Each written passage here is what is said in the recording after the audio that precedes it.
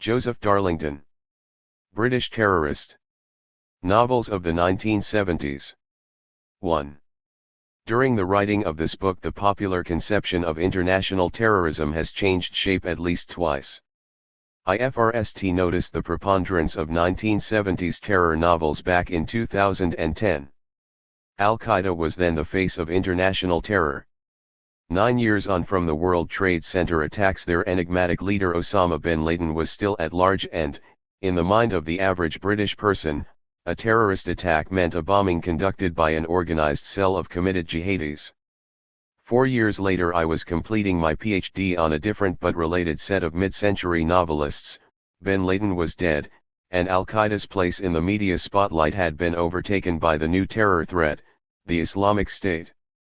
ISIS turned away from the cultivation of international networks and instead focused on building a really existing caliphate among the war-torn wreckage of Iraq and Syria.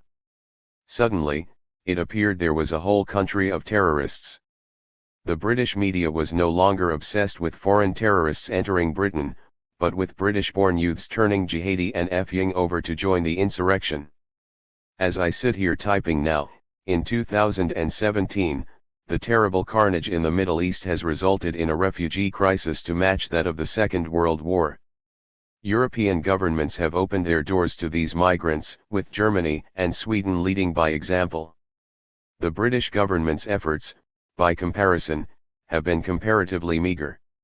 This is largely attributable to the new vehicular form of terrorist attack FRST carried out in Nice in July 2016, then in Berlin in December 2016 and, most recently, in London and Stockholm in 2017. Gone are the Chapter 1. Days of elaborate networks of underground terrorist cells. When the average British person thinks of a terrorist attack in 2017, they think of a lone attacker whose only weapons are trucks and kitchen knives, but who, perhaps because of this very lack of sophistication, prove totally unpredictable. This book does not aim to provide any answers regarding contemporary terrorism. I begin with these statements merely to indicate the extent to which our understanding of terrorism can shift within the stretch of only a few short years. And this is only the most prominent narrative around terrorism. The picture becomes even less clear when we introduce far-right terrorists, Boko Haram, the Invisible Committee, Hamas, or cyber-terrorism involving a huge range of disparate groups from Lul's SEC to the Russian state. Terrorism is a complex thing, and it's often said that one man's terrorist is another man's freedom fighter. Some things are, however, definitely terrorism. These problems don't go away when we put quotation marks around them. It is for that reason that I have refused to opt for the distancing form terrorism favored by many academics. I trust that you, as readers of an academic monograph, will be capable of detecting ambiguities of usage yourselves without my foregrounding them. Indeed, the core of this book's argument is that it is the very flexibility of the concept, terrorism, which makes it valuable as a tool for historical analysis. The ways in which British society has used the word terrorism have shifted not only in response to the real-life terrorist threats that it faces, but also in relation to the way it perceives itself, the lines it draws between liberty and security, and the level of tolerance which it holds for radical ideas. The 1970s are the setting for this study, and British novels are its subject matter. You will find that the ways they deal with terrorism are often alien to our contemporary mores, and yet, in context, they are always comprehensible. If this shifts your perceptions of terrorism, then so be it. It is not the primary purpose of this text. This study came about due to a separate study related to experimental writing in Britain during the 1970s. The decade's politics were perhaps best described by Francis Wheen as a pungent melange of apocalyptic dread and conspiratorial fever, 2010, 9. In order to better immerse myself in the structures of feeling predominating at this time, I took to reading pulpy thriller novels. This also provided a much-needed respite from the complex, avant-garde material I was supposed to be reading. As I worked my way down the Corgi bestseller lists and into the lesser-known paperbacks, I noticed a recurring trope, jarring at first but eventually becoming an obsession. There were an awful lot of novels published in Britain in the 1970s in which terrorists were the main protagonists. Initially, I thought this may have been a trend common in the thriller genre overall, which I had never noticed, never being an enthusiastic reader of thrillers before this point. Research confirmed its particularity to the 1970s, however, both my own and in papers like Applebaum and Packnadell's longitudinal study. Alex Howen's groundbreaking book, Terrorism and Literature, 2001, demonstrates that literature encounters terrorism throughout the 20th century, but it makes no comment on the quantity of works published. Randall, Bonita, and Rothberg, among others, have commented on the glut of terror-themed novels published post-2001, although the number with terrorist protagonists remained low. Discussing my initial research at the International Terrorism and Aesthetics Conference in Szeged, Hungary, in 2011, I was confirmed in my suspicions that this was an important, under-researched phenomenon. The work then continued for another 6 years, trying to make sense of this initial offending. What I found is as follows. In order to understand both the novel and perceptions of terrorism in any given society, one must embed them in the historical conditions from which they are produced. Terrorism has its own history, as both a concept and a tactic, which must be addressed first in order to grasp its importance in a given moment.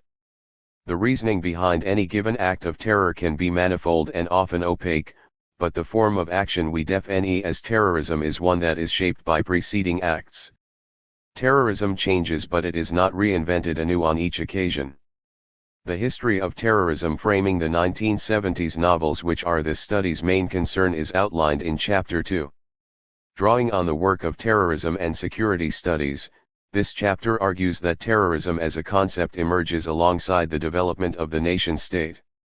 Assassins and zealots precede this historical juncture, but it is only with the formal elevation of the body politic to the basis of constitutional power that terror as an explicitly political force can be seen to exist. From this point, Chapter 2 traces terrorism's troubled relationship to anarchism, National Socialism and Marxism, before it was eventually translated into the guerrilla doctrine and its doomed 1970s sibling, the urban guerrilla. The chapter closes with an overview of the standard terrorist novel narrative. This morphology emerged in response to repeated tropes in terrorist fiction, and the majority of novels covered in this study conform to it, more or less. Like all structures, it is contingent, but it is important to establish before moving on to the content of the novels themselves. Chapters 3 to 6 focus on distinct categories of terrorism encountered in 1970s novels.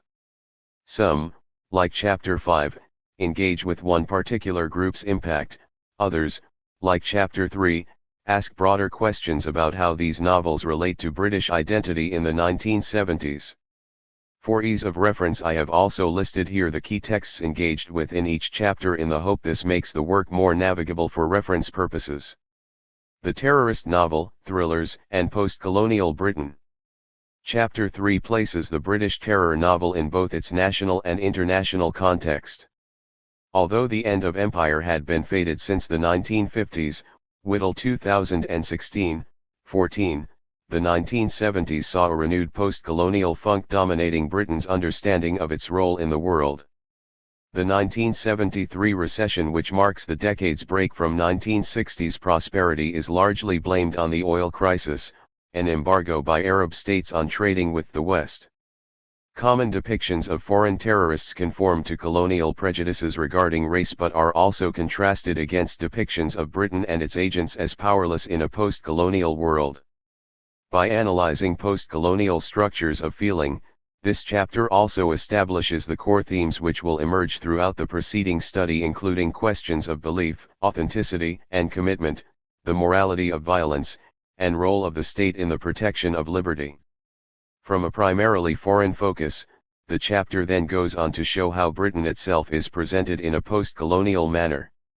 Terrorist novels written from left, right and centrist perspectives all consider the meaning of Britain following the collapse of its empire and the foundation of multiculturalism. Key texts: The Honorary Consul, Graham Greene 1973, Guerrillas, V.S. Naipaul 1975, The Levanter, Eric Ambler 1972, The Day of the Jackal, Frederick Forsyth 1971, The Volunteers, Raymond Williams 1978, Who Killed Enoch Powell? Arthur Wise 1970, The Killian Club, George Shipway 1971. Writing the IRA from the Mainland, Truth and Fiction Chapter 4 focuses on the number one terrorist threat to Britain during the 1970s, the Provisional IRA, and the correspondingly few terrorist novels which feature them. Drawing on the large and detailed body of scholarship now existing relating to the CONFICT in Northern Ireland, this chapter focuses on investigating the truths and falsehoods about the IRA which are communicated in the novels.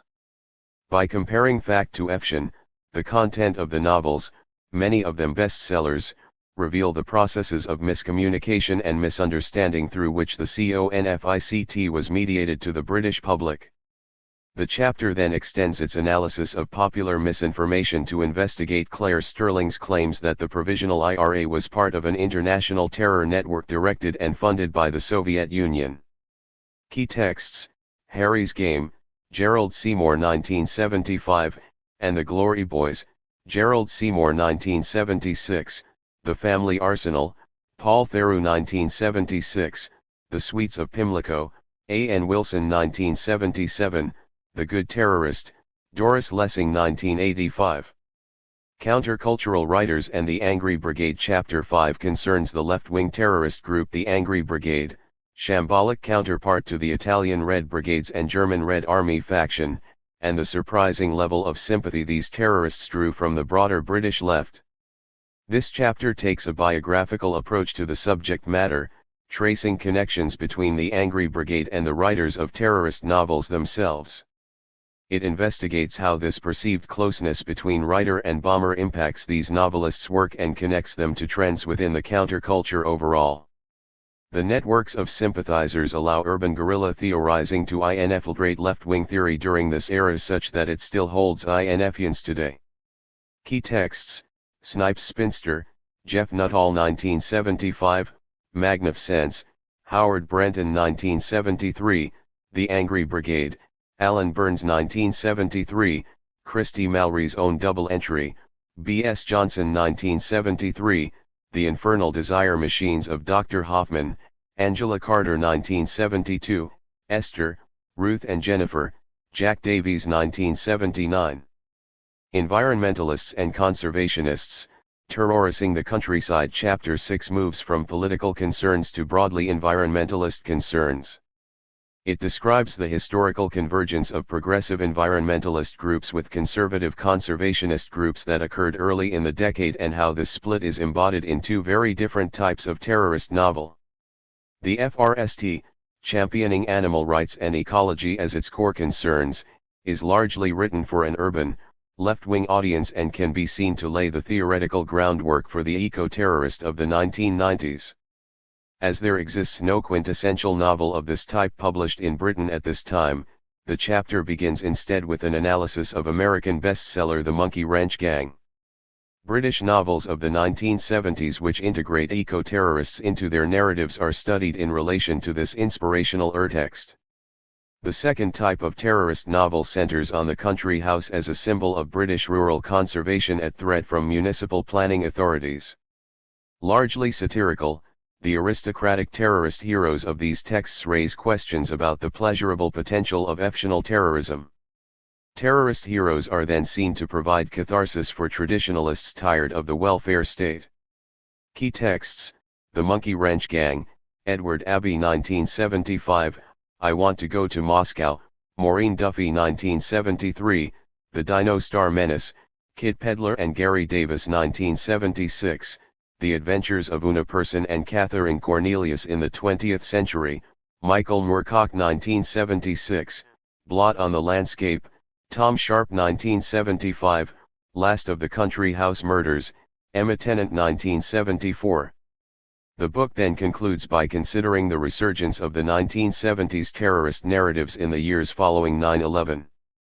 It is suggested that although there appears to be very little interest in creating sympathetic terrorist protagonists in fiction set in the contemporary moment, The exploration of these ideas is taking place in contemporary historical fiction.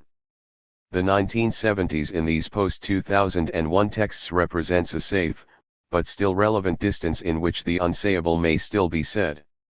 The shifts in terrorist threat, and our attitudes to them, is finally considered in relation to Anthony Burgess' 1985, 1978. Terrorism is a word often used but rarely explained. One man's terrorist is another's freedom fighter, or so the old saying goes. But in the contemporary moment the term has also come to define an absolute, something beyond existing definitions of good and evil, legal and illegal. Where terrorists of an older generation like Nelson Mandela, Che Guevara, or the Dalai Lama have gone on to attain high status among the world's moral elite, it is unlikely that any post-2001 proponent of political violence will find such a redemption narrative possible. The terrorist, like the terror laws which define them, now exist as a negation of a negation. Terrorists are not criminals. They are not found guilty by courts of law. Their existence is beyond law, it is extrajudicial, as is their torture and their death. Terrorists are also no longer just individuals and groups. There are terrorist ideologies, terrorist armies, and entire terrorist nations. Terrorists commit atrocities and these atrocities are called terror. At the time of writing this, the Western Alliance has been at war with terror for 15 years. It has not always been this way, however. And although this book primarily regards only a relatively small part of terrorist history, Britain in the 1970s, establishing some kind of longer chronology is essential if we are to understand the differences between the terrorist then and the terrorist now. The weaknesses of many post-2001 analyses of terrorism stem from a lack of this historical grounding. The poverty of post-structuralism has reduced academic response to an analysis of affects, the semiotics of the bomb, mediatized trauma, and eschatological meta-narratives have predominated. In critical readings, concentration upon affects leaves the dark heart of the terrorist concept untouched, exempt, and philosophically extrajudicial. What is forgotten is that, ultimately, terrorism is a tactic. It is not an end in itself. It is not a singular event. It is an action undertaken with larger objectives in mind. Conceding this fact means that, in order to address terrorism at all, one must address it within the wider structural arrangement of which it is a part. A history of terrorism will, therefore, show very little beyond the fluidity of terrorism as a concept. No one definition will emerge, nor even a shared set of techniques or sense of ideological extremity. As with any history of a keyword, it is ultimately an invitation to consider language as historically situated and, in the case of terrorism, politically situated as well.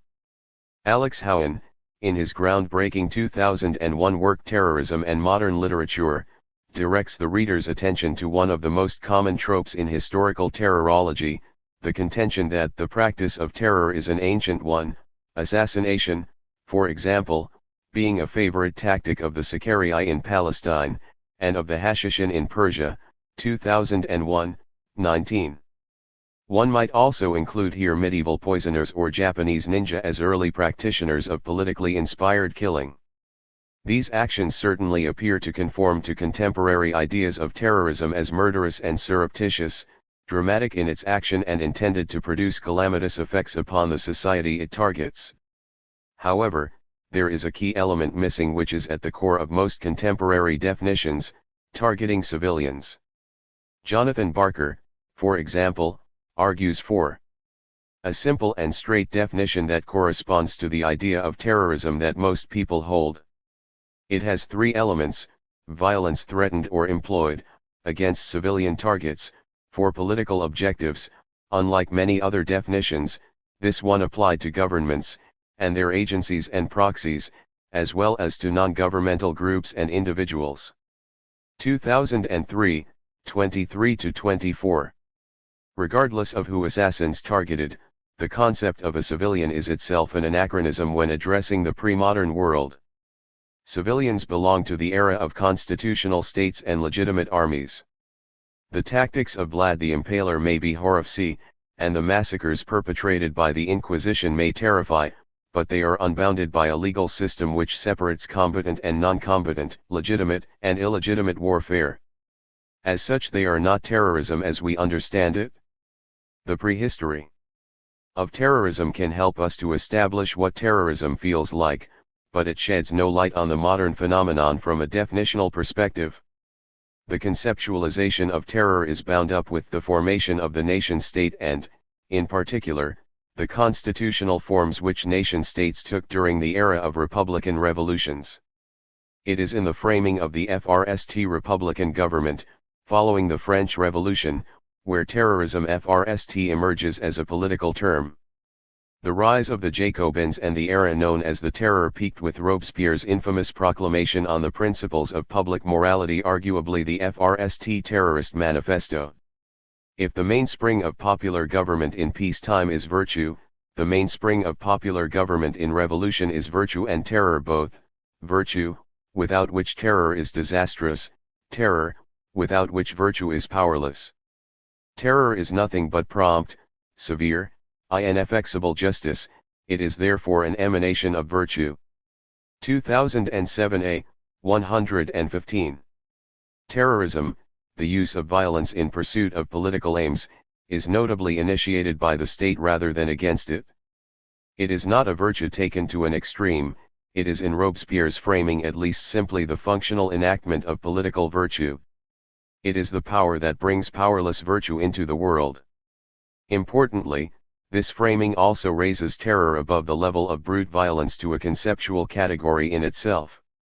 The guillotine was not simply a humane scientific improvement upon the nooses and axes of the ancien regime, it represented a new, systematic approach to law. Terror was not a punishment but a guarantor. It is the bringing of virtue into the world. As Robespierre phrased it in 1793, the laws of eternal justice used to be called, disdainfully, the dreams of well-meaning people, we have turned them into imposing realities, 2007b, 93. Although this vision was hardly shared by anyone outside of the hardline Jacobins, there is undoubtedly a kernel of truth in Robespierre's theories about violence's role in state formation. In order to translate from mere proclamations to actual rules and regulation, the law must impose itself upon the body politic through actants.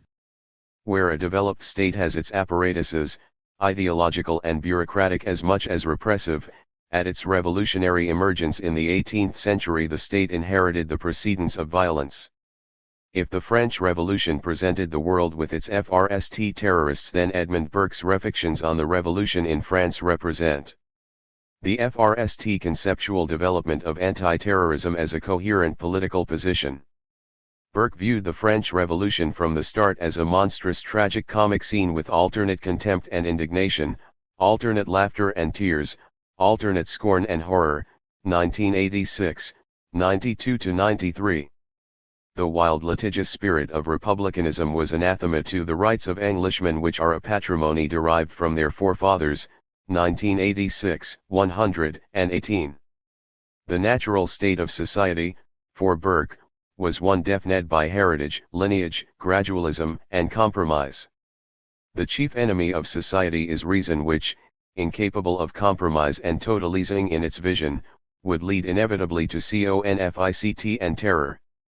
Burke's earlier aesthetic judgment that whatever is qualified to cause terror, is a foundation capable of the sublime, 2008, 119, will be unpacked later on in this study.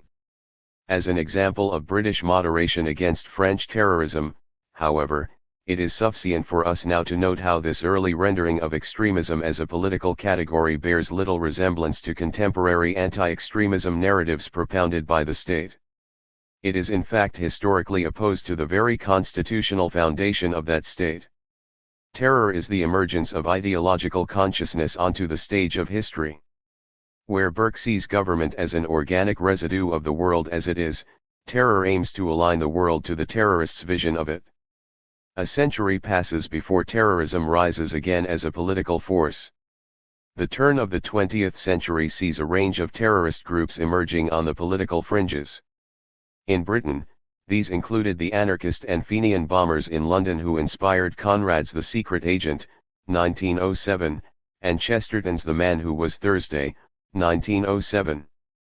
Their tactics bridged the space between dissent to win concessions and dissent as pure antagonism. Somewhere between these two positions fell the revolutionary theory of Louis Auguste Blanqui, whose disillusion following the failure of the Paris Commune led him to reconceive of revolution as the business of a small coterie of intellectuals. This vanguard, unlike the unpredictable masses, could assume power and establish a dictatorship. The dictatorship could then act on behalf of the people without worrying about the messy business of democracy. Blanquism, although vigorously denied by most terrorist groupings as elitist, undoubtedly represents the core of terrorist tactics from this point onwards. Orlandru E. Danzil summarized this tendency in terms of terrorism, perpetrated by elites. In most cases, it represents the displeasure of a fragment of the elite toward a political system, who may take it upon themselves to act on the behalf of a majority unaware of their plight. 2011, 89. Sometimes these elites imagine themselves to be waking up the unaware majority through their actions, inspiring them to revolution as a result. Sometimes, as with the nihilists, their actions aimed at instigating the destruction of the existing system, leaving the unaware majority no choice but revolution after their livelihoods had been destroyed. In every case, political terror was transformed from a state policy to the act of an individual or group of individuals and, more specifically, the acts set in motion by these individuals' wills. Terrorism becomes aligned with the individual's capacity to change the world. It is a tactic that aims to impose the individual will upon society at large, upon history. Some of the most notable terrorists to engage in these individual actions at the turn of the century were the Russian nihilists. In Russia, the dizzyingly modern political theories emerging from anarchism met with the dreams of spiritual millenarians. A desire for the individual will to impose itself on history through violence wedded easily with a transcendent sense of forces acting upon the world through the medium of enlightened men. Dostoevsky condemned this movement during its early years in Demons, 1871-2, but it lives on in revolutionary infamy for the actions of Alexander Ulyanov. Ulyanov was executed in 1881 for murders committed as part of the group Narodnaya Volya, People's Will. Since the current lack of political freedom meant that a mass movement was not yet possible, the group's argument went, the only way forward was for a handful of daring people to force the autocratic government to make the necessary concessions. LIH 2011, 28-29. Bombings and political slayings were simultaneously efforted as manifestations of the people's will while also, less convincingly, representing moves in a negotiation over constitutional freedoms. Alexander Ulyanov's death shifted the historical fate of terrorism not through his own actions but by its influence upon his brother, Ilyich. Under his nom de guerre, Vladimir Lenin, Ilyich Ulyanov would be a central figure in the transformation of the Blanquist vanguard into a functional model for Marxist-Leninist political parties.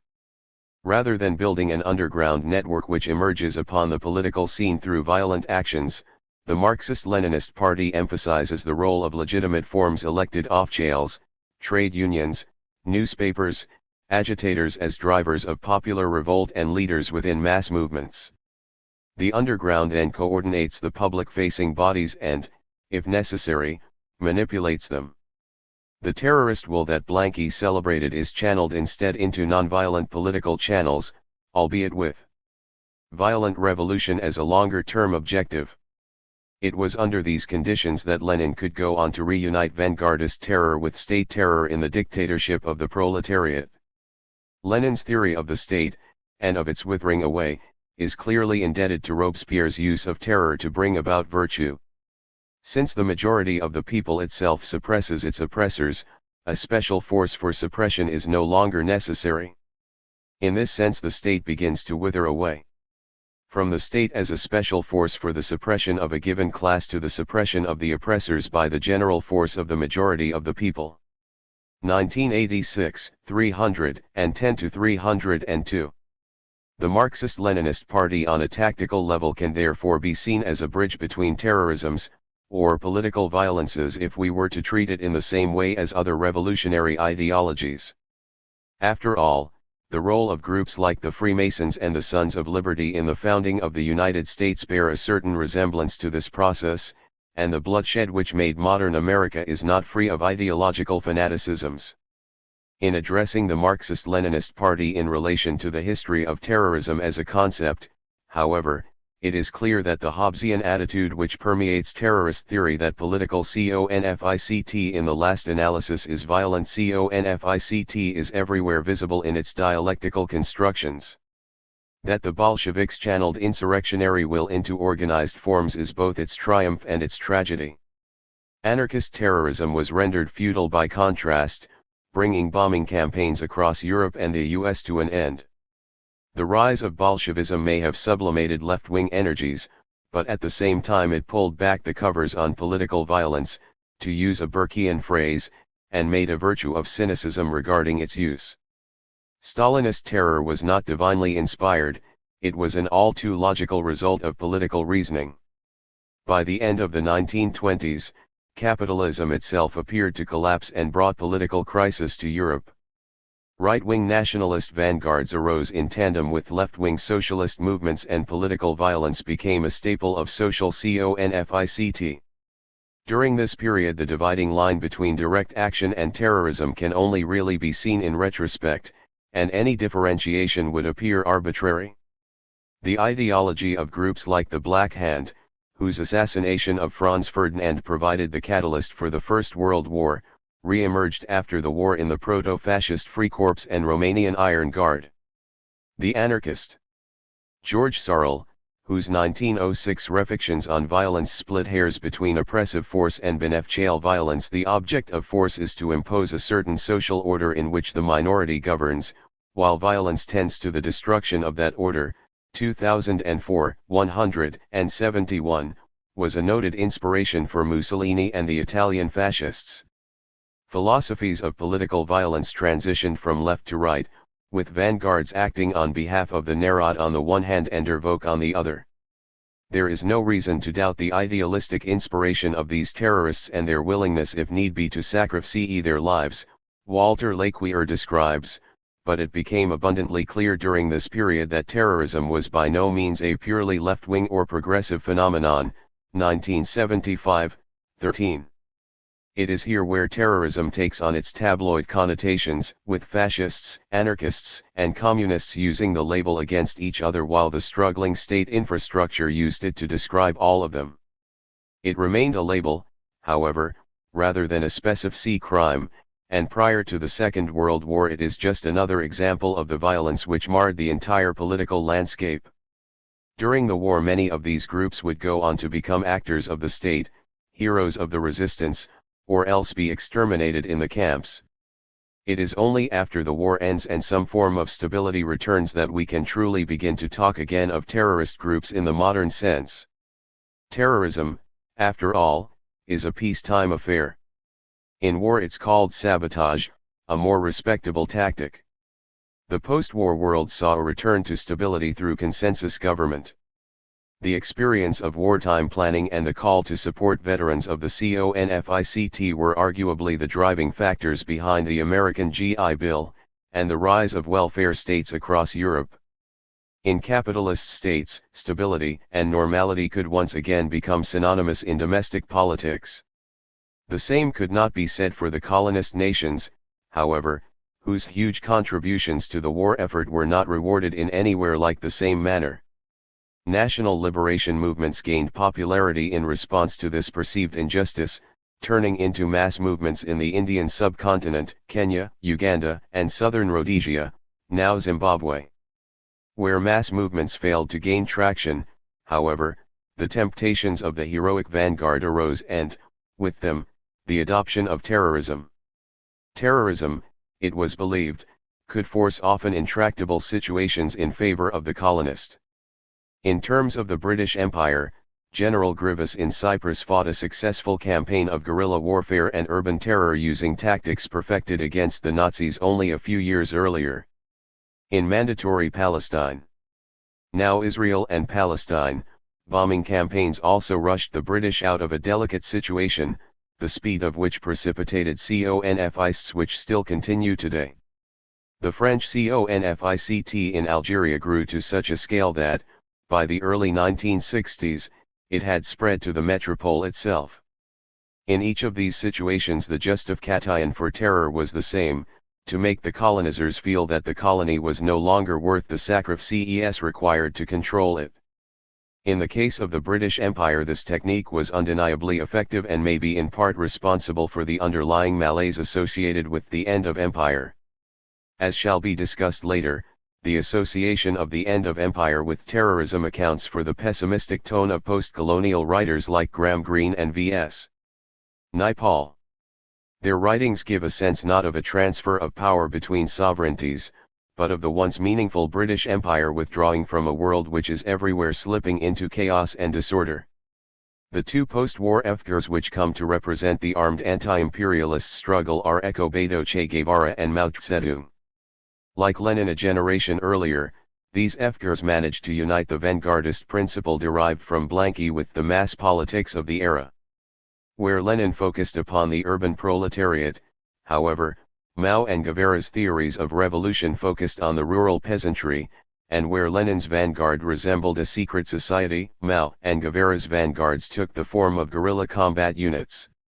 Describing the huge literature on guerrilla and counter-guerrilla warfare published in the 1950s and 1960s, Walter Laqueur is right to remind us that guerrilla warfare has, in fact, existed for a very long time and predated warfare between regular armies, 2003, 341.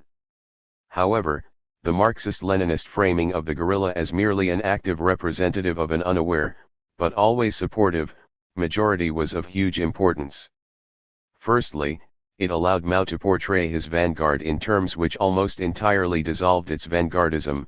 The people may be likened to water and the guerrilla to the FSH who inhabit it. How may it be said that these two cannot exist together? 2007, 93. Furthermore, it allowed Guevarism to renounce terrorism as an individualist phenomenon separate and distinct from violence, sabotage, enacted by the FOCO. Sabotage has nothing to do with terrorism. Terrorism and personal assaults are entirely different tactics. Terrorism is negative, and in no way does it produce the desired effects. 2009, 114. Although Mao and Guevara represent considerably different political philosophies, their combined popularization did much to encourage a similar play of categories in the minds of Western theorists. Guerrillas, it was argued, were representatives of the people. Terrorists were deafened by an absence of this connection. This distinction between terrorist groups and guerrilla insurgencies continues to hold sway in modern CONFists. Ignacio Sanchez Cuenca introduces his own quantitative study of political violence by describing how terrorism is political violence carried out by underground organizations that do not control part of the territory of the state in which they act. Guerrilla insurgencies, unlike terrorist organization, liberate territory, normally in the jungle or in the mountains, and rule this area. 2009, 689. Such a distinction gives credence to the Guevarist principle of the FOCO. The FOCO, a military unit consisting of fewer than 12 guerrillas, attacks military targets in order to incite a military response. Once the process begins, it merely falls to the FOCOs to survive and let the military presence speak for itself. Aggressive counterinsurgency behavior by the military inevitably upsets the locals, leading them to join the revolution. In the Cuban context, this tactic resulted in Guevara's guerrillas gaining heroic underdog status in contrast to the Batista regime, who became infamous for their cruelty. The theory has an undeniable appeal. Guevara's attempt to universalize the tactic and to replicate its effects in Bolivia and the Congo were not quite so successful, however, and the line between sabotage and terror, like Sarl's line between violence and force, was not always clear and distinct in practice. The distinction between guerrilla and terrorist may indeed have remained a useful one were it to stand for rural and urban combatants respectively. Mao and Guevara undoubtedly privileged engagement with the peasantry over the traditional Marxist bloc of urban workers, trade unionists, and intellectuals. Indeed, if we were to study only their actions, it may not be at all relevant to include them in our potted history of terrorism. Yet what Mao and Guevara discouraged, the followers of Maoism and Guevarism would embrace wholeheartedly. From these ideologies, the oxymoronic tactic of urban guerrilla warfare was brought into the world. The urban guerrilla is a quintessentially 1970s phenomenon. It is born of the mistaken belief that the tactics of rural guerrilla warfare could be imported into the city, and it was popularized by its easy apologies for vanguardist violence. In the contemporary era, there is no meaningful line that we could draw that would distinguish the urban guerrilla from the terrorist. Such is the flexibility of terror as a concept, however, that a line between them was FRMLY, if uncomfortably drawn during the 1970s. The urban guerrilla is the point where Marxist-Leninism and terrorism meet, and it's because of this historical nexus that this potted history takes the shape it does. As shall be seen, the ideological confoundations which took place on the left in the 1970s encouraged sympathy for terrorism, which is shocking when taken out of context. It is a good reason not to allow terrorism, an already malleable concept, to transgress the borders of meaning and become an empty signifier. The urban guerrilla construct is what happens when dangerous ideas become unmoored from the realities that brought them into existence. The urban guerrilla was brought into being through the celebration of guerrilla warfare in general. The Guevarist foco was popularized in Regis Debray's The Revolution in the Revolution, 1967, and Mao's Little Red Book of Sayings founded radical bookshops around the world. The theoretical transposition of guerrilla warfare into the urban setting was proposed by a number of writers, the most influential of which was Brazilian terrorist and bank robber Carlos Marighella. Marighela's mini-manual of the urban guerrilla, 1969, extends Mao's FSH in water metaphor to include streetwise youths and those on the borders of organized crime. He also confounded terrorism and other political violence within his theoretical introduction in a manner which would dismay dialecticians of the Marxist-Leninist tradition, arguing that the accusation of violence or terrorism no longer has the negative meaning it used to have. It has acquired new clothing, a new color. It does not divide, it does not discredit, on the contrary, it represents a center of attraction. 2002, 3. Marighella was killed in 1969, and his fellow leaders in the Brazilian urban guerrilla movement followed him in 1970 and 1971. Tactically, left-wing urban guerrilla terrorism intended to encourage a government crackdown. The subsequent authoritarian excesses would then act as a wake-up call to the people, who would rise up in response and bring about the revolution. In practice, the Brazilian government did move to the right. Clutterbuck credits the terror with sabotaging the prospect of a new and more liberal constitution, 1974, 255, but the people did not rise up. Such results would become prophetic, as nowhere did the urban guerrilla tactic lead to revolution, and, in those few places where it had minor success, such as in Northern Ireland and the Basque Country, it ultimately undermined the rule of law to such an extent that terrorist acts would be passed, habeas corpus suspended, and a state of exception around terrorism would be normalized. Before this could occur in the West, however, the urban guerrilla had to be imported. The emergence of urban guerrilla terrorism in the West can be partially explained by the collapse of 1960s prosperity and idealism into 1970s pessimism and stagnation, but it was also shaped by the confists in Vietnam and Algeria. Noam Chomsky has described these confists as teaching Western powers that it was a mistake to employ a citizens' army to fight a brutal colonial war rather than mercenary forces, foreign or locally recruited, as had been traditional practice, 1988, 6. The soldiers fighting in Vietnam in particular weren't professionals there by choice but conscripted citizens, often with little sense of the specificities of the confict. The revelation that Ho Chi Minh was leading an anti-imperialist uprising sowed the seeds of doubt to such an extent that radicals were drawn into uncritical acceptance of guerrilla tactics. Understanding begot apologism which, in its turn, begot support. Robert Tabor's The War of the Flea, 1970, celebrated armed insurrectionaries from across the globe with an emphasis on their triumphant Blanquist willpower. Limitations that were formerly accepted all at once become intolerable. The hint of imminent change suggests opportunities that had not been glimpsed until now. The will to act is born. It is as though people everywhere were saying, "Look, here is something we can do, or have, or be, simply by acting. Then what have we been waiting for? Let us act." 1970, 19. The millenarianism of pre-Leninist terrorism returns as a salve to Western intellectuals. Mired in guilt for their country's actions overseas and finding no possibility of internal revolution, the terrorist presents an alternative.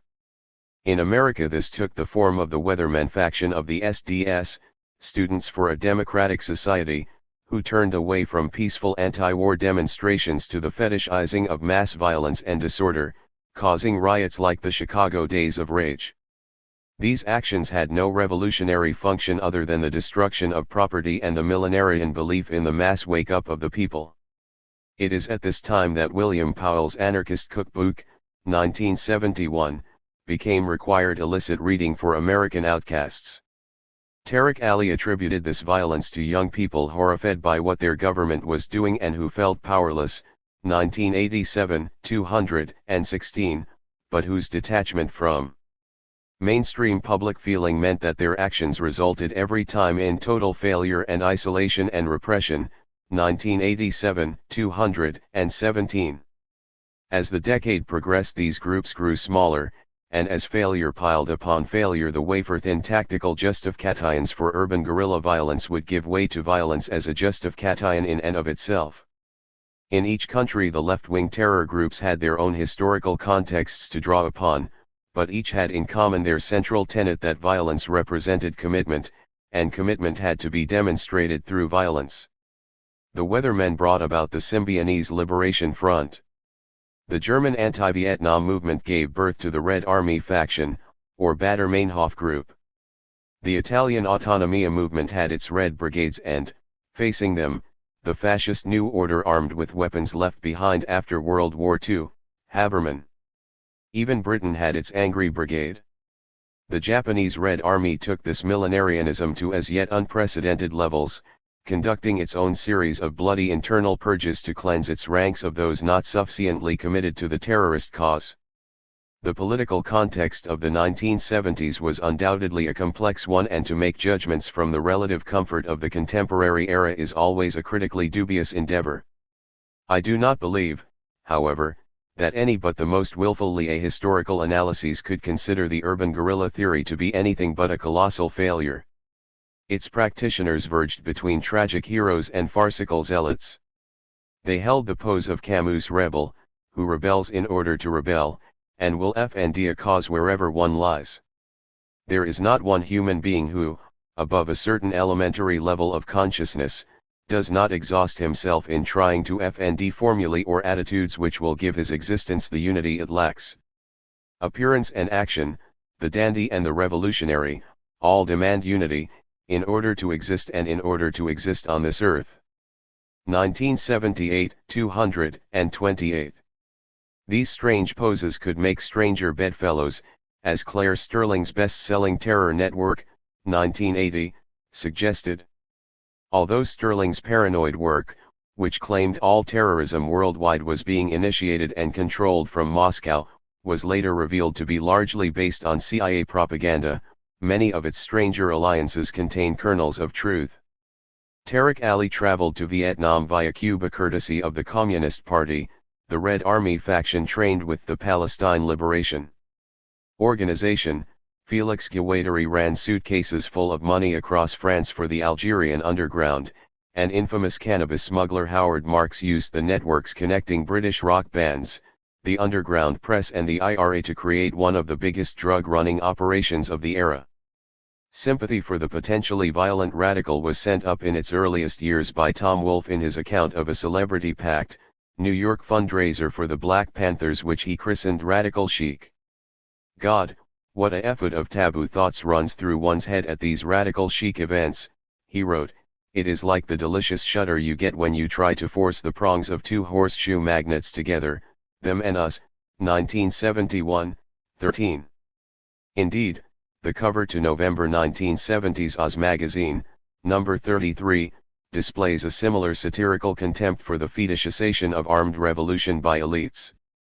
A hippie gorilla, his submachine gun-wielding lover and their beret-wearing baby snarl at the reader beside the tagline, he drives a Maserati. She's a professional model. The boy is the son of the art editor of Time magazine. Some revolution. That these models were young and well off while posing as proletarian heroes is written off here as ludicrous posturing. Although, as we have seen from this short history of terrorism's roots, the terrorist phenomenon of the millenarian, blanquist, voluntarist, spontaneist, existentialist, or whatever is type you wish to call it, is overwhelmingly associated with young people, predominantly but not exclusively male, and committed to violence as a means to keep the tricky world of real politics at bay.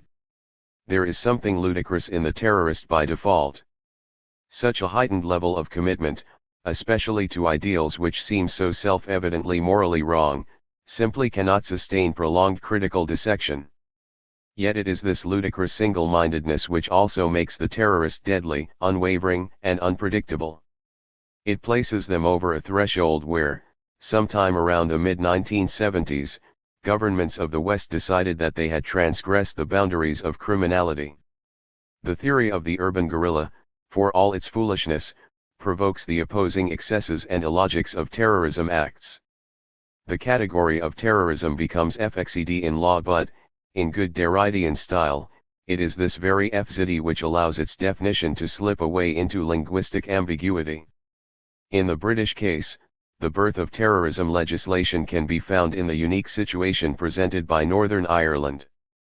Martial law had long been a standard tactic in the colonies. Political violence was met by the suspension of habeas corpus and increased discretion to use violent means. The difference in Northern Ireland, however, was that a full reversion to martial law would effectively prove Sinn Féin's point for them.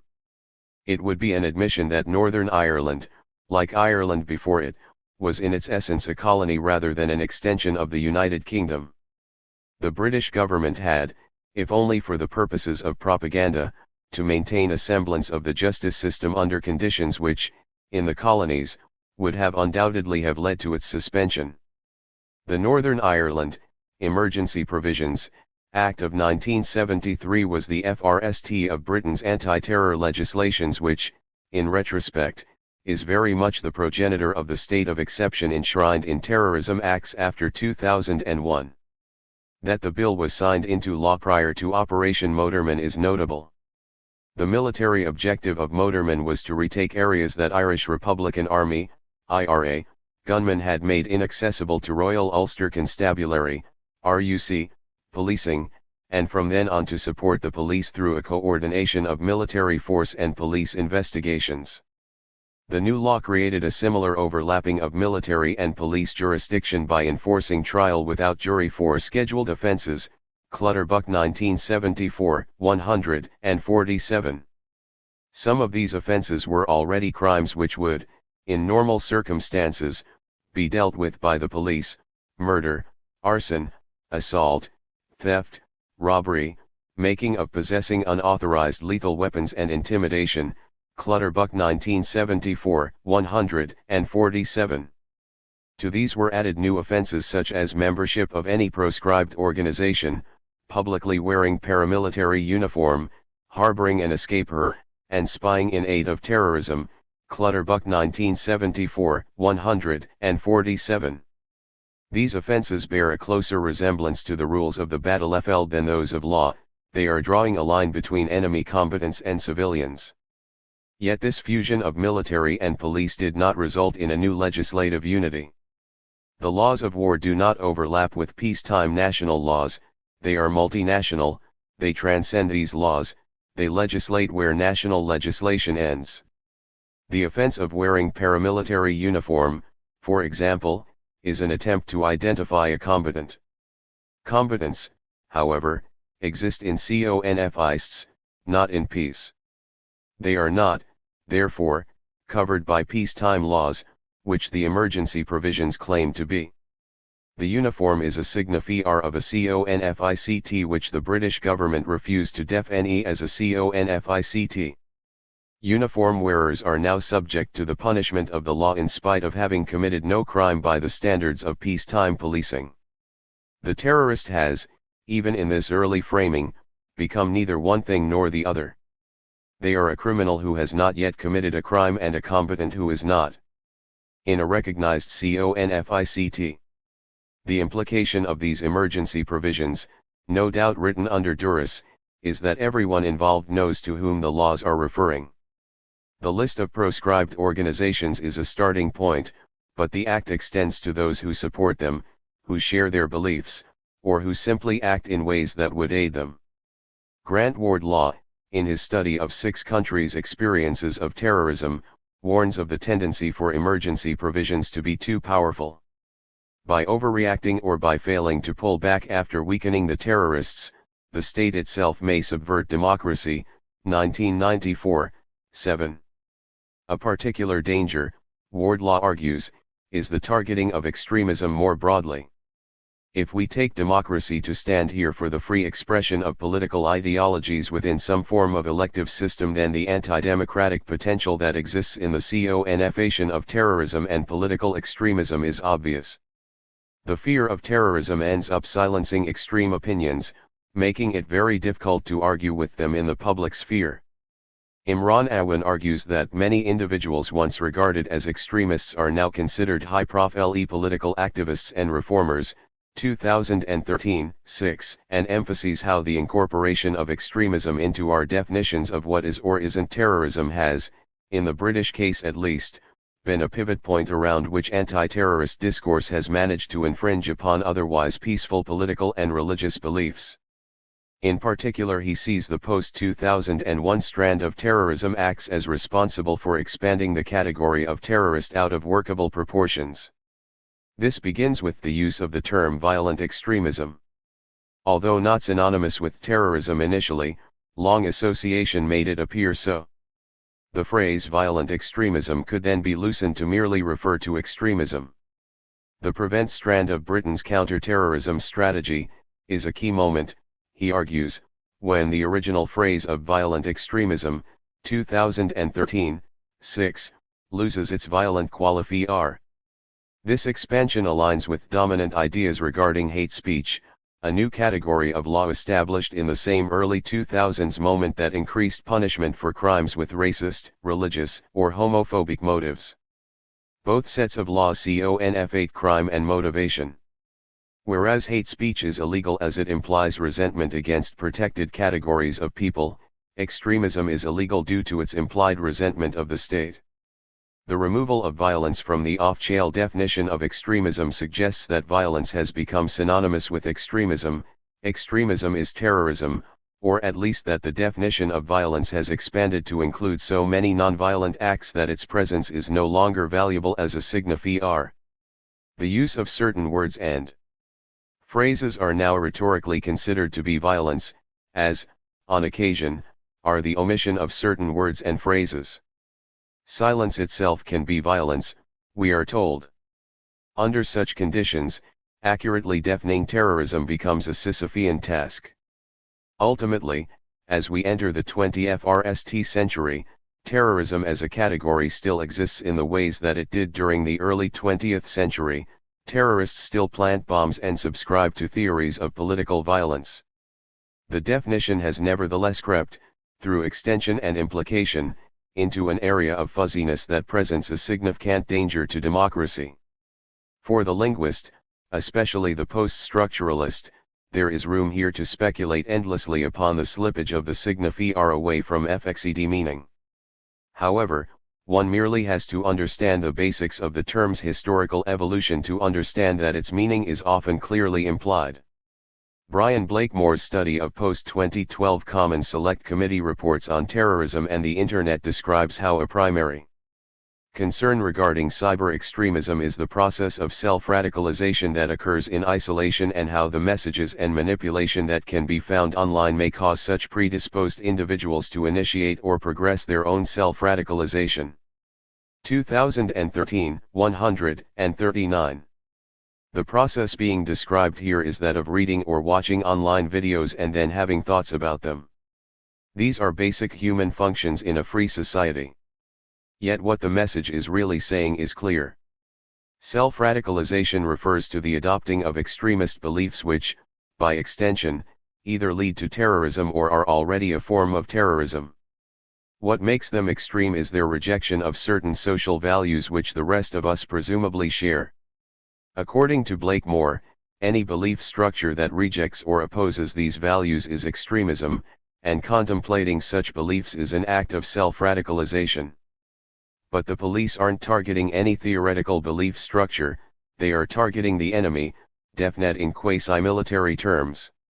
Muslim combatants, predominantly, are an enemy, but so still are the Northern Irish paramilitaries. The communist threat has been replaced by Antifa and the eco-warriors. The far right are still around, as angry and incomprehensible as ever, and, as for all other forms of extremism, vegans, Scientologists, Millwall fans, Cornish separatists, one can safely presume that, in spite of being within the extremist category of the law, M15 will spend no time or resources pursuing and monitoring them. In fact, the question of monitoring appears itself to be somewhat of a red herring. The laxness of terrorism's definition may have opened the legislative door to spy programs like PRISM, US, and Tempora, UK, but our intelligence services' real work is in the construction of data processing machines. Their programs, capable of sifting and channeling avalanches of metadata, bear little resemblance to the phone tapping and undercover operatives of the 1970s. Terrorists really do exist, but it often appears that our contemporary anti-terrorism agencies have long outgrown them. Like the term itself, they have expanded into areas nearby. In the age of WikiLeaks, one almost suspects that the initial shock caused by Snowden's revelations will give way to cynicism and normalization, and terrorism, having fulfilled its usefulness as a term, will shrink back down to its original proportions.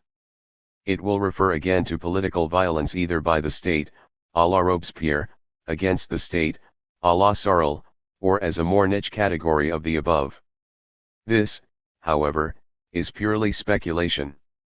What is of importance for this particular study are the ways in which terrorism came to be conceptualized in the literature of the 1970s. With this in mind, we will turn briefly to two key factors underlying the terrorist narratives that are being studied. Firstly, the question of belief and commitment, terrorism describing a process of rational political beliefs leading to irrational actions. Secondly, terrorism as an enactment of narrative itself, something which comes about under certain circumstances and fatalistically plays out in near symmetrical ways across texts. Bearing this in mind, we can finally start to address the novels themselves, taking nothing for granted and not relying on cliché narratives of terror. Looking back from now in the years following the World Trade Center attacks of 2001 and the subsequent invasions of Afghanistan and Iraq, dismissal of terrorism as a specialist category was a common line of argument taken by liberal critics of the Bush Doctrine. We need to defang terrorism, as Mary Patton phrased it, to coolly understand it as a tactic of warfare that has been used for thousands of years. 2010, 12-13. Terrorism kills fewer people than toilets, and certainly far fewer people are killed by terrorists than by, say, police officers. Harper 2012. The implications of this argument were that government responses to the threat of terrorism were therefore not proportional in that they restricted liberties and expanded the surveillance state. The importance of these arguments within the scheme of our own study is the extent to which they reflect the state of the post-globalist world. If terrorism arose with the modern state, as we've seen, then terrorism as an existential threat in itself is tied to the unipolar condition of the world following the collapse of communism. The project of globalization was premised upon the final victory of capitalism, and aimed at the creation of a world market. Ideologically, free market cheerleaders conceived of a world market as a recipe for world peace, although the causation is likely the other way around. American military hegemony ended large-scale conflicts, bringing about conditions conducive to free markets. By conceiving the markets as drivers of peace and prosperity, globalist politics took a distinctly technocratic turn in its discourse. Terrorism, following the liberal argument, was not a significant enough threat to warrant management by state actors. Such an argument was a reactive one, however, which did little to dispel the dominant conception of terrorism as an existential threat. It is this view which influenced the policies of both the Bush and the Obama eras. Under the technocratic terms of these governments' actual policies, setting aside for a moment the clash of civilizations narrative used to promote them, terrorism was conceived as the natural enemy of the stable world order. The war on terror therefore resembled the policing actions of previous wars on drugs and gangs rather than wars between states or ideologies. America, it was presumed, stood not for an ideology, but for modernity and the universal values of freedom. These universal values stood against the anti-Enlightenment beliefs of terrorists. Terrorism as it is conceived in the post-globalization era can therefore come to take the position of belief in general. World markets are presented as rational, not based on beliefs but facts, and are threatened by the believing other. The particular political configurations of Islamic fundamentalism, the very different cases of Wahhabism, Islamic State, or the Muslim Brotherhood, to give examples, tend to be of little interest in counter-terror literature. David C. Rappaport, in writing of terror as a form of messianic belief, 1988, 196, describes how the messianic believer thinks that he must participate in a struggle to force the end. The nature of the messianic aspiration itself or the cause will become a factor conducive to terror.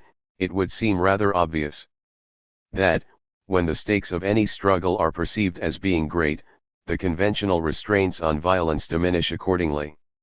1988, 204. Beliefs, provided they are deeply held and are acted upon, are positioned as antithetical to peace and stability. The more one believes, the less one restrains one's violent tendencies. Herein lies the root of extremism as a concept, a single idea that unites personal belief and violent action. Walter Laqueur shares this conception of what he calls new terrorism, indiscriminate in the choice of its victims. 9. Unlike the old terrorism, discriminate, selecting its victims carefully. Kings and Queens, Government Ministers, Generals, 2003, 9. There is some truth in this, although where Laqueur and Rappaport along with many others frame this as a phenomenon brought about by the terrorists alone, a reflexive consideration of how this argument is also framed by globalized policing will allow us to comprehend this as a mode of terrorism peculiar to our time. The unipolar world implicates opposition in a universal struggle. This could not be the case under the bipolar conditions of the Cold War. Al-Qaeda's tactics learn from the guerrilla experience, using terror as a way of forcing the state to reveal its hidden totalitarianism, but they don't present a political alternative, only the fall of America as an end in itself. The failure of Islamic State's attempt to build Islamism in one country emphasizes how Islamic fundamentalism is framed by its opposition to modernity. It doesn't offer an alternative future, only a pure negation of what it conceives as a Westernist future. In terms of narrative, the 21st century positions terrorism as just another narrative of belief equating to madness, whether quixotic or monstrous. The postmodern fear of meta-narratives is one mode by which the humanities could comprehend terrorism. Another, more dangerous one, involved the grouping of Islamist terrorists alongside other micro-narratives opposing the meta-narrative of capitalism. Daniel T. O'Hara argues for seeing post-9/11 narratives in this way: the abstract homogeneity of the global market economy and its rapid and devastating FOs of capital, he argues, define the general parameters for an oppositional array of pre-established group identities. 2007, 56.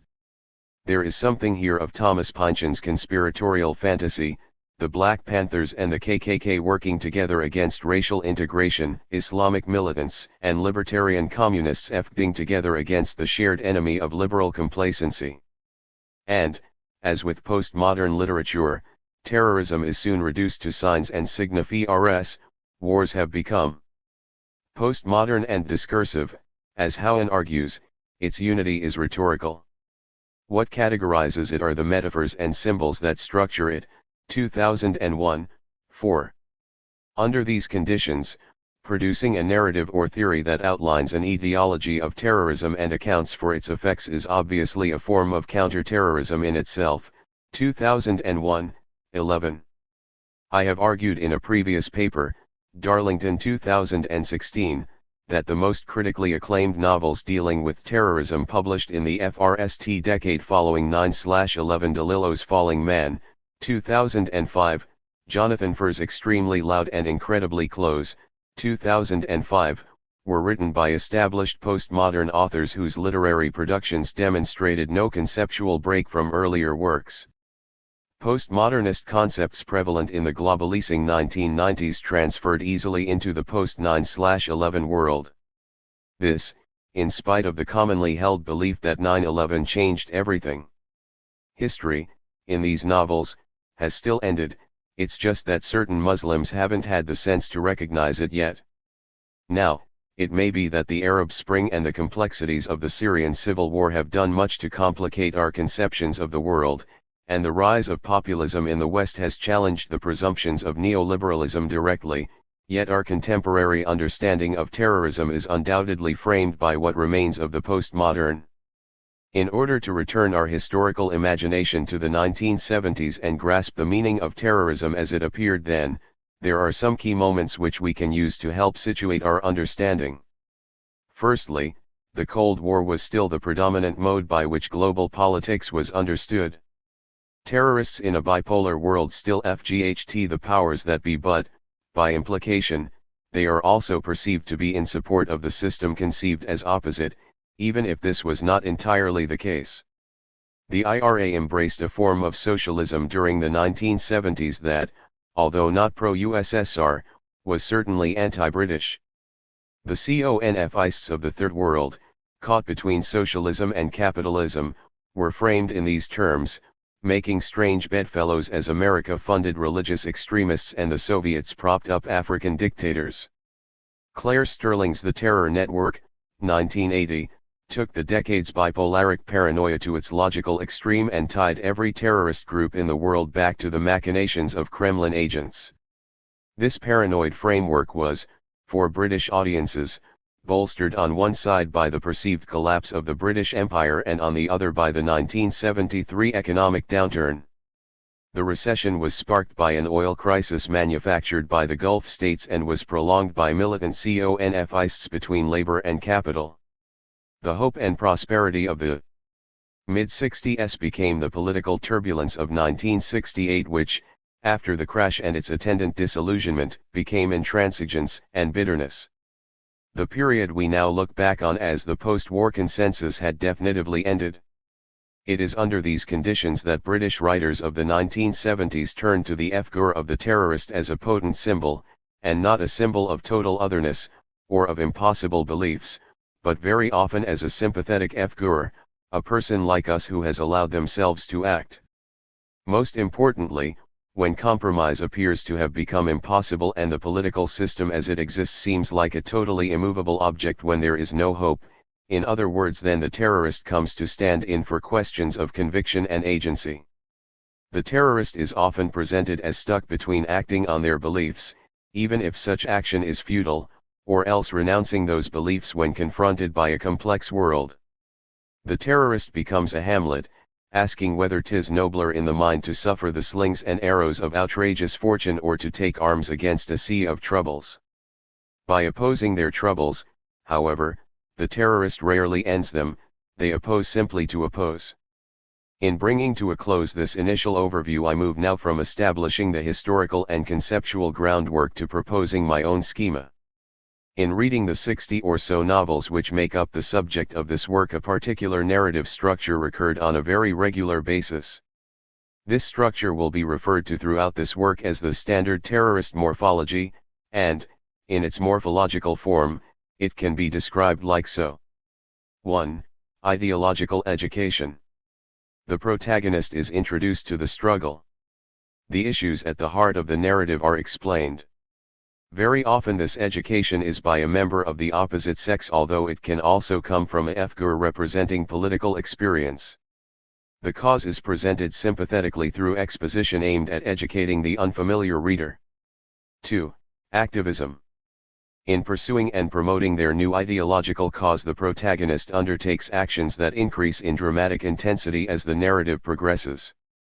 Typical FRST actions include leafletting or graffiti, which build to marches, occupations and other acts which draw the ire of the police and or other state forces. 3. Loss of innocence. A violent encounter with the police and or other state forces convinces the protagonist of their enmity to the powers that be and that the rightness of their cause can justify the use of violence. The actions of the powers that be are presented as unfair, excessive, and often illegal in order to encourage the reader to sympathize with the protagonist's inner turmoil. 4. Radicalization. Convinced of the need to use violence to achieve their cause, the protagonist finds themselves on one side of a split within their group, alienating former allies, friends, and or family. A major operation is planned which has the potential to bring about a resolution to their struggle. Their horizon narrows such that they, and by extension the novel's narrative, focus on this plan to the exclusion of all others. 5. The last moment. At the very last moment a change of heart is experienced by the protagonist, or else a happy accident occurs, or an oversight from earlier comes back to bite them, or the detective antagonist arrives just in time. Whatever the cause, the plan fails at the last second and the protagonist is, to an extent, redeemed as a tragic figure rather than a pure villain.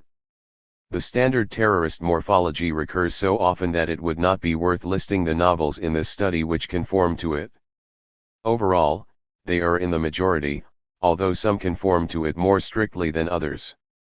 Whether this typical narrative might apply in other contexts is not the concern of this current study, although I personally do not believe that it has any bearing on 21st century terrorist novels, at least not to such an extent as to be standard.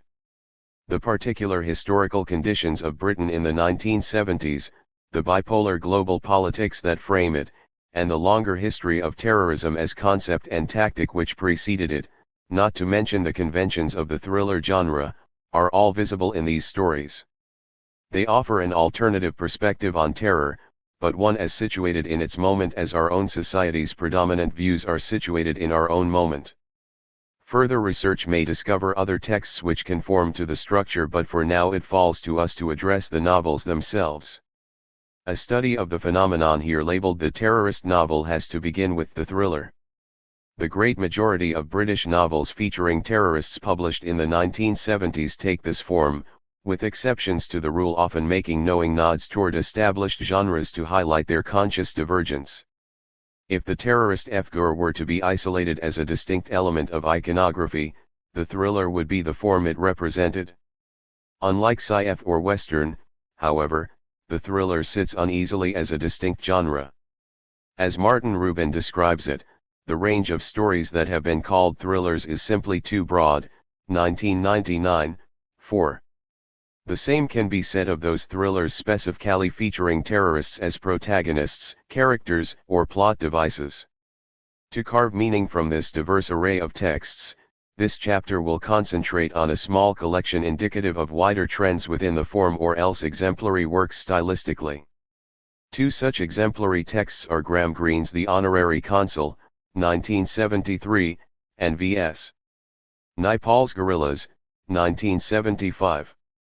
Both works transcend the common pitfalls of the thriller, either overcomplication making for convoluted storytelling, or oversimplification which reinforces brute stereotypes. The Levanter stands as our example of the FRST, the Killian Club II. Greene and Naipaul also represent the 1970s terrorist novel's deepest engagements with the legacy of empire. This legacy casts a shadow over the entire form, regardless of specific settings or narratives. For the sake of structure, this chapter will address thrillers set outside Britain in the first half, and those addressing the British nation in the Chapter 3. Second half. However, it is undeniable that each facet, the national and international, influences the other on a symbolic level. Terror, thriller, fact, and fiction. Situating thrillers as a form in the 1970s, Katie Fletcher makes a clear case for an increasing complexity and ambiguity of subject matter occurring across the Anglophone world. In America, Cold War narratives moved away from fantasies of Russian invasion or nuclear holocaust and focused more upon proxy wars or intrigues in isolated areas of the world, 1987, 319. In Britain, a similar shift was represented in a variety of satirical attacks on the James Bond franchise and its imitators, while John Le Carre and Frederick Forsyth injected a cold dose of cynicism, 1987, 319, into the bestseller lists. Fletcher argues that much of this complexity can be attributed to the mid-1970s congressional investigations into the CIA, which made the public better informed about espionage practices. Readers of spy fiction are now familiar with spy jargon and tradecraft techniques, 1987, 322. One must also, however, place these revelations in the context of guerrilla warfare's ascendancy. The Anarchist Cookbook, 1971, is a clear example of an American writer looking to turn espionage tradecraft techniques to terrorist purpose. The potential power of guerrilla insurgency, already learned by the British in Cyprus and Palestine, was made very clear to Americans in their FNAL defeat by the Vietnamese in 1975. The real world of the 1970s was becoming ever harder to explain in simple ideological terms, and the shift towards complexity, intrigue, and cynicism is an expression of the uncertainties plaguing the developed world's sense of itself. The line between fiction and purported fact must also be considered when studying the terrorist thriller and some of the connections being made by investigative journalism in the 1970s. At the peak of 1970s paranoia, pseudo-events and dodgy presumptions regularly made headlines and FLLED editorial columns. The peak of confusion between outright propaganda and historical fact can be found in Claire Sterling's The Terror Network, appearing in 1980 as a narrative tying together the endless complex strands of terrorist and guerrilla activity during the previous decade and making them into a Cold War thriller. From a complex whole, Sterling argues each element can be tied back, often very tangentially, to those pulling the strings in Moscow. Described as having a history of running CIA black propaganda, 2009, 229, by Nick Davies, Sterling's blurring of the line between fact and fiction was seemingly confirmed by Melvin Goodman, head of the OFCE of Soviet affairs in the CIA himself, in Adam Curtis' 2004 documentary The Power of Nightmares, wherein the book is dismissed as at least half invention. Of special interest are the literary influences that can be traced behind some of these spurious connections. Stories which begin in fiction reappear as fact. Sterling's invention surrounding Henry Curiel is a notable example. Curiel's activities involved financially and diplomatically supporting Third World liberation movements such as the Algerian FLN and South African ANC, and are well documented in Gilles Perrault's 1987 biography. These, arguably, were not uncommon for a member of the French far left at this time. In Sterling's version, Curiel operates something politically chic and vaguely charitable called Aide de Meet, Help and Friendship, 1981, 50, which acts a safe house cum communications center for international terrorism. The description of this FVE star guerrilla stopover in a sophisticated Paris merchant district bears an incredible resemblance to FERCO, the charitable organization, 1981, 56, Fraternité Internationale de la Résistance contre l'Oppression, which appears in the James Bond novel Thunderball, 1961, as the headquarters of his arch-nemesis Spectre, the Special Executive for Counterintelligence, Terrorism, Revenge, and Extortion, 2012, 69.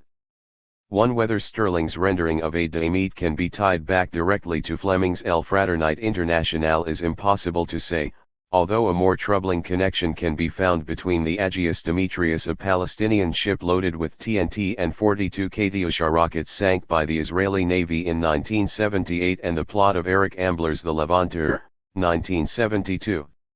In Sterling's report on the Agios incident, the Palestinians planned to free the rockets at Eilat's oil refinery, set the ship's automatic pilot to head straight for the crowded beach, and make their getaway to Jordan, 1973, 280. Other than the substitution of the Eilat oil refinery for the Tel Aviv coast, the story is identical to the one Ambler published 6 years earlier, right down to the choice of a Greek ship as cover. 2. The Agios Demetrius incident is notable as, if the details are true, it could mean either that Ambler's thriller successfully predicted a terrorist incident or, even more worryingly, that Ambler's seemingly far-fetched narrative directly inspired an audacious action by real-life guerrillas. It is an indicator of the kinds of confusion abounding in the 1970s around terrorisms, real and imagined, that historical fact seems to shift and sway in the breeze of ideology. The thriller doesn't exist in a vacuum but in a semiological dance with the intelligence community, imparting it with a structure of feeling on the one hand while drawing practical information out of it on the other.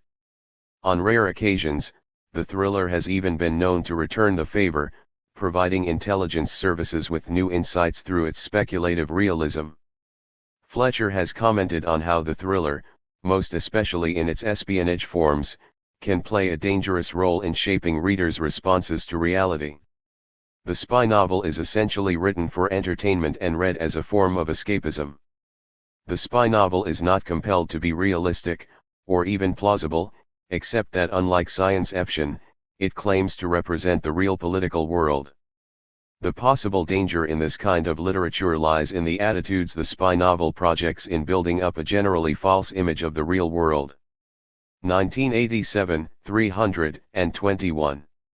The political implications of this role extend beyond the possibility of fiction interfering with historical facts or the specificities of intelligence and counterintelligence. The influential power of the thriller derives from its elevation of particular characters and stock types into archetypes standing in for Britain's relationship with the rest of the world. The escapism of a triumphant empire embodies itself in heroic colonizers unambiguously asserting their superiority. The hero of post-colonial Britishness, however, is closer to a rather maudlin trickster figure, inhabiting the dark spaces of contradiction and insecurity with low cunning and ever-increasing cynicism. No matter its relationship to empirical reality or commitment to realism, the figure of the terrorist in 1970s British literature invokes the threatened nation and mobilizes a scattered array of images from the national imaginary in response. Graham Greene, Empire and Belief. For Graham Greene in The Honorary Consul, 1973, the decaying remains of the British Empire appear as signifiers vacant of what former meaning they had. They are not the only institution that has fallen from grace, however. The book is riven with tensions between language and belief, and between belief and action, specifically the English language and Catholic belief. The head of the guerrilla cell in the novel, Leon Rivas, who stands in as the terrorist's voice of reason, embodies these inner confists. Rivas was FRST trained as a lawyer, then a priest, before finally turning revolutionary. Dr. Platter remembered how FRST there had been the law books Leon studied. He had once explained to him the meaning of tort. Then there had been all the works of theology. Leon was able to make even the Trinity seem plausible by a sort of higher mathematics. He supposed there must be other primers to read in the new life. Perhaps he was quoting Marx. 2004, 98. The legalistic approach to the literal letter of FRST, the law, then the church, and then the revolution, all appears as a sort of empty gesturing, and it is the sense of all gestures ultimately returning to us empty which underpins Greene's novel. Through language, Rivas is attempting to mold the world into his own image while, to the cynical and world-weary protagonist Dr. Platter, all institutions and ideologies appear hopeless and their operations ultimately futile. Anthony Burgess identifies Green's Catholicism at the root of these doubts, and ascribes this doubt an international character. It is the Catholic struggle with faith which ultimately establishes the politics of Green as world politics, 1967, 95. Faith in the Eucharist as miracle not metaphor, and the spiritual struggle this entails, also reflects the fate of post-war nationhood and, by extension, imperialism. The empire is a ritual, a power structure which exists in the reality of its language and signs. Once the British stop believing in it, the structures of thought and interpretation still linger everywhere, haunting British culture's vision of the world just as the religious framework imparted by the Church continues to structure the apostate's imagination even when faith is lost. The novel's negotiation of faith and Englishness on an existential level elevate its terrorist thriller narrative to a rumination on the nature of post-colonial belief. Green's particular post-Lapsarian despair can be traced through his real-life encounters with revolutionary figures. During the 1960s, when Green's faith in Catholicism was already subject to doubt, he appears to project his hopes onto heroes of the counterculture, Ho Chi Minh and Fidel Castro being most notable. Meeting Ho Chi Minh, he describes his kind, remorseless face which had no fanaticism about it. A man is a fanatic about a mystery tablets of stone, a voice from a burning bush, but this was a man who had patiently solved an equation, 1969a, 402. The communist takes on the appearance of a religious figure, but specifically a figure in the Catholic model, one who understands the need for structure, hierarchy, and order. Castro too, so Pauline in his labors, is said to have a quality of generosity which calls for loyalty, 1969b, 412. During this period, Green appears to hold out hope that a non-Soviet Marxism might offer an alternative to a fallen capitalism and a corrupted communism. Cuba may well become the real testing ground of communism, 1969b, 411, he argues. By the 1970s, however, the test he is hopeful for is judged to have failed. In conversation with Marie-Françoise Green admits that communism is unlikely ever to escape from Stalinism or dictatorship, 1981, 95, his faith in what Brennan has called the combined conservatism and subversion, 2016, 11, of both Marxism and Catholicism has now been lost. The empire might be a hollow signifier, but so are Marx and the Bible now. These grand internationalist ideas are presented as the quixotic dreams of odd individuals. Green's post-internationalist disillusionment is shared by the protagonist of the novel, Dr. Eduardo Plyer.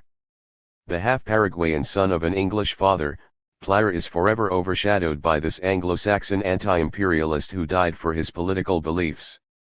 This seeming self-sacrifice is an act Plyer can never bring himself to fully understand, preferring instead to play the pastaged role of a reserved and aloof Englishman, worldly wise and cynical in his judgments.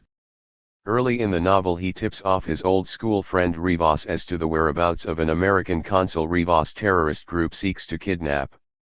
Following a mix-up, Rivas and his gang instead capture Charlie Fortnum, one of only 3 Englishmen in the region, who just happens to hold the ornamental title of honorary consul, a powerless office awarded for a vague service to the monarchy many years ago.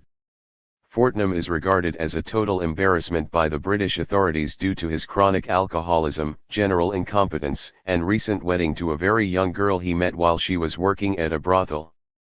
Dr. Plyer, compelled by guilt after his role in the kidnap, as well as a half-hearted affair he pursued with Fortnum's young bride, decides to set about rescuing the honorary consul only to find himself stuck between the intransigence and confusion of both sides, terrorist and state. As Barbara Lakin summarizes the calamity, absurdity is not too strong a word to describe the terrorists' wasted efforts. On the other hand, the British government, far from sending out the troops to save the consuls who become victims of the terrorists, would be glad to be rid of their services, 1986, 70. Fortnum, whose position as honorary consul signifies absolutely nothing, is helped by no one in the community but Player, a man whose world-weary actions betray a constitutional inability to believe in any cause, and the means of that rescue are embodied in an attempt to demonstrate to the guerrillas the absurdity of their own beliefs. As a last act of ritual, the now atheist Rivas conducts a mass on their FNAL morning before they are all gunned down by military forces. Only the inept Fortnum survives, living on to continue his role as a functionless symbol of empire. Alongside Fortnum's meaningless title, over which the FNAL massacre ultimately results, the novel is stocked with an array of signifiers for Englishness which each betray a fundamental lack of depth. Rather than his breviary, Rivas confessed to Player that the only book he carries with him is an English detective story. For him, the detective novel represents a secular faith as superstitious as a religious one, the story of a dream world where justice is always done. 2004, 204. He describes the London of the novel as a wonderful peaceful world, everything is so well ordered. There are no problems.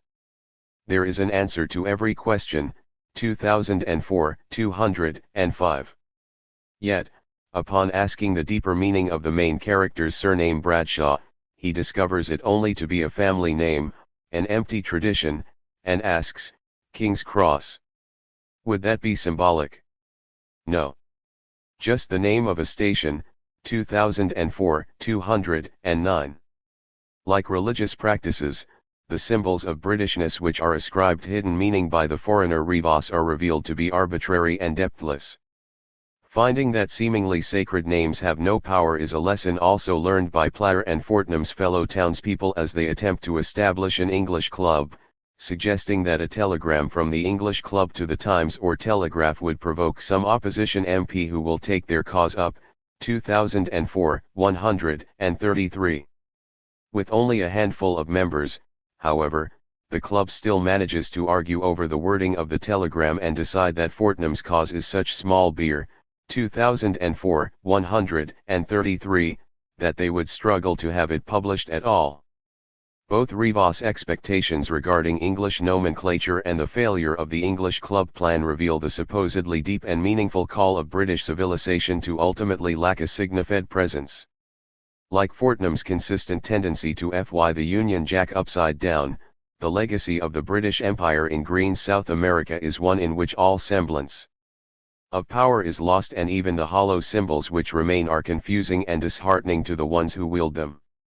Against this all-pervasive apathy, Green poses only two clear models for hope and redemption. One is the atheist Eichel Rivas, who at least performs the rituals of the Church, if not with the requisite faith. The other is the Argentine writer, Dr. Saavedra, whose hackneyed tales of overwrought machismo are popular among readers but mocked and satirized by younger writers and critics. Initially incredulous as to Saavedra's romantic posturing, Player is shocked when he visits the writer's house in the poverty-stricken barrio. He felt a new respect for Dr. Saavedra. His obsession with literature was not absurd whatever the quality of his books. He was willing to suffer poverty for its sake, and a disguised poverty was far worse to endure than an open one. The effort needed to polish his shoes, to press his suit. He couldn't, like the young, let things go. Even his hair must be cut regularly. A missing button would reveal too much. 2004, 158. Saavedra represents the only legitimate authenticity within the novel. His commitment to literature is total, as embodied in his meticulous sartorial upkeep where not a single hair is out of place.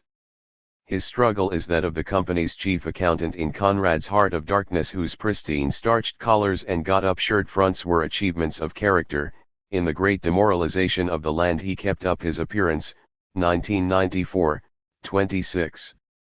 A singleness of purpose which is tied directly to outward signs of respectability, albeit in a metaphorical manner, makes for an absolute confidence of identity. Catholic identity, revolutionary identity, and especially British identity, suffer constant disappointments and disillusions as the novel progresses, becoming deeply unstable if not falling apart altogether. Saavedra's faith in literature is presented as the only unwavering identity, and yet, Like Quixote, his absolute confidence is a comic one. Saavedra is certain in his identity as only a foreign entity can be.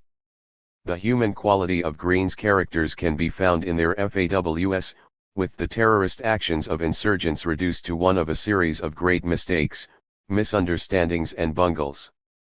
In this way, Green's terrorists share in the tragedy of belief in an age of pessimism.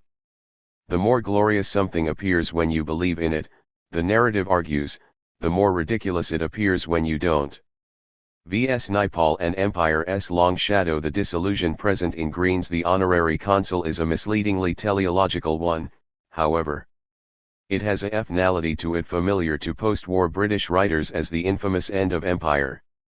In Green's world the guerrilla takes part in a struggle which has already been lost, as all struggles must inevitably be lost in this era of endings.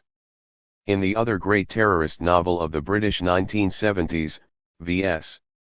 Naipaul's Guerrillas, 1976, there is at once a deeper pessimism but also a more ambiguous picture of the continuing pervasion of Western power under post-colonial circumstances. Naipaul's guerrillas play a minor part in the political arena much like Green's, but that part plays out amidst the turbulence of Third World power politics still indebted to global geopolitical networks of influence. And Arsalan argues that Naipaul's novels of the 1970s constitute embittered assaults on the social and political chaos that has succeeded Empire, 1994, 89, due to their overwhelming concern with entropy and decay in post-liberation settings. In Guerrillas, however, one can arguably locate behind the cynical posturing of defeated activists a dissection of how the discursive subjective cation of Third World struggles shapes them into idealized Eurocentric forms. The terrorists struggling against Western imperialism strives to embody the heroic image created by Western anti-imperialism. The relationship between developed and developing world is embodied in the two figures of Roche, the one-time anti-apartheid terrorist turned cynical, and Jimmy Ahmed, the Maoist guerrilla preaching back to the land communism. With terrorists as both protagonist and antagonist, Naipaul's text can interrogate cultural constructions of revolutionary violence with a clearer sense of historical political specificity than Green's universalising prerogative allows for. In addressing Naipaul's novel and its guerrilla antagonist, critics have often argued for a universalising approach. Arsalan describes how a revolution gives way to dispirited personal violence. One murder on one island takes the place of the universal bloodshed associated with apocalypse, 1994, 103. Neil Tenkatinar traces the allegorical qualities of the novel back to its source material, the self-styled black revolutionary Abdul Malik, whose murder conviction in 1972 is echoed in Jimmy Ahmed's rape and murder of the white liberal Jane at the novel's bloody climax. According to Katinar, Malik used the words that he picked up in liberal London to give himself a character. They were mere tokens he could FLL with whatever meaning he chose to give them. An ability to manipulate words and others' impressions of him allowed him to create a heroic role for himself. However, the hollowness of his words also allowed him to hide even from himself and prevented him from ever expressing himself fully. 1990, 324-325. It is this post-colonial mimicry of militant discourse which carries the tragic resonance necessary for one murder on one island to come to represent a whole field of confised ideological transmission. The struggle for political and economic self-determination in the Third World during the 1970s was comprehended by FRST and Second World alike as a factor of a larger Cold War dichotomy. To FND that these discourses have been adopted in their turn as a cover for brutal, non-politically oriented violence presents the FRST world reader with an uncanny mirror image of their own ideological inauthenticities. As Meredith, a former slave owner, says of Jimmy Ahmed, he's dangerous because he's famous, because he has a lot of that English glamour still, and because he's nothing at all. Anybody can use that man and make chaos in this place. He can be programmed, 1976, 140. Yet when Jimmy writes in his diary of his exploits with a childish voice, half revolutionary, half Victorian novel, one does not get the feeling of a person who is programmed by other individuals. he mythologizes himself in the same way media discourse mythologized guerrillas across the globe. Jimmy's discourse is structured as part of the idealization of the guerrilla figure. He aspires to a programmed image provided by newspapers and radio. Being granted land for a commune, he does no farming.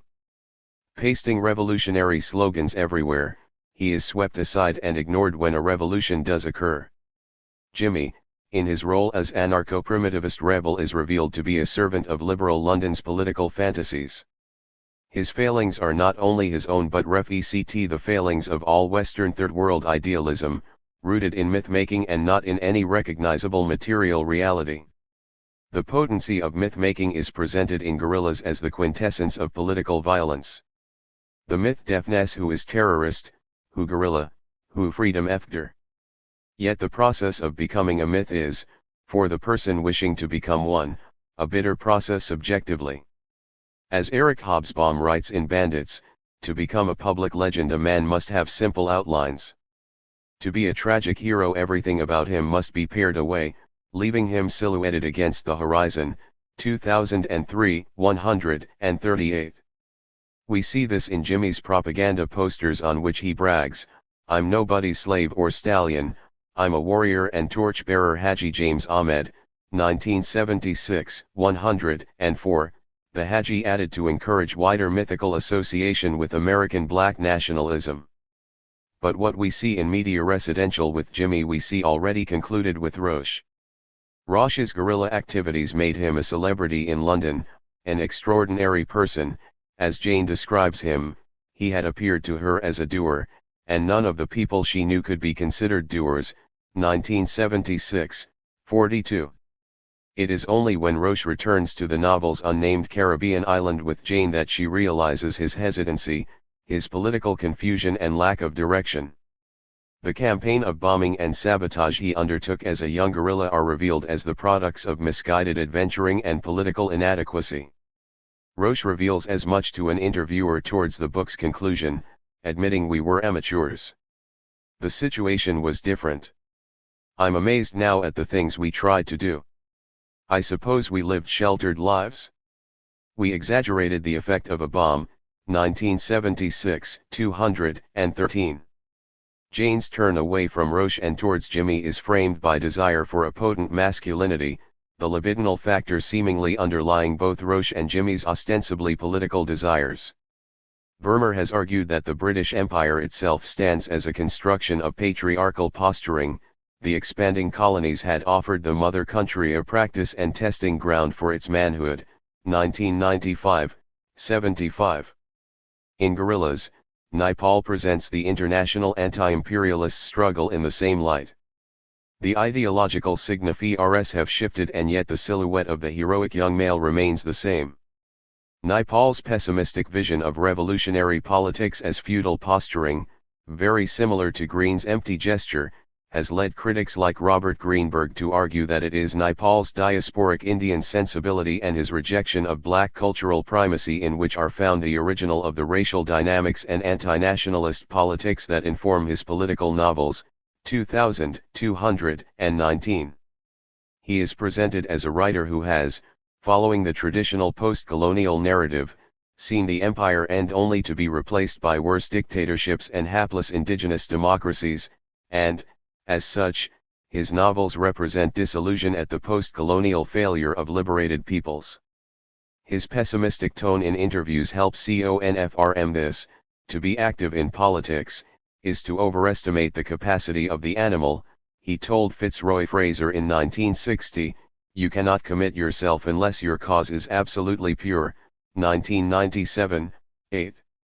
I would argue, however, that reading his defeatism to be a purely post-colonial despair, rather than, say, a general skepticism around commitment, implies a certain British projection. The structure of feeling embedded within the British end of empire narrative, that of the failure of a great project, frames the reading of the post-colonial situation and what the continuing political turbulence signifies. The reasons behind this can be located within the tactical framework of guerrilla war itself. Robert Tabor summarizes the guerrilla's function. The purpose of the War of National Liberation, pitting the feeble resources of a small and primitive nation against the strength of a great, industrial power is not to conquer or terrorize, but to create an intolerable situation for the occupying power or its puppet government. 1977, 91. British forces were defeated in Palestine and Crete not by the kind of crushing military victory that Castro won over Batista but by a total loss of morale by the colonizers. Prolonged conflict turned British public opinion from initial indignation to repugnance and, finally, overpowered any will to remain whatsoever.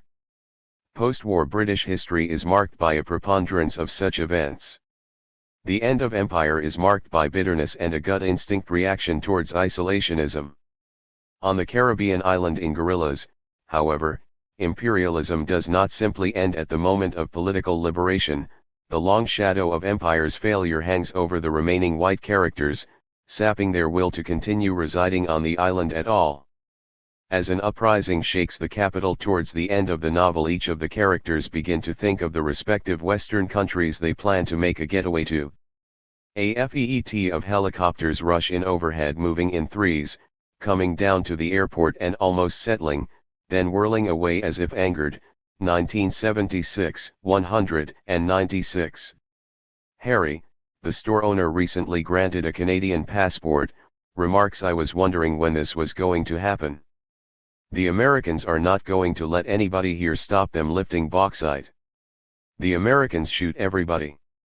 They're worse than the South Americans." 1976, 196. The seeming pessimism of the novel is revealed here not only as a disheartened response to the political systems replacing British colonial rule but the continuation and perpetuation of imperialism through post-colonial structures of capital. The Americans, at once a military presence but also metonymical of the system of global capital, effectively demonstrate the imperviousness of their property claims to the fluctuations and machinations of post-colonial domestic politics. It is the continued domination of developing nations through capital that the end of empire narrative fails to grasp, something intuitively clear to post-colonial states themselves. The figure of the guerrilla or the terrorist, a representative of ideology and individual commitment at its purest, is here made tragic once again by the misguided focus of their beliefs and struggle.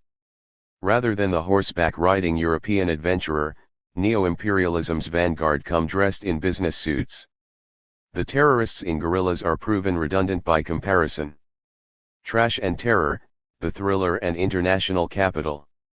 In Eric Ambler's The Levanter we find that the operation of international capital lies at the heart of the narrative. One of the protagonists, Michael Howell, is himself a multinational businessman. The Levanter is a text much more confident in British colonial justice than either Naipaul or Green's novels. As Soraya Anthonius writes in a review appearing in the Journal of Palestine Studies, the whole atmosphere of the book is reminiscent of the era of the mandatory governments, 1973, 124, rather than the Middle East of the 1970s. Indeed, FRST published in 1972, the book would go on to become a bestseller following the 1973 oil crisis. The narrative develops around three figures: Lewis Prescott, the fearless and rigorously objective journalist; Michael Howell, the multinational businessman educated in Britain whose mastery of business negotiation allows him to keep his private businesses semi-independent within newly socialized Syria; and Salagald, a sociopathic Palestinian terrorist who manipulates Howell into working for him. Beside the uncanny replication of the novel's fictional plot in the real attack on Israel in 1978 mentioned earlier in the chapter, there is little to distinguish the novel beside it being what Gregory Orfalea has called a new plot to the old story of the bad Arab, 1988, 126. It is only when returning to the book with the lessons of Naipaul's novel in mind that the choice of a business executive as the novel's reluctant terrorist protagonist becomes important. For a thriller novel of only 311 pages, The Levanter makes the unusual decision to introduce no elements of tension until 83 pages into the narrative. The FRST quarter of the novel is given over to an intricate description of the workings of Michael Howell's corporation that manufactures industrial components in Syria. Dr. Hawa, the new Beathist regime's Minister for Social Affairs and Commerce, is tasked with nationalising Syria's manufacturing industries in order to move the economy towards Central East planning on the Soviet model. By proving that his multinational connections are indispensable, Howell keeps his business independent and goes on to play an intricate game of cat and mouse with Dr. Hawa to secure government contracts and increase output. Ambler spends pages getting lost in the details of supply and demand, the mechanics behind engineering fuses and car batteries. Often this does not even serve as foreshadowing. The terrorist guild uses only a fraction of the business organization described here for his devious scheme, which begs the question as to what purpose this extended survey serves. Well, as the prologue describes how Guild forced Howell to pledge allegiance to his terrorist unit at gunpoint, it can be presumed that this introductory material serves to establish beyond doubt Howell's lack of complicity in terrorism and prepares the reader for the heroic acts he is to undertake later when he undermines Guild's plot from within. From this perspective, the business negotiations with Dr. Hawa are comparable to the physical trials undertaken by more traditional protagonists to establish their heroism. Howell's skill at negotiation and engineering know-how, importantly, learned at a British university, demonstrate his superiority to his foreign adversary. His multinational background in transnational enterprise gives his continued operation in the socialist Syrian Arab Republic the heroic quality of an adventure. Ambler reminds the reader often that Howell can leave whenever he chooses to. Ultimately, Ambler's protracted explanation of business practices serves structurally to establish the businessman as a colonialist hero. As Howell uses his keen wits to outmaneuver the brutal Guild while serving in his terrorist cell, his actions are motivated out of both a hatred of violence and a love of enterprise. The forces he FGHTs against are presented as murderous and cruel, made possible only by the magic labels Palestine and Palestinian, which could transform the most brutish killer into a gallant fighter for freedom. 1973, 66. Ambler's construction of a heroic businessman outwitting socialists and defeating terrorists allows his thriller to recycle the tropes of earlier, more obviously colonialist works by replacing any explicitly nationalist undertones with the liberal narrative of benign capitalist internationalism. Compared with Green's Catholic vision and Naipaul's pessimism, Ambler's internationalism is unashamedly triumphalist. To extend this reading one step further, Ambler's 1972 hero Ref X values similar to the mercenary protagonist of Britain's best-selling thriller of the 1970s, Frederick Forsyth's The Day of the Jackal, 1971.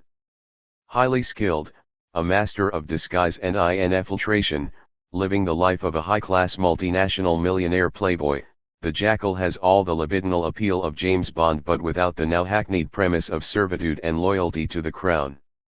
Setting out to assassinate the French president, Charles de Gaulle, a tempting target for the Francophobic British general public, as well as a real-life target of a number of terror attacks, the Jackal's strength lies in his absolute commitment to the profit motive. As his English go-between describes it, a professional does not act out of fervour, and is therefore more calm and less likely to make elementary errors. Not being idealistic, he is not likely to have second thoughts at the last minute about who else might get hurt in the explosion, or whatever method, and being a professional he has calculated risks to the last contingency. So his chances of success are surer than anyone else. 1973, 51. The private sector efficiency of the mercenary is also, notably, the reason why the label terrorist FTS so uncomfortably on him. Forsyth's creation escapes this label in a way that individual terrorists, guerrillas, insurrectionists, and even state-sponsored combatants don't. From the emergent neoliberal perspective, the professional working for money becomes the opposite of the terrorist acting on ideology, even when that professional is tasked with assassinating a head of state. The Jackal's multinationalism is not absolutely complete, however. The English reader is provided with clues throughout as to the Jackal's secret Britishness. This Britishness reaches its peak at the climax of the novel where, at the moment just prior to success where, following the standard terrorist morphology, a moment's change of heart foils the culmination of the FNAL plan, it is his national ignorance that betrays him.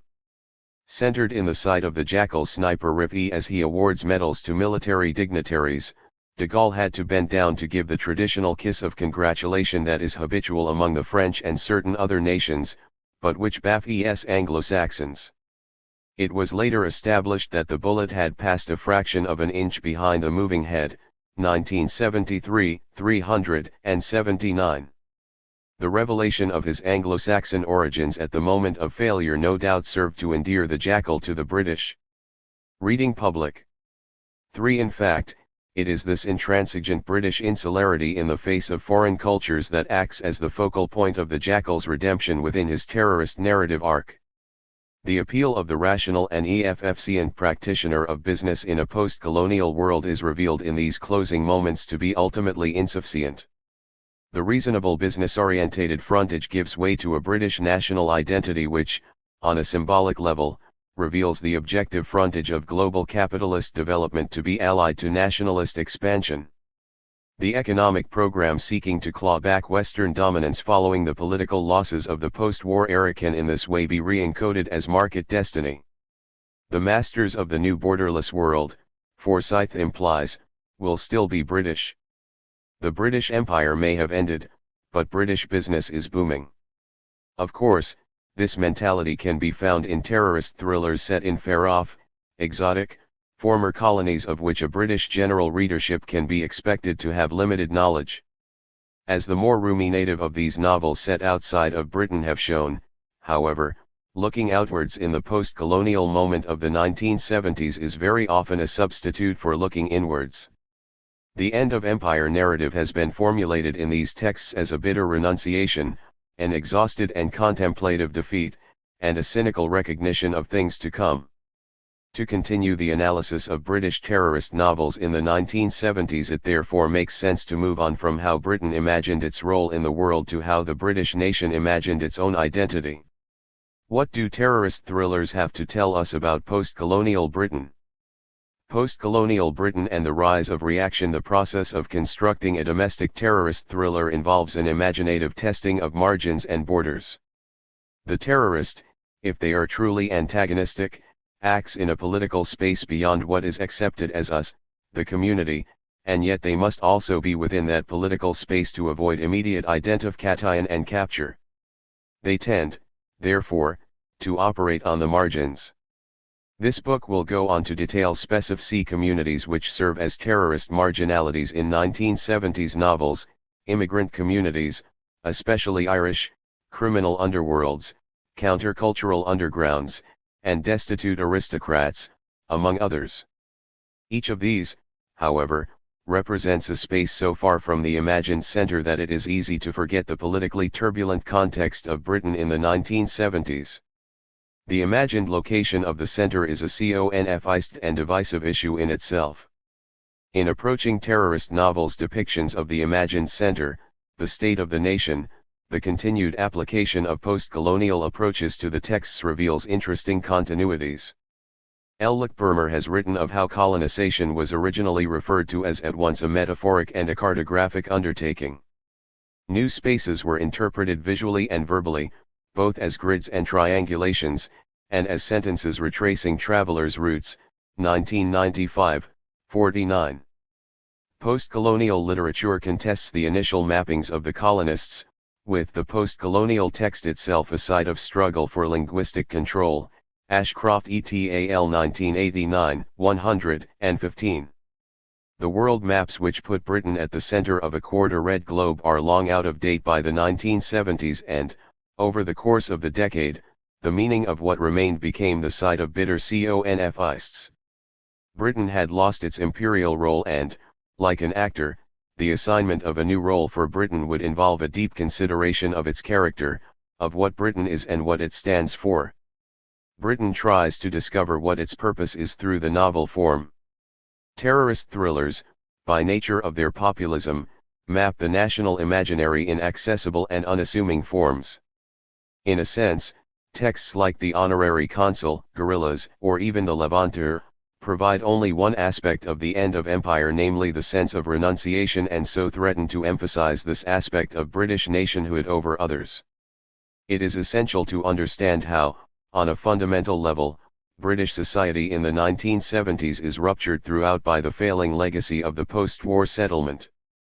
The Keynesian economics which built the welfare state, massively expanded the economy, advanced technology, and provided full employment had, by the late 1960s, overreached themselves and, as a result, the previous consensus between left and right parliamentary parties collapsed into division. For high inflation and low productivity struck at the same time Britain was losing its imperial monopolies on export markets. Many former colonies shifted towards purchasing Japanese or American goods rather than their expensive, poor-quality British equivalents. That the number and duration of strikes broke records every year of the 1970s did not help to alleviate the impression of Britain as a failing economy. Hyman 1978, 175. Politically, both political parties were in a state of deep division over the proposed European Common Market. These debates foreground issues of national identity and sovereignty at a time when immigration from British Commonwealth nations was also adding cultural diversity to metropolitan areas. Immigration Acts became increasingly reactionary, the 1971 Act even including an explicitly racist distinction between white patriots and non-white non-patriots. The obsession with race and nationhood becomes an unpleasant funnel for discontent under difficult economic circumstances. At the tipping point of the crash, the 1973 oil crisis, financial collapse was attributed to Arab scheming and, by extension, British weakness in the Middle East.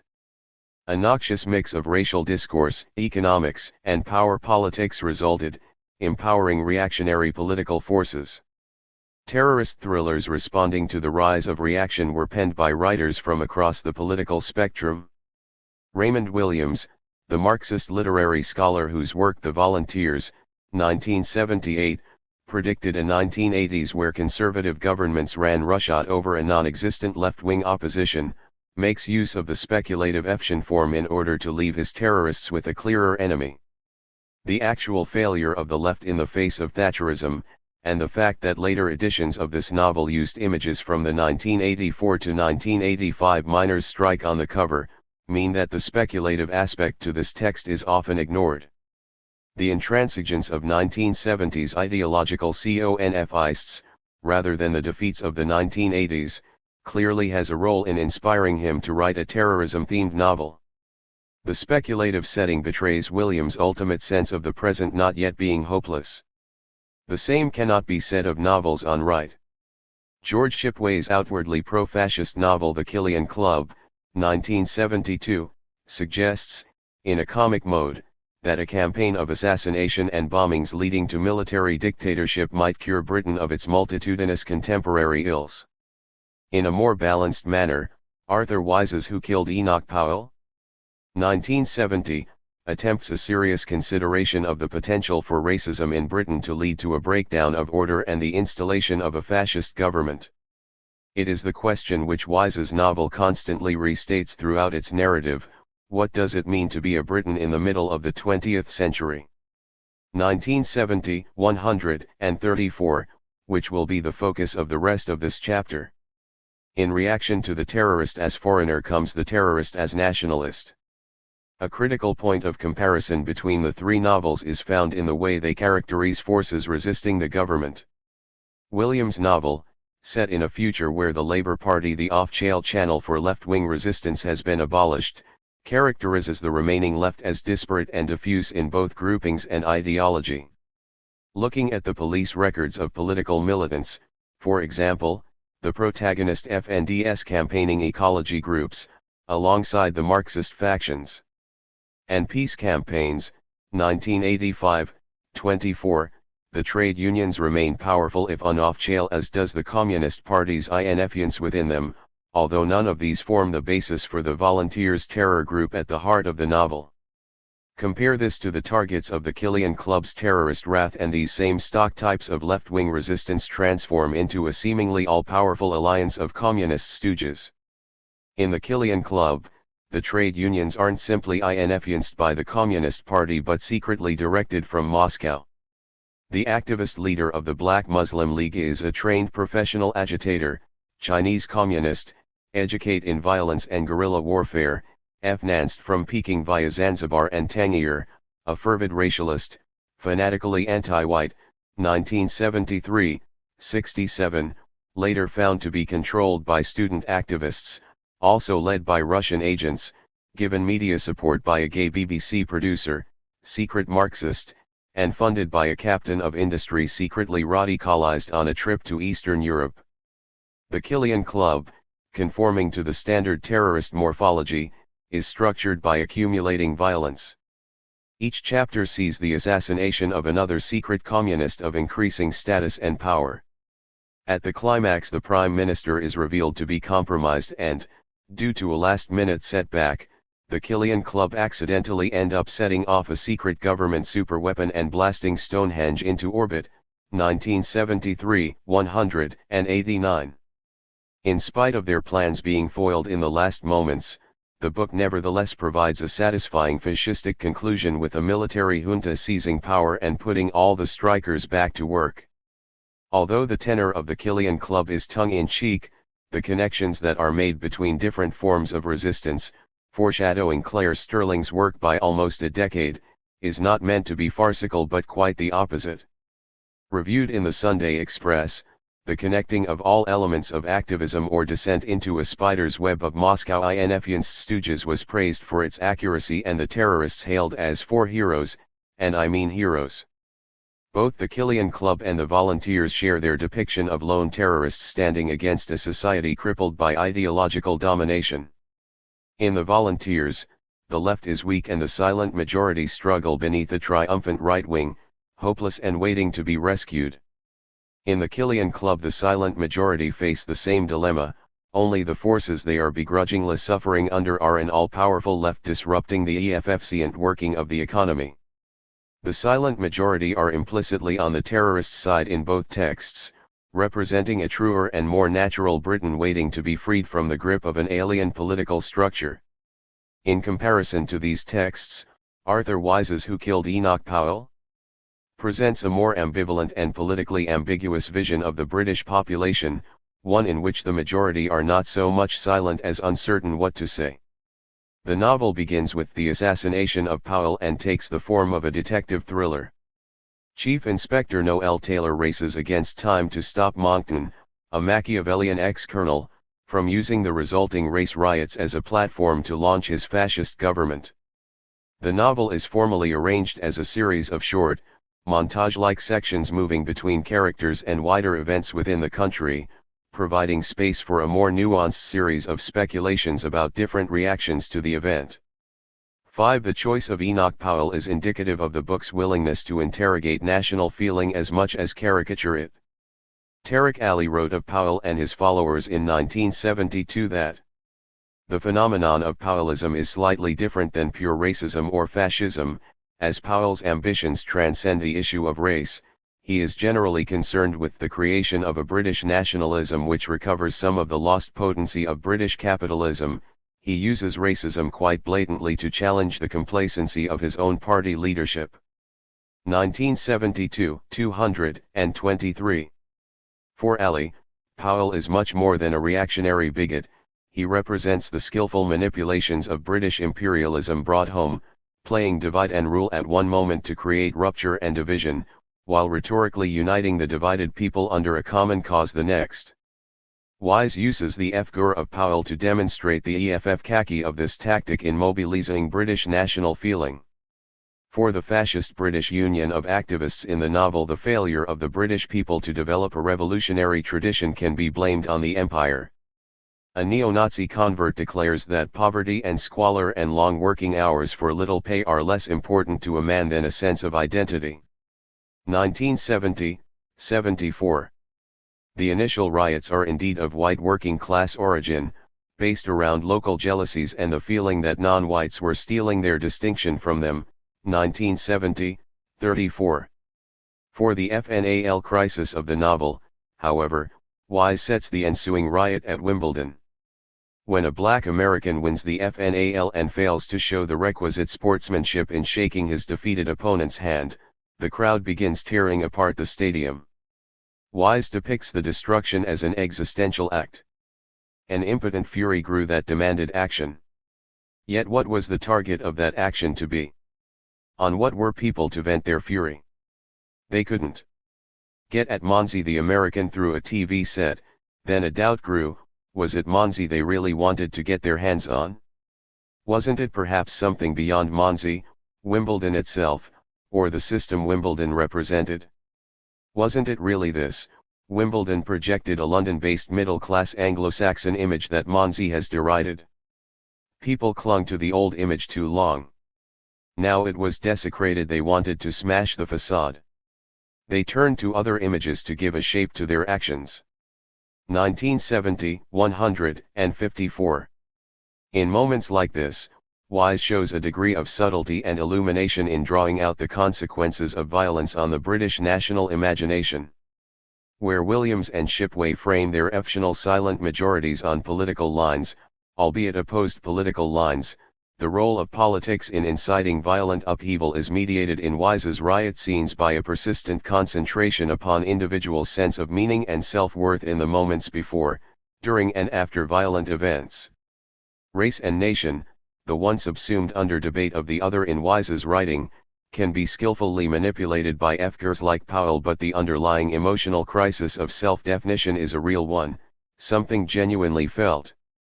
In response to the question about 20th century Britishness, Wise doesn't offer a narrative in the way the other novels covered in this chapter do. The novel is a very rare example of a terrorist thriller which leaves the political sides at stake in a loosely definite form even as the conflicts between them progress to a climax. It is perhaps for this reason that the twist ending falls flat. The assassin is revealed to have been an old Nietzschean philosopher who bombed Powell for using the word happiness in a speech and thus deviating from the purity of an ideal Superman.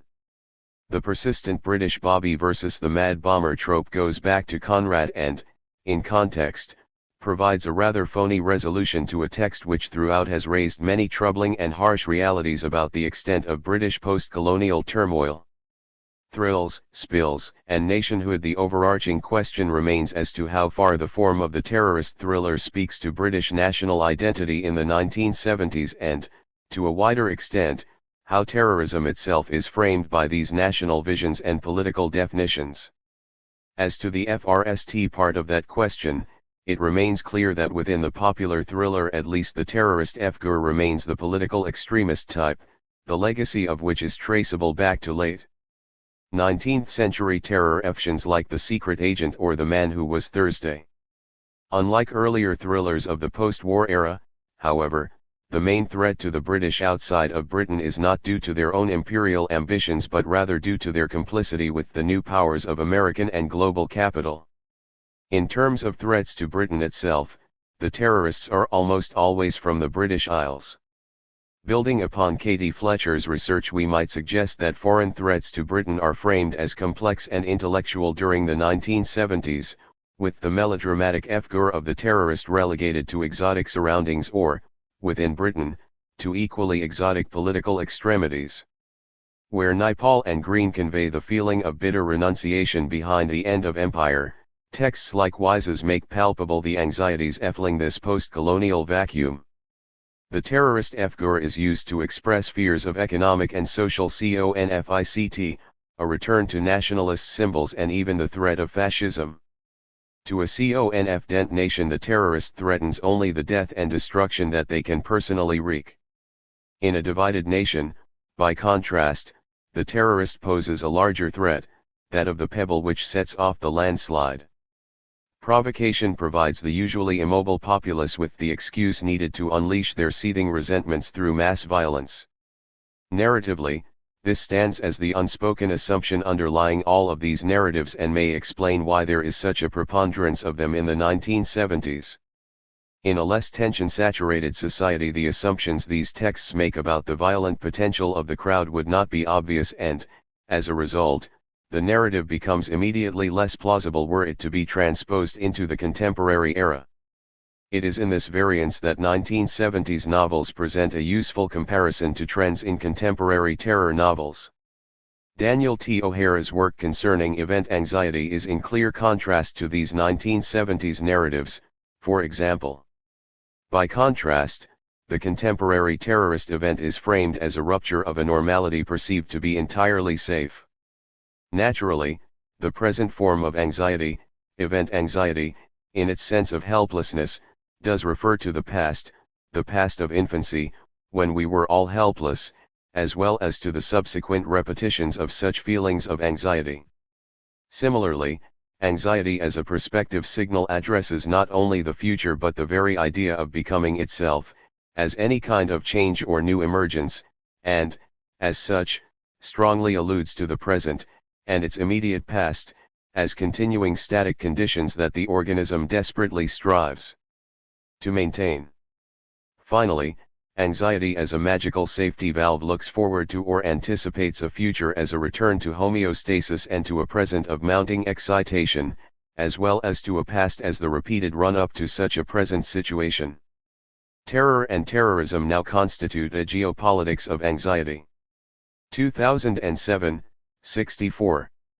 For O'Hara, the terrorist event symbolizes rupture within a secure present which, being secure, is presumed to persist indefinitely.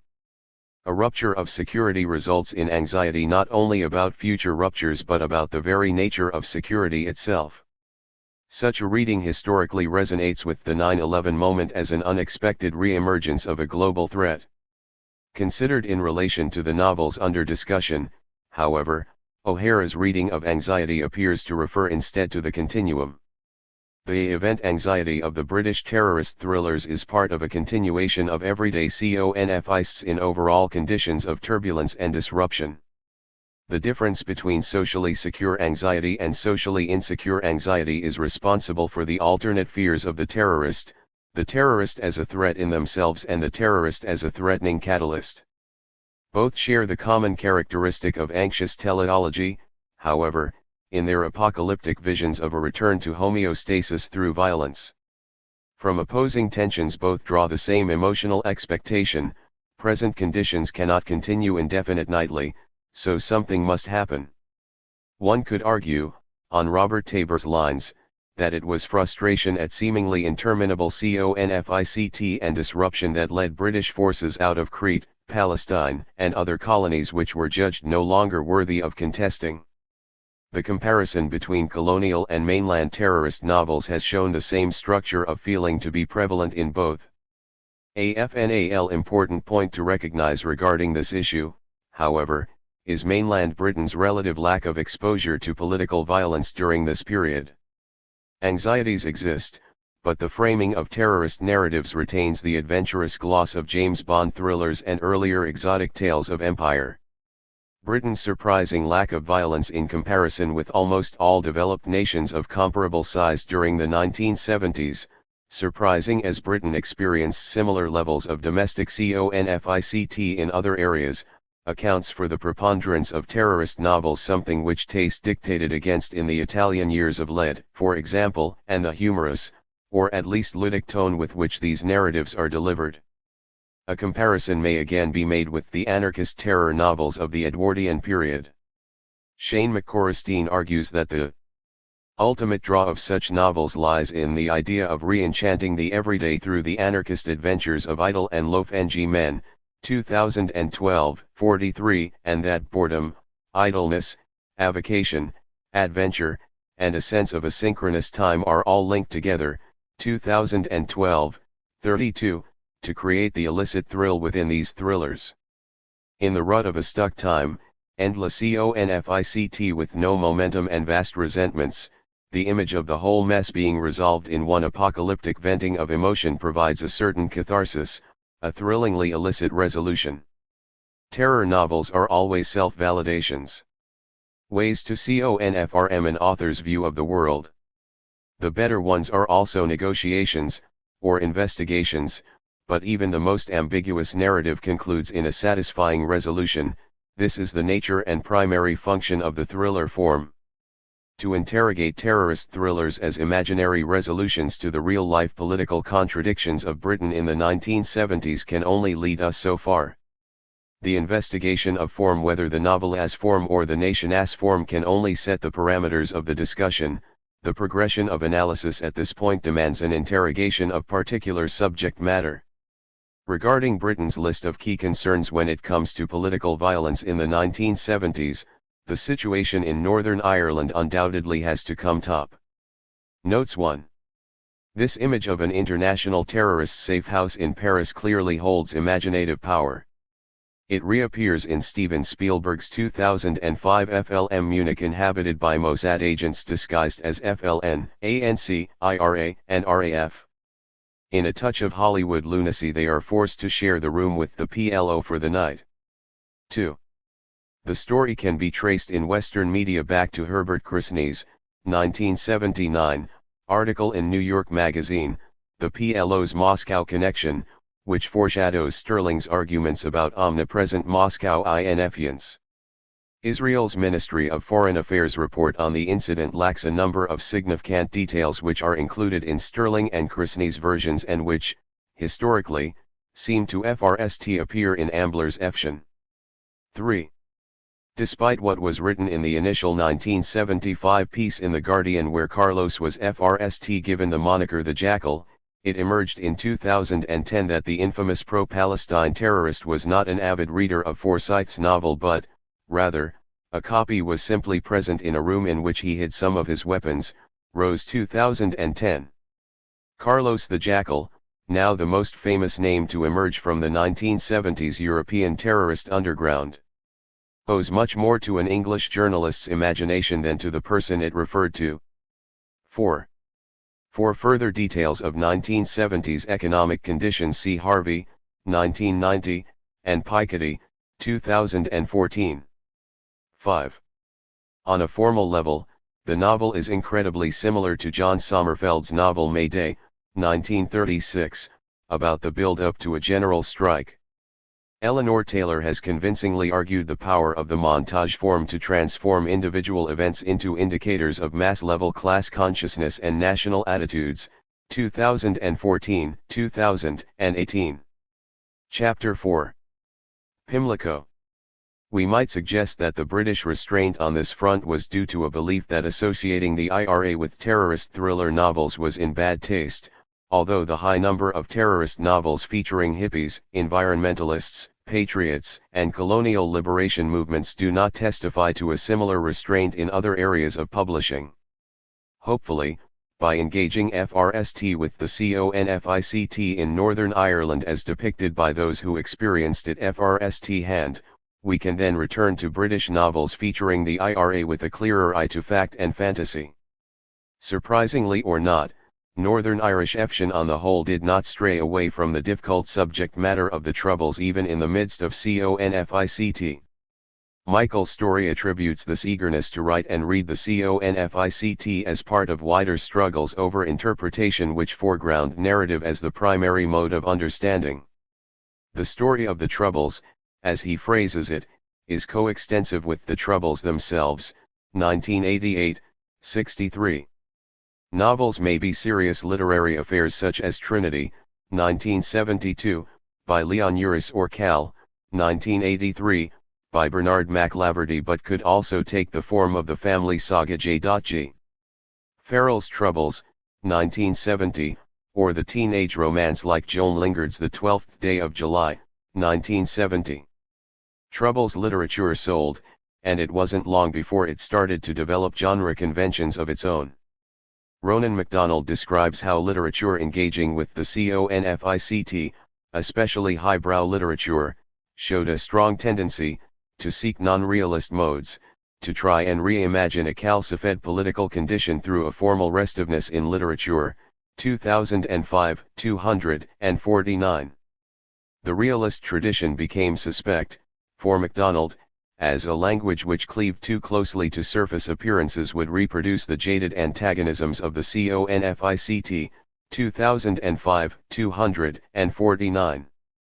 Where realism aims to better comprehend society through the vivid depiction of normalcy, Northern Irish writers would seek modes that broke up this normalcy, fed from it, or else remade it in more complex ways.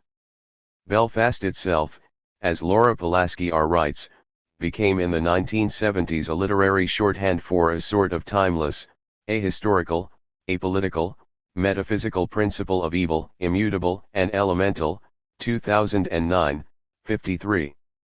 This was especially true for the thrillers which, drawing as much on the history of the genre as the contextual present, reproduced dangerously asocial, ahistorical and basically conservative, 2009, 55, tropes.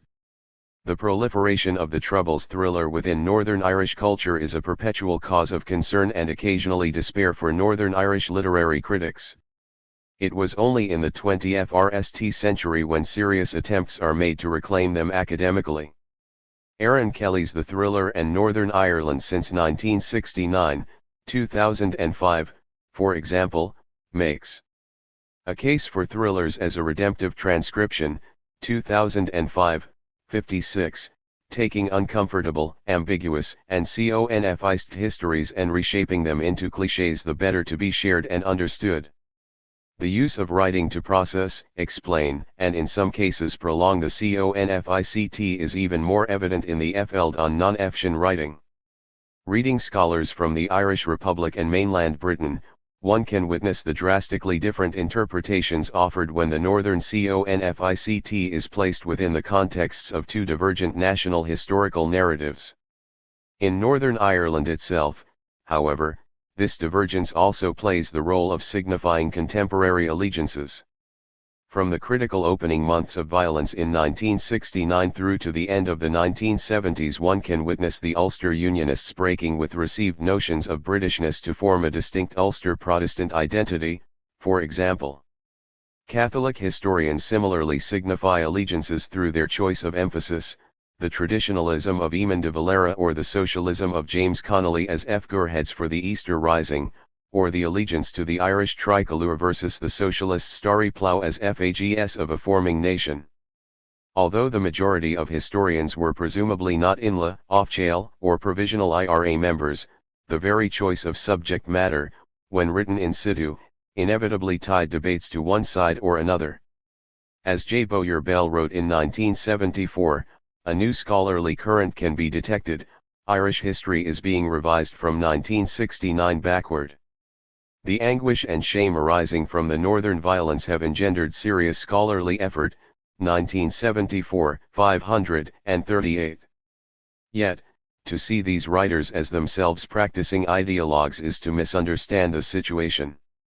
Bell himself emphasizes how much of the history written during the Troubles had a pacifist bent, implying that the real history of Ireland is seen as largely accommodating in political matters, not even focused on separatism, 1974, 538.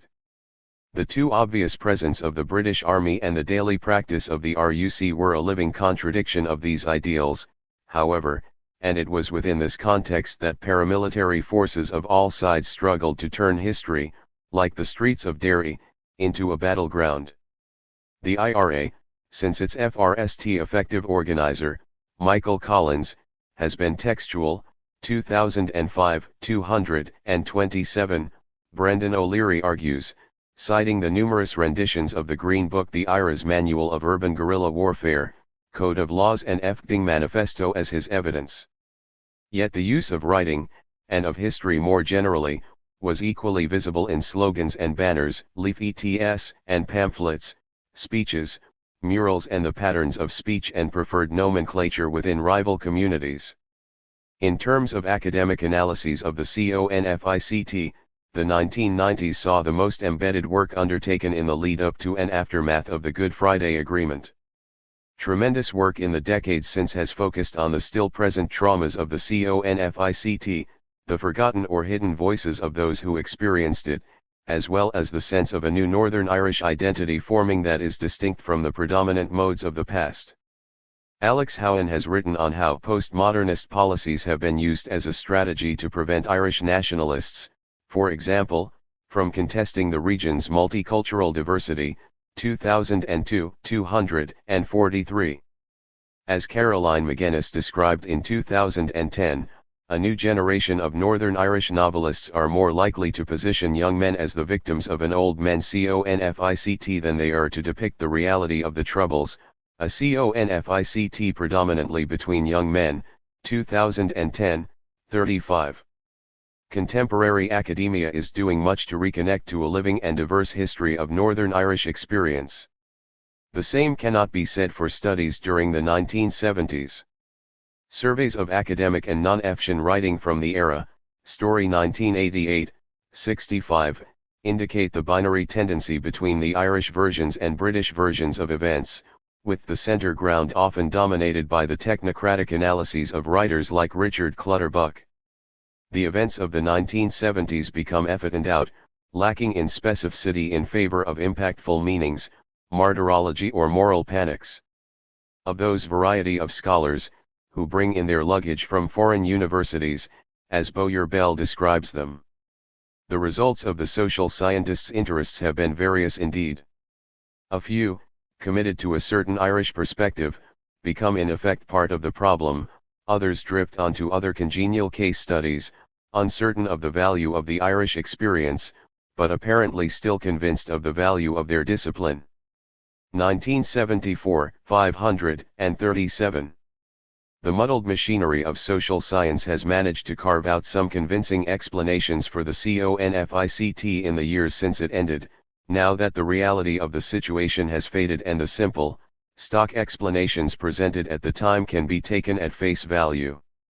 During the 1970s, however, when even the clear-eyed gaze of the journalists struggled to find sense in Ulster's CONFICT narratives, academics' claims to superior understanding should be taken with a pinch of salt. The quintessential CONFICT narrative among many is undoubtedly that of Bloody Sunday.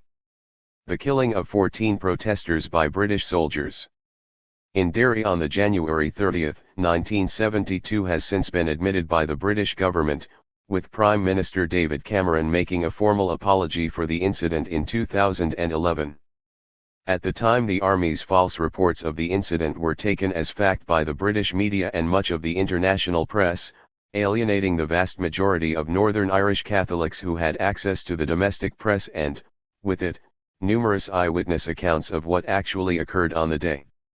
There are a number of key dates which frame the Northern Irish CONFICT during the 1970s: the Declaration of Free Derry, 1969, the beginning of internment, 1971, Operation Motorman, 1972, the IRA Mainland Campaign, 1973, the failed truce of 1975, or the SAS's withdrawal, 1978, but it is Bloody Sunday that's shadow was longest, that's interpretations were so totally at odds, and which would become metonymical with the CONFICT as a whole. Although armed CONFICT had returned to Northern Ireland in 1969, this violence was arguably the continuation of pre-existing sectarian unrest, albeit at an elevated scale of intensity. The factors sparking CONFICT ranged from local scuffles with the RUC, to national political turmoil, to the international phenomenon of armed urban guerrilla insurrection and the spreading of its disastrous terrorist philosophy. The Guevara/Debray/Mariela theory of provoking the state into violent action was tragically part justified in Bloody Sunday. There was state violence as theorized. There was a descent into authoritarian rule too. There was no revolution. The effect of reading about the massacre of protesters, coupled with the British Army, state, and press denial, resulted in the radicalization of thousands of young men, many not yet active in any form of Irish nationalist movement. Paul D. Kenny estimates the number of provisional IRA new members at somewhere near 3,544, a number agreed by Lorenzo Bossi, who also confirmed that those joining had limited previous political experience or involvement in family networks of activism. Rather, events of the ground played the key part, more than anything else. 2012, 366. These new members were passionate and politically naive, a dangerous combination, which was made worse by the warrant for violence that the British Army's actions were perceived to have given them. Peter Taylor describes how if any young men had previously held back because they felt morally uncomfortable about killing, Bloody Sunday removed any lingering restraint. 1998, 126.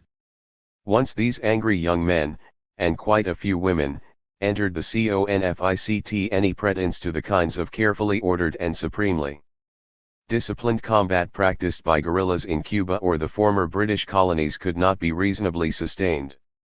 The Provisional IRA was its own animal, a phenomenon unique even compared to other separatist movements like ETA in the Basque Country or the Tamil Tigers.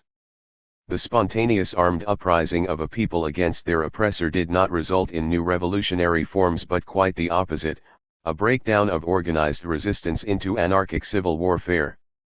Bloody Sunday is of equal importance when considering the British response to the CONFICT in Northern Ireland, which is, after all, more in keeping with the remit of this book. Where British government responses to increasing tension had previously been dominated by vague hand-wringing, generalist frustration, and the all-pervasive post-colonial malaise, the escalation of violence represented by Bloody Sunday was not something which politicians and the media felt they could continue to ignore. Where those with access to domestic news in Northern Ireland saw the event through eyewitness accounts, Richard Clutterbuck describes how the British public experienced it in a very different, mediatized manner. The protest itself was framed as being anti-army, where it had in fact been addressing the policy of internment without trial for political prisoners, rather than a demonstration against domestic policing policies.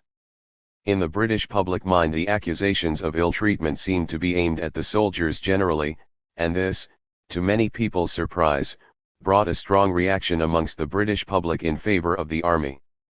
This was because, night after night on television, soldiers were seen showing almost superhuman restraint in the face of showers of rocks, petrol bombs, nail bombs, and insults flung at them by teenagers and elderly women. 1974, 206. The effect was such that according to a public opinion poll taken in the week following, among British people who had seen only the actual events on television news ungarnished by analysis, 95% of those questioned considered the rioters to blame and only 5% blamed the army, 1974, 128. Rather than the act of an imperialist aggressor, Bloody Sunday was experienced by the British public as the tragic yet understandable result of radical Irish Catholic provocation. The false report made by the British Army officers on duty that a gunman shot from the crowd was readily believed by the public, perhaps because of this repeated visual priming. The reduction of the Northern Irish CONFICT in British media to the visually exciting imagery of aggro between the army and local youths had laid a symbolic foundation against which the images of Bloody Sunday were contrasted. The narrative of British soldiers doing their best to maintain order against a rampant minority of extremists fit perfectly with Britain's imperial self-image as benign functionaries and its post-war self-image as governing by consensus. It also established a powerful narrative by which the IRA became the irredeemable terrorist and their British nemesis the upholders of law and civilist values. Bearing these radically differing interpretations of the same tragic event in mind, we can now address the British terror novels written during the 1970s which in some ways attempted to make literature from the CONFICT. We can do so now with the benefit of hindsight, with the greater range of insights and historical knowledge than were available to the writers of the time. This valuable work cannot be put aside in our reading, but neither should this become purely an exercise in proving the fallibility of past writers. These novels give us insight into British cultural feeling during the 1970s, into experiences of terrorism which differ in many ways from our own, and, though the techniques of thriller fiction, they help to indicate what thrills and titillation could be found in this turbulent period. We will begin by looking at the most commercially successful novel about the CONFICT in Northern Ireland written during the 1970s, Harry's Game, 1975, by Gerald Seymour. The View from the Other Side, Perception and Projection in Harry's Game. Now a well-established writer of terrorist thrillers, Gerald Seymour began his writing career as a journalist working for Independent Television News, ITN, the lower budget but higher impact competitor to BBC News. His work brought him into close contact with the results of urban guerrilla terrorism first hand, not only in Northern Ireland but across Europe. Seymour's coverage of the Troubles gave him first-hand contact with people experiencing the CONFICT, both security forces and civilians, while also inculcating him FRMLY in the media narratives of the time. When looking to Harry's Game as a translation of contemporary tensions into entertainment, we are therefore already engaging with a text that has origins in partial facts and partial narratives. It is these gaps which the thriller form could exploit for dramatic effect, and it's these dramatic effects which reveal much about the unconscious desires and underlying expectations predominant in Seymour's implied British readership. The narrative of Harry's Game concerns a special forces soldier, Harry Brown, who is recruited to act as a secret agent and track down an IRA assassin who killed a cabinet minister at the novel's opening.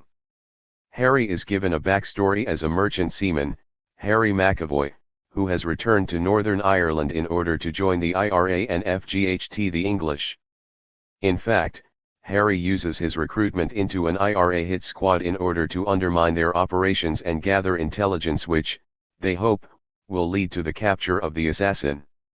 During his time he manages, in spite of a lack of knowledge about the local area, to become part of the local Catholic community, fall for an Irish woman, and essentially experience the CONFICT from both sides. Eventually Harry discovers that the assassin is local IRA killer Billy Downs. However, the IRA themselves have by this point uncovered Harry's identity too. All of this leads to a bloody denouement where the IRA attack Harry. Harry kills Downs in front of his wife. The army then show up and mistake Harry for an IRA man, shooting at him. Harry escapes, wounded, before finally being killed by Downs' wife in an act of revenge.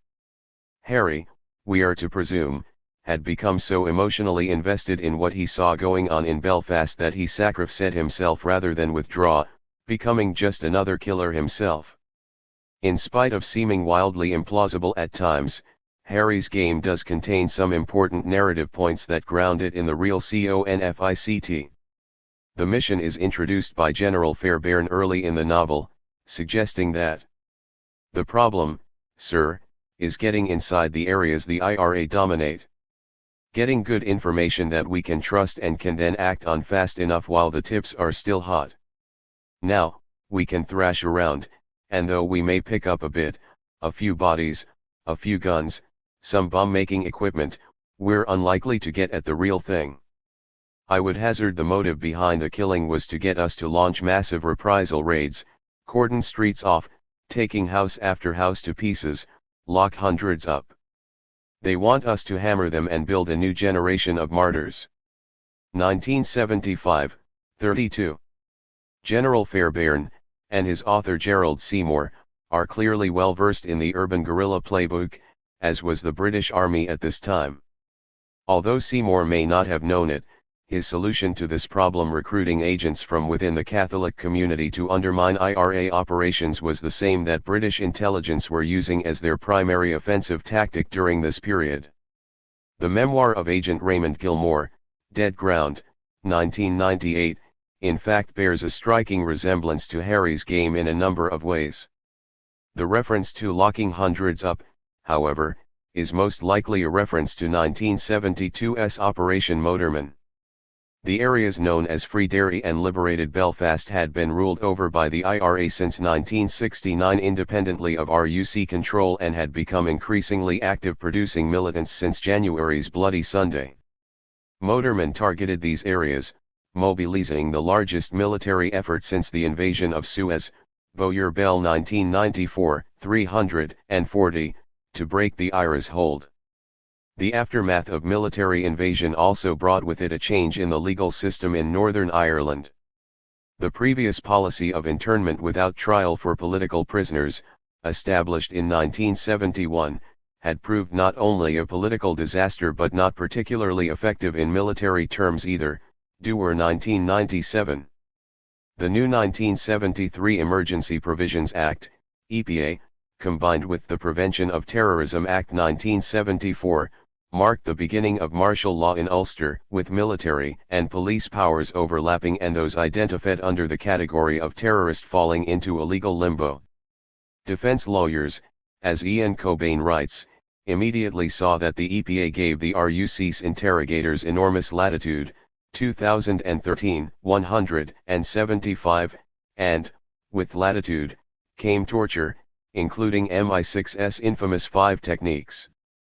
The RUC would gain a reputation for the acts of torture real, imagined and real but exaggerated which took place under these acts and, combined with the use of SAS troops for ambushes, misleadingly referred to as patrols, to project an impression that these were chance encounters, Urban 1992, 81, would result in a growing public outcry and a stepping down of forces in 1978.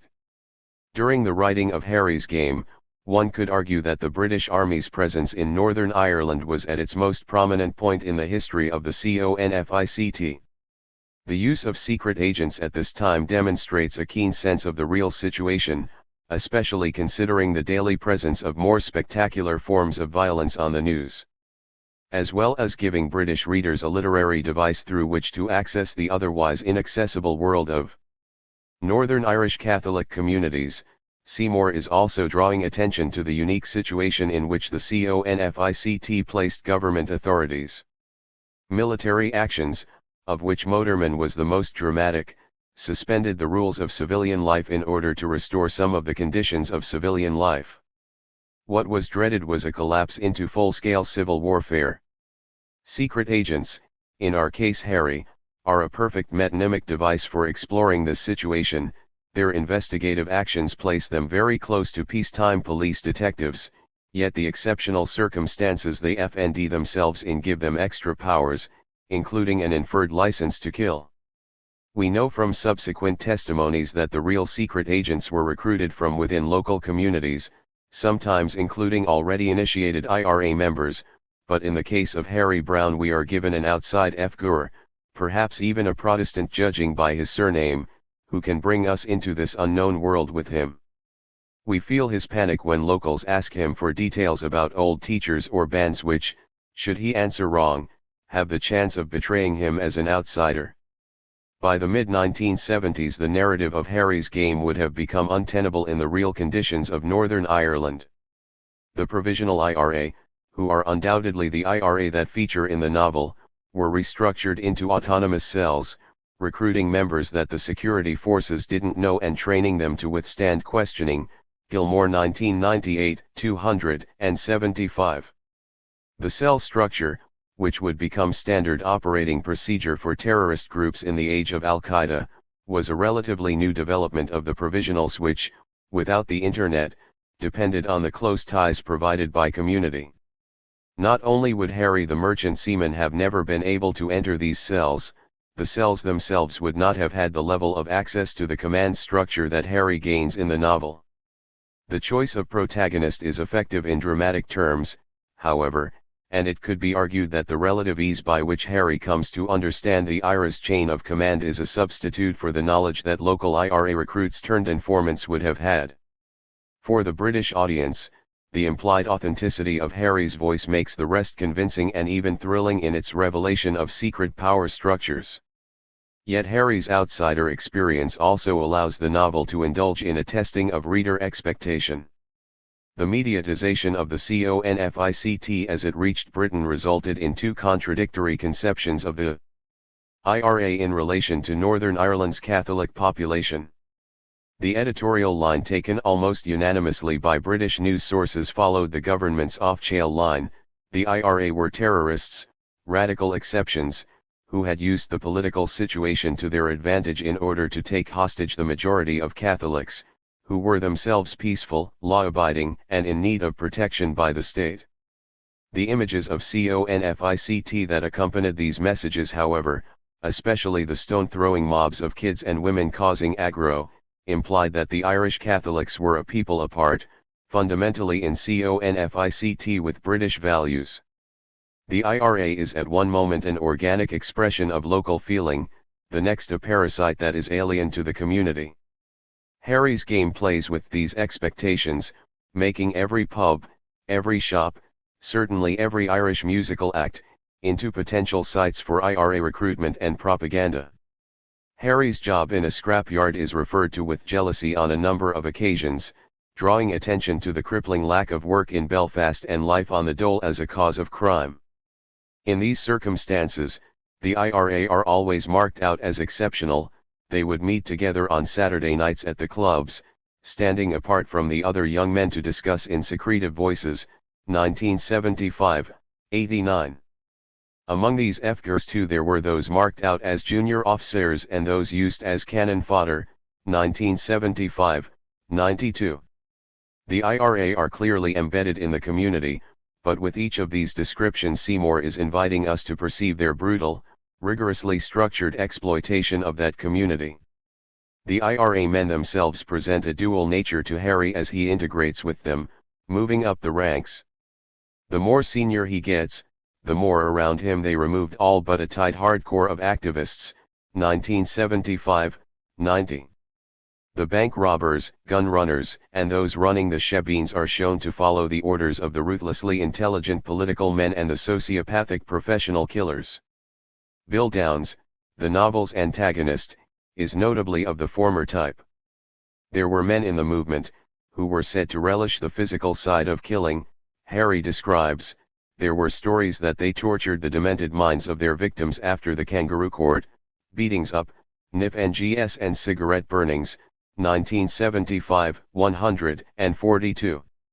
Downs, by contrast, was different. Clever. Organized. Against major targets.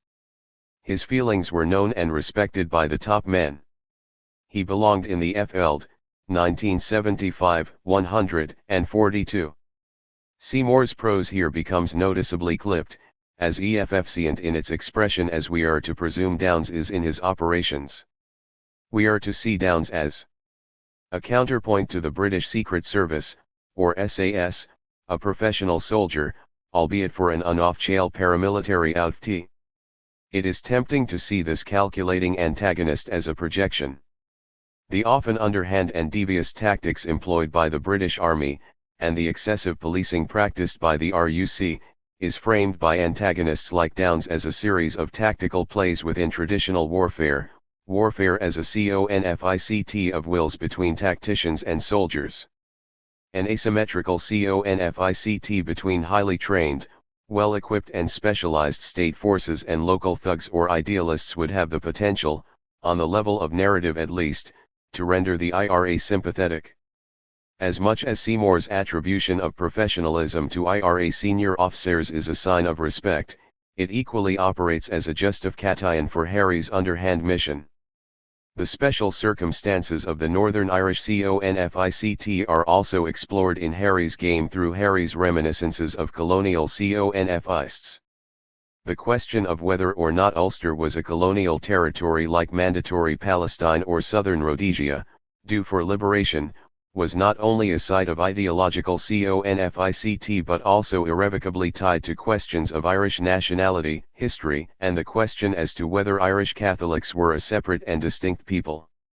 Seymour addresses this issue subtly, never allowing his core characters to speculate on Irish culture's colonial status directly but instead prompting the issue via Harry's colonial reminiscences. In Mansoura, just out of Sheikh Othman, where the gunmen were running around while the boyos in Ulster were still on their iced lollies and sing-songs, it had been so much easier. 1975, 61. He often ruminates on these past conflicts, nostalgic for their ideological simplicity. Terrorists they were then, WOG terrorists at that. 1975, 61. Moving into the denouement of the narrative, he thinks again back to Aden, good old Aden, where it had been so much more simple. 1975, 209, and again he depends upon racial delineations when expressing this simplicity. The enemy clearly definite Arabs, Galis. 1975, 209. Emerging at moments of stress, these statements can be seen as intentionally ignorant, a pose adopted by Harry as a way of venting his frustrations, projecting the worst elements of his IRA opponents onto racialized caricatures. He condemns the same attitudes when said by other characters, including his co-Davidson, after all. Yet it also points to a sincere discomfort, and resulting frustration, brought about by the terms of the CONFICT. Having to operate undercover blurs the black and white line between terrorist and counter-terrorist. He is a soldier in a war zone who can only use a level of force appropriate to the Emergency Provisions Act, while the terrorists with whom he spends every day routinely break the rules of the Geneva Convention. Davidson, by contrast, is a seasoned intelligence officer who has worked undercover operations in Albania, Singapore, undercover Greeks and Turks in Cyprus, 1975-164, as well as mainland and Northern Ireland. When Harry sneers at Davidson for lacking feeling, for not appreciating the nuances on the ground, this again could be a projection. Davidson is the authority figure that he must become someone who can internalize the CONFICT and make a clear delineation between us and them, yet Harry fails to achieve a similar moral certainty. Trained to see terrorists as monstrous others, Galis or Wogs, Harry can't sustain this off-chain categorization when placed in the FLD. Harry's game ends with a confused bloodbath, Harry killing the Provos, the SAS killing him. Under the narrative momentum typifying the thriller genre, there appears to be an inevitability to the CONFICT and to Harry's own death. The narrative strands tie together such that the considerable discomfort caused by the novel's ideological ambiguities can be purged through the protagonist's personal destruction. He dies in the name of taking a side. In terms of the Northern Irish CONFICT, we might consider this an easy get out. Killing off the main character also kills off the many questions raised by the text. With the CONFICT still ongoing in 1975, it's very unlikely that a Northern Irish writer could have ended a plot that way. However, it perhaps also reveals the British emotional context wherein terrorist novels like Harry's Game found such success. The terrorist novel is caught between wanting to understand a CONFICT and wanting to resolve it. Every narrative tension that is created by presenting terrorist claims as legitimate arguments has to be paid for through bloody catharsis. For the British reading public of the 1970s, Northern Ireland was one of many interminable CONFICTs which, seemingly disconnected from everyday life, could inspire a vast array of emotions but never provide closure. The terrorist novel could provide that bang. Bombers in Blighty, the IRA as narrative device in the Suites of Pimlico, 1977, and The Family Arsenal, 1976, as mentioned earlier, the majority of British terrorist novels featuring the IRA do not feature them as prominently as Harry's Game. Instead, they appear as bit parts or else, in the case of the Suites of Pimlico, merely in the form of narratively expedient bombs. The minimizing of the IRA in terrorist novels was grounded in the British media's limited coverage of their aims and objectives. This lack of information limited novelists' capacity to create believable IRA characters. Add to this the widespread disgust that the IRA inspired following their post-1973 mainland bombing campaign, and one can understand why, other than exceptions like Gerald Seymour, most novelists lacked the inclination to expend the considerable energies necessary to conduct sympathetic research. As such, the IRA can take strange shapes in these novels. They appear as forces of nature, as embodiments of pure negation, as bumbling stage Irish, or in forms resembling the Mafia, presumably inspired by the British news routine description of them as gangsters, gangs, thugs and hooligans, Barzilai 1977, 15. This section will address how the IRA became one of a lineup of terroristic bogeymen prominent in the 1970s. The context for the mainland bombing campaign was the rapid acceleration of the CONFICT in Northern Ireland following Bloody Sunday and then Operation Motorman. By autumn 1973, Northern Ireland was really, if not technically, under a state of martial law. The law courts retained a degree of separation from the British Army, as did the RUC, but policing increasingly fell to armed combat troops. The SAS mounted ambushes and raids on suspected IRA cells, and the Emergency Provisions Act placed limits on civil liberties. After the momentary boost in recruitment caused by Bloody Sunday, the IRA were also now on the back foot. Under these conditions, as Tim Pat Coogan describes, Theoreticians like Dathy O'Connell reasoned, regrettably correctly, that the Irish could kill each other off until Tubseve, and even throw a bunch of working-class British soldiers into the deadly stew for good measure, without anyone in England becoming unduly worried. But should a few of the bombs which went up so frequently in Belfast go off in Britain, then the public consciousness would be galvanized, hopefully into action on British withdrawal. 2385. The prediction that bombs in Britain would turn British public opinion in favour of withdrawal is a presumption straight out of the Marilla Urban Guerrilla Mini Manual. A tragic delusion of 1970s revolutionary theory. Of course, the opposite happened, support for the British military skyrocketed, and any sympathy for Irish republicanism dissipated. IRA tactics reacted to this failure by switching from an initial method of spectacular bombing through to a sustained campaign of destructive bombing. The initial 1973 order, according to Martin Dillon, specified that bombing be restricted to targets at the centre of London and that there should be no loss of life to civilians. 1994, 166. The FRST bombers that would be flown into the capital from Ireland were caught due to the dodgy fake plates they'd installed on their hire car.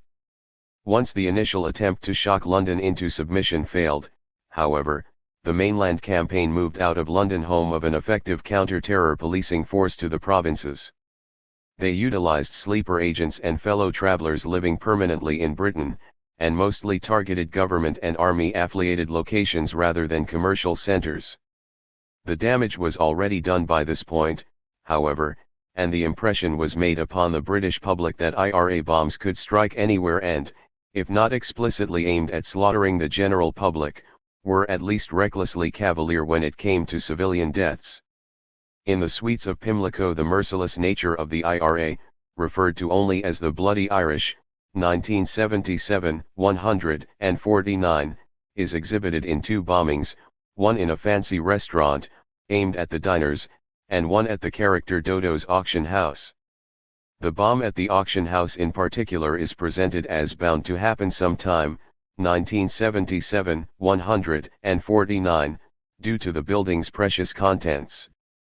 English landscapes and Stuart portraits are seen being engulfed by flames and smoke poured out of the room where the Veronese was, 1977, 150. The bombers in the novel, never actually seen, have much in common with the anarchist bombers in turn-of-the-century novels like The Secret Agent. If their bombs have a target, it is British civilization and the aristocracy who embody it. What these bombings allow A.N. Wilson to do on a narrative level is highlight the sophisticated nonchalance of his main characters. The novel is, after all, ostensibly a farce in the tradition of P.G. Wodehouse. It is the story of Evelyn Tradescant, a fashionable young woman whose young lover has abandoned her. Disillusioned with the chic side of London, she instead allows herself to be wooed by Theo Gorman, a very old and very rich man, with a dubious background as a friend of Goebbels and his middle-aged, dissolute, and bisexual friend Dodo. Through a series of unusual twists and turns she ends up marrying Mr. Gorman, inheriting his vast wealth once he dies, and then eloping with Dodo into what, presumably, will be a life of aristocratic decadence. The two bombings have important structural roles to play in the narrative. As such, they don't primarily aim at signifying IRA terrorists as murderous barbarians. Wilson merely presents them as such in order to show his own main character's officer-class UNFability. The FRST bomb passes through an early conversation as the opportunity for a joke: "Waiter, there's a bomb in my soup." 1977, 61, and a segue into a new subject. Talking of bombs, I gather you were once very interested in Ban the Bomb. The CND and all that? No, I can't say I was. 1977, 62. It is during this conversation that Mr. Gorman's lifelong commitment to pacifism is revealed and, with it, an explanation of his Chamberlain-esque naivete befriending Goebbels before the war. A failing is revealed as a strength, a negative as a positive, and all of this built on the foundations of an aristocratic good breeding which could witness a bombing and come away undaunted. The second bombing, more dramatic as it involves the destruction of Dodo's business, nevertheless serves a similar function in revealing Dodo's buried heroism. Dodo's face became suddenly serious. She noticed a sort of dignity about his appearance which had not been apparent before. She felt unaccountably frightened. Something serious had happened. The secretary has put down her coffee cup and was looking for guidance to Dodo. He took her arm, and the secretary's, and was hurrying them out of the office. 1977, 149. Dodo, until this point presented in the mode of an Oscar Wilde caricature, an overprivileged aristocrat relishing an overabundance of food and sex, is revealed to have a hidden strength of character. In a dangerous situation, it is suggested, the valor of the aristocrat will overcome their dissolute ways. Just as the previous bombing was a turning point in Evelyn and Mr. Gorman's relationship, so this second bombing transforms Dodo into a desirable object for the soon-to-be bereaved Mrs. Gorman. It also provides the closest thing which the sweets of Pimlico has to a moral, which is that without an empire the British aristocracy has grown decadent, and yet, come the critical moment, they will still nevertheless emerge as the nation's natural leaders. As with the last of the country house murders, which will be discussed in a later chapter, the Sweets of Pimlico manifests the terrorist as the enemy of civilization, a civilization of which aristocracy is the living embodiment. Paul Theroux's The Family Arsenal is, by contrast, far more sophisticated in its incorporation of IRA terrorists into its narrative, although they still exist primarily as a narrative function. Theroux, an American writer, uses London as a form of terrorism therapy for his protagonist, Hood, who takes out his frustrations through pointless terrorist attacks. These attacks are committed across the city in the scaling style of the typical terrorist morphology. Hood is a former American diplomat to Indochina, presented as above the world of crooks, drug addicts, and mafia like IRA which he encounters, succeeding in creating terrorist plans where their ignorance or short-sightedness has caused them to fail. This brings him into contact with the anarchistic Lady Arrow, who believes that freedom must be taken, snatched if necessary, whatever the cost. 1976, 146, on the model of the turn-of-the-century anarchists. He begins with graffiti, then destructive vandalism, theft, an art heist, and aims to conduct a large-scale bombing, only to have a change of heart when he realizes the corruption and coercion prevalent in the IRA, here described throughout as the provos, and ends the novel by destroying their arsenal of weaponry instead.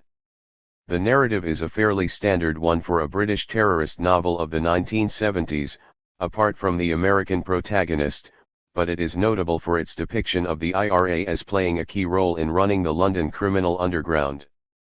Mayo, a squat-living drug addict and Hood's love interest, plays up her IRA connections early in the novel only for it to be revealed that she is sexually exploited by them.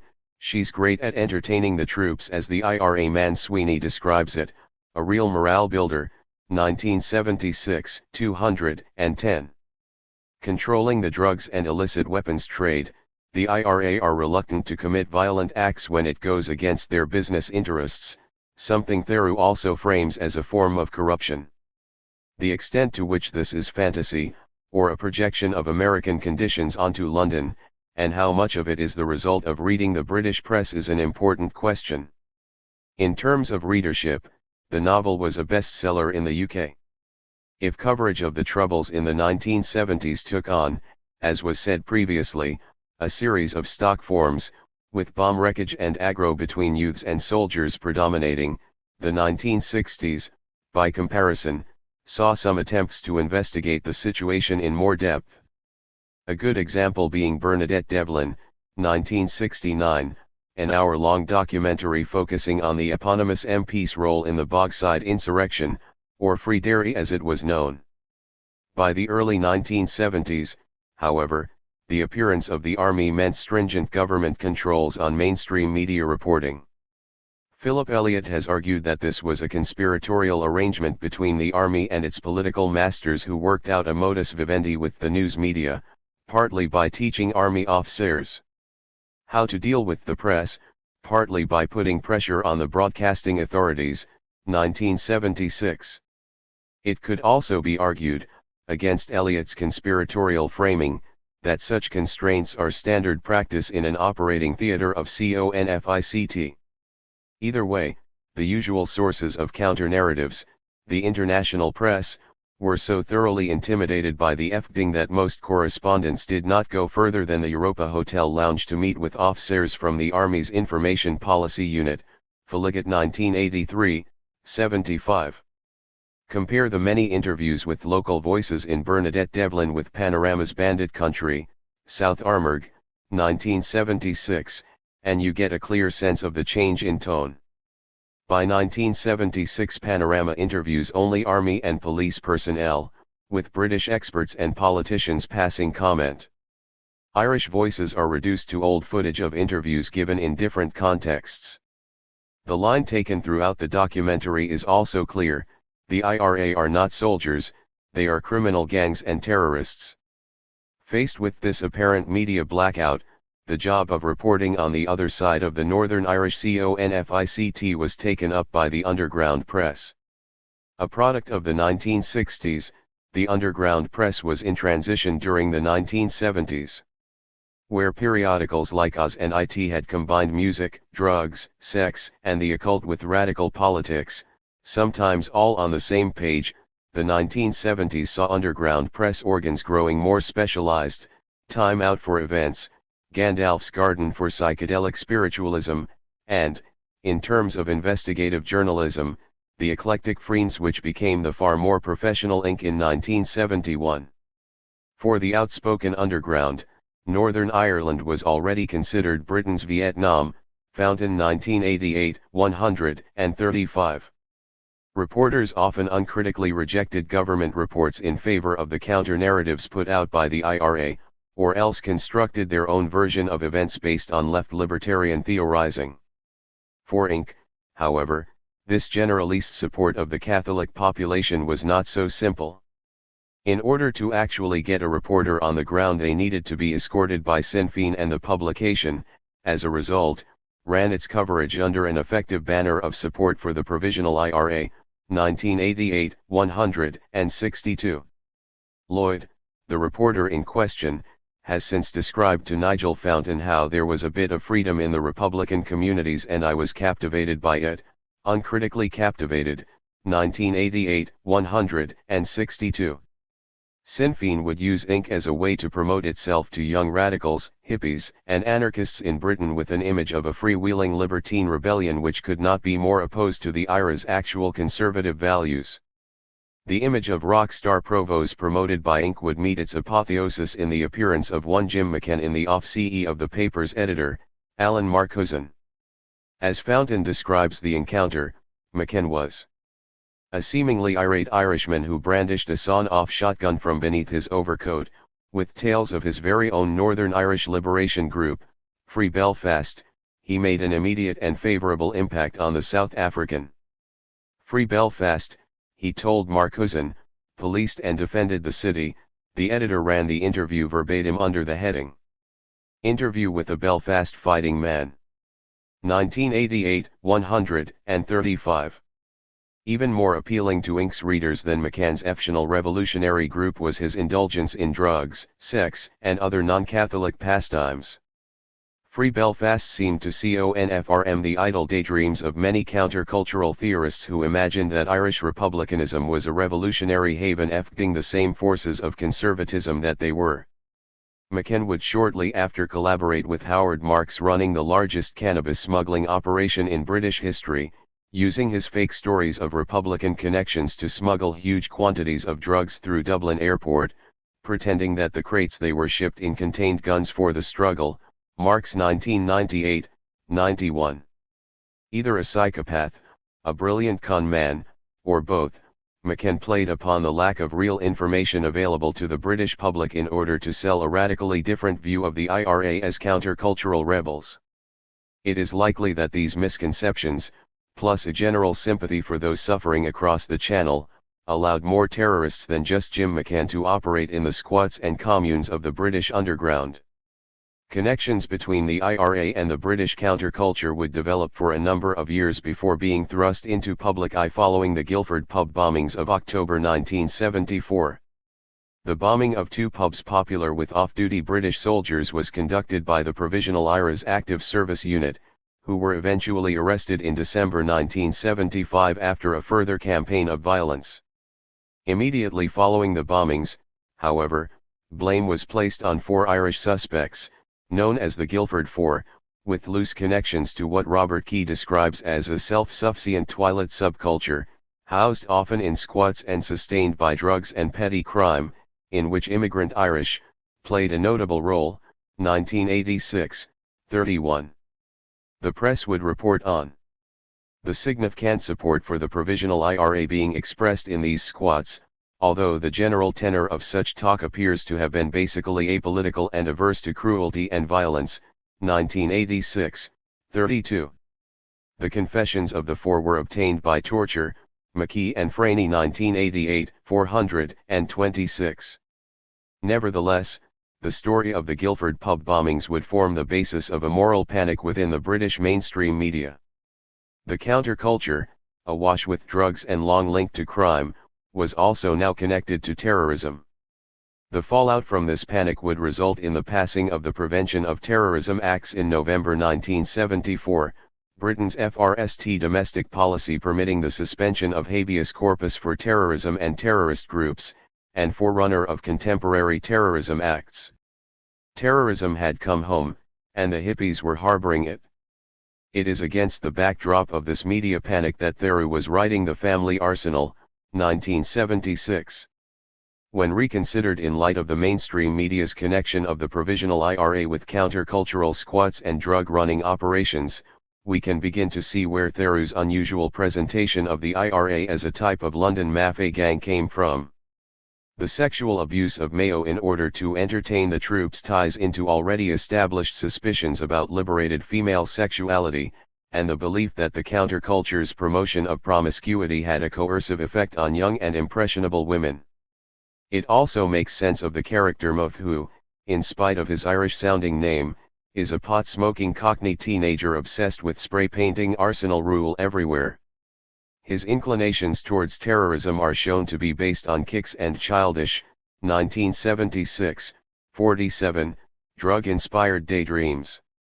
Hood, stepping into this lumpenproletarian mess, FNDs it easy to take control and channel them towards action, with only the provos themselves standing in his way, their criminality inspiring their anti-radicalism in the same way that the Italian-American mafia historically attacked strikers, anti-war demonstrators, and other American radical groups. While the real organizational capacity of the Provisional IRA on mainland Britain in fact constituted a mere handful of cells during the 1970s, the family arsenal draws on the fear of a drug underground to expand this threat to outrageous size. One of course cannot discount the exaggerative tendencies of paranoia here, or the increasing levels of anti-Irish prejudice stirred up by the resurgent British far-right, but there is a particular framework evident here which begins to structure 1970s thinking on terrorism and which the FNAL part of this chapter will address. It is the fear of a terrorist network. Claire Sterling would posit in 1980 that every terrorist cell across the world led back to the Kremlin. We've seen how, in the mid-1970s, the British saw the counterculture as a hiding place for the IRA. In the later 1970s this would adapt and evolve, with a new mythical structure emerging that would link the Provisional IRA to a hidden league of terrorists operating worldwide. My enemy's enemy, the Provisional IRA and international terror in the Glory Boys and the Good Terrorist. Doris Lessing's The Good Terrorist was FRST, published in 1985, FVE years after Claire Sterling's The Terror Network, and like Sterling's work it acts as both a summation of the urban guerrilla phenomenon and a fundamental misunderstanding of it. Both texts posit a covert Soviet influence underlying the many disparate terrorist groups of the 1970s. Sterling, former writer for the anti-communist paper The Reporter, reached this conclusion by taking CIA propaganda at its word, while Lessing, a disillusioned former Communist Party member, draws on her experiences of the 1930s and 1940s. A naive young radical, Alice, falls down the rabbit hole of terrorism after moving into a squat, forming a tenants' union, having internecine struggles within the house over ideological purity, leafletting, and marching, before eventually letting a Russian agent move in next door and agreeing to hide bombs for the KGB/IRA. Like a 9-year-old girl who has had, perhaps, a bad dream, the poor baby, 1985, 370, Alice is presented by Lessing as following the established narrative path to terrorism through a naive desire to be good, rather than an internal ideological conviction. The special pathos which this lends the narrative is in seeing Alice initially agreeing with the well-presented ideological arguments around her before slowly realizing the violent intent which resides beneath the words. Lessing in fact wrote in 1994 how communist dogmas, consciously adopted or otherwise, lay at the heart of countercultural radicalism. What could be more pleasurable, she asks, when in one's 20s, the age at which millions of young people have tortured or murdered others in the name of the forward march of mankind, than the excitements of being the only possessors of the truth. 1994, 427. In the novel, Alice's housemates, an emotionally unstable and politically naive cast of characters, are revealed to be the pawns of professional revolutionaries. These revolutionaries are soldiers with a task to perform, inflexible in their political alignment and unburdened by moral scruples. Alice First realizes this when she sees the Russian agent Comrade Melling's bed. It is hard, unadorned, Spartan, the opposite of the squat which, in the name of revolution, had become a wasteland of decaying rubbish, shattered drumsticks, and drug paraphernalia. It is in the fallout from this epiphany that he confronts her over hiding bombs. He stood with his eyes narrowed, staring at her, determined to mark her, force her down, with the strength of what he felt. And now this was the man himself, absolutely what he was. She knew this, knew she saw him. This was not the smoothie, the conforming spy who had been taught to control every movement, gesture, look, but something beyond that. This was power. Not fantasies of power, little games with it, envy of it, but power itself. He embodied the certitudes of strength, of being utterly and completely in the right. 1985, 305. Behind the countercultural performance, Comrade Mellings is revealed to be a ruthless authoritarian. This is the point of the standard terrorist morphology described in the FRST chapter as the last moment, when the protagonist, having committed to terrorism, has a sudden change of heart and abandons the last big job. The crucial difference in Lessing's rendering of the denouement is that the unveiling of Comrade Melling's true personality also inverts the whole process of radicalization up to that point. The Good Terrorist is revealed not to be a novel about good intentions taken to terroristic extremes, but about naive young people being led into terrorism by professional terrorists who have been plotting violence all along. Individuals becoming radical are revealed to be the subjects of a radicalization process. A seemingly organic progression is the work of systematic manipulation all along. Once we realize that The Good Terrorist is not a novel about why people resort to terrorism but about how terrorists actively radicalize recruits, then the presence of the IRA is itself reoriented. The transformation of the squad into an IRA weapons cache only takes place when ordered by the Russian Comrade Mellings. When the naive young radicals Bert and Jasper go to Ireland earlier in the novel to pledge their support, the IRA weren't all that interested. 1985, 285. Who are the IRA to tell us what to do in our own country? Their audience replies, we don't have to ask permission of foreigners. 1985, 285. Their plans to conduct sympathetic actions on behalf of Irish republicanism are sufficiently dampened, however. It is only once Comrade Mellings announces that American revolutionaries depend on this liaison, so that their aid can reach the Irish revolutionaries, 1985, 298, when the IRA reappear and, with them, bombs. Such is the extent that Mellings wishes to impress upon the squatters his ties to the legitimate Republican cause that, in spite of the tacit agreement on his Russian nationality up until this point, he attempts a personal revelation. I am an American, Gordon O'Leary. Third-generation American. An old Irish-American family. Like the Kennedys, 1985, 298. Alice doesn't buy it though, especially not when he tries to pass off the monolingual Russian comrade Andrew as Irish-American as well.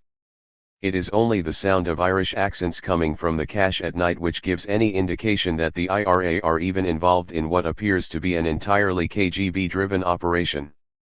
This raises the question, is Lessing presenting the IRA as stooges of the KGB as well, or are they simply in league with each other? As no direct answer is provided in the text itself, we might consider our answer in relation to the politics of the Provisional IRA during this era and the ways in which media narratives distorted it for a British readership. Henry Patterson has argued that although the Provisionals were technically socialist in their off-chail policy committed to revolution across the board, to the Socialist Republic, in Rory O'Brady's wording their real political inclination was almost purely nationalist. The commitment to socialism was a hangover from the policies of the off-chail IRA and the legacy of James Connolly. According to Patterson, even this commitment to revolution across the board, definite as the redistribution of wealth, was one developed precisely to counteract the extremist class struggle ideas which Catull Golding had attempted to introduce in the 1960s, 1997, 186. The Provisionals stated a commitment to socialism the better to silence discussion on the topic. Any common ground which the Provisional IRA could FND with a KGB-led terror network would be on the grounds of tactical convenience and not shared ideology. Equally, as the off-chail IRA had by the 1970s fallen into a largely reactive position, opposing the terrorist excesses of the Provisionals, it is also unlikely that they would seek political alliances with groups, socialist or not, who were committed to the same urban guerrilla line as their local competition. In spite of this, according to Martin Dillon, meetings did take place between the Provisional IRA and Hezbollah. These were not orchestrated by Moscow or, as Sterling claims, funded by Gaddafi, 1981, 289, but were arranged between the groups themselves with the exploration of mutually beneficial agreements in mind. However, no agreement was reached because the IRA was not prepared to undertake operations for any other grouping, to be associated with their aim or to become involved in their operations supplying weapons, safe houses, or any kind of practical assistance. Dillon 1994, 431. It is likely that, alongside ideological and operational concerns, the IRA's reticence to involve themselves in urban guerrilla alliances had political factors as well. During the 1970s most of the IRA's cash came from America, Barzilai 1978-97, and Hezbollah's primary target at that time was Israel, America's foremost ally in the Middle East. The prospect of Irish Republicans being associated with the death of Israelis, even tangentially, could mean the loss of the organization's largest revenue stream. As most fundraising in the United States already relied on a certain political naivete among Irish-American donors, the Provisionals representatives in Boston would have a hard time explaining IRA links to the Middle East. As the decade progressed, IRA fundraising efforts were increasingly under pressure from Washington as SDLP lobbyists gained a foothold, convincing influential Irish Catholic sympathizers that violence was not the best way to proceed towards a united Ireland. If a terror network involving the Provos can be said to have existed, its international allegiances were to America and not to the Soviet Union. In 1977, when Jimmy Carter pledged substantial US aid to economic development in Northern Ireland should an acceptable political solution be found, Arthur and Jeffrey 1988-83, even the seemingly endless funding which Irish America could provide was proven finite.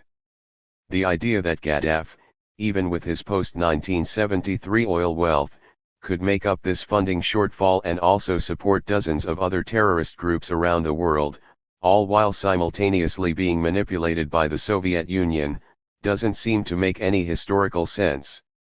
The terrorist network theory must then emerge from the idea of terrorists as a force of pure negation. They are both our enemies, so it follows that they are friends.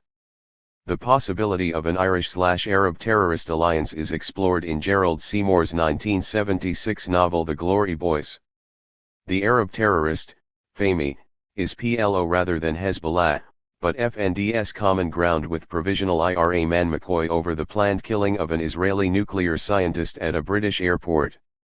As the narrative progresses, the two men share similar stories of life under occupation and compare their commitments to political violence. It is ultimately this comparison of commitments which places the FRST shards of doubt in McCoy's mind, doubt that will lead to him turning away from the mission in the last moment and leaving Fahmy to follow through on their plan alone in a doomed and suicidal attack. The doubt begins when McCoy gets a sense that, in spite of his junior position, Fahmy is directing him, controlling him, had outstretched him in commitment. Perhaps it was the hate. He'd heard of it, read about it, the simple hatred the Palestinian hard men felt for the Israelis, and he knew he couldn't match it. Even in the cage at Longkesh, when he paced beside the interior perimeter wire and watched the camouflaged uniformed soldiers, jeering down at men below, even then he could not hate to the exclusion of all else. 1976, 95.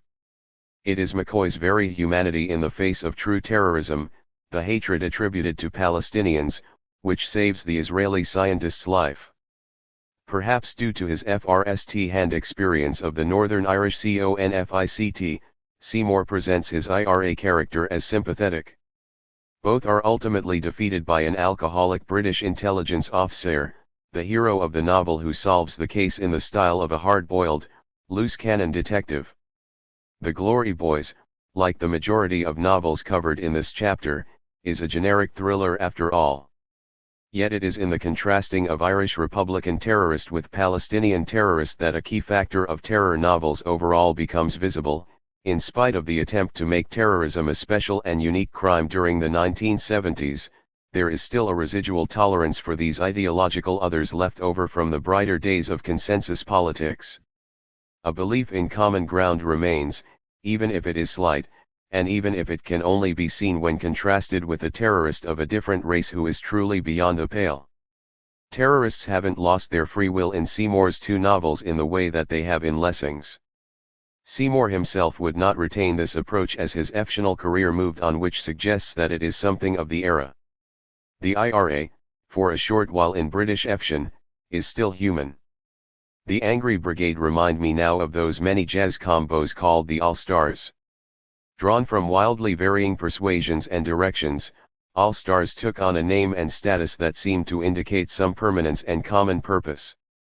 Having done that and laid down a few performances that were marred only by warring virtuosity, they then dispersed back to the fertile ground from whence they came. Jeff Nuttall, 1975 c. 52. This glowing comparison between improvisational musical maestros and Britain's FRST and only left-wing terrorist organization is spoken by Snipe, protagonist of Jeff Nuttall's 1975 terrorist novel Snipe's Spinster. A broke and drug-addled petty criminal, we are introduced to Snipe as the foundations of his countercultural belief system are crumbling and the heroic 1960s are long over. Wandering through the ideological detritus of his revolution that never happened, Snipe decides to finally attempt with violence what he couldn't achieve through peace and mindfulness. He sets out to assassinate the man. Even in this last mission, however, Snipe's conscience in the shape of his inner spinster gets the better of him, stalling his avenger just before he pulls the trigger. Snipe's anger, his support for the Angry Brigade, and his willingness to transform a revolution in consciousness into revolutionary consciousness using terrorism ref-ect the feelings of a surprising number of countercultural radicals as the 1960s gave way to the 1970s. The left-wing urban guerrilla of the 1970s became a totem, a living embodiment of the contradictions arising in a revolution grown from prosperity. Chapter 5. Countercultural Writers and the Angry Brigade. Historically speaking, the concept of the urban guerrilla is one uniquely anchored in the 1970s. The literature of the period is keen to draw a wide variety of groups under the banner: Italian Red Brigades, Japanese Red Army, German Baader Meinhof Gang and Red Army faction, the Provisional IRA, FLQ in Quebec, Basque Separatists EDA, the Palestinian Liberation Organization, the Uruguayan Tupamaros, the Black Panthers and the Symbionese Liberation Army, to name only a few. One Andrew Mack describes how, what these groups share in common, and this is remarkably little, is a left rather than a right ideology of sorts and a belief in the EFF khaki of violence, 1974, 22. Although another fruitful connection between at least some of these groups can be found in the fundamentally wrong-headed application of revolutionary guerrilla theory.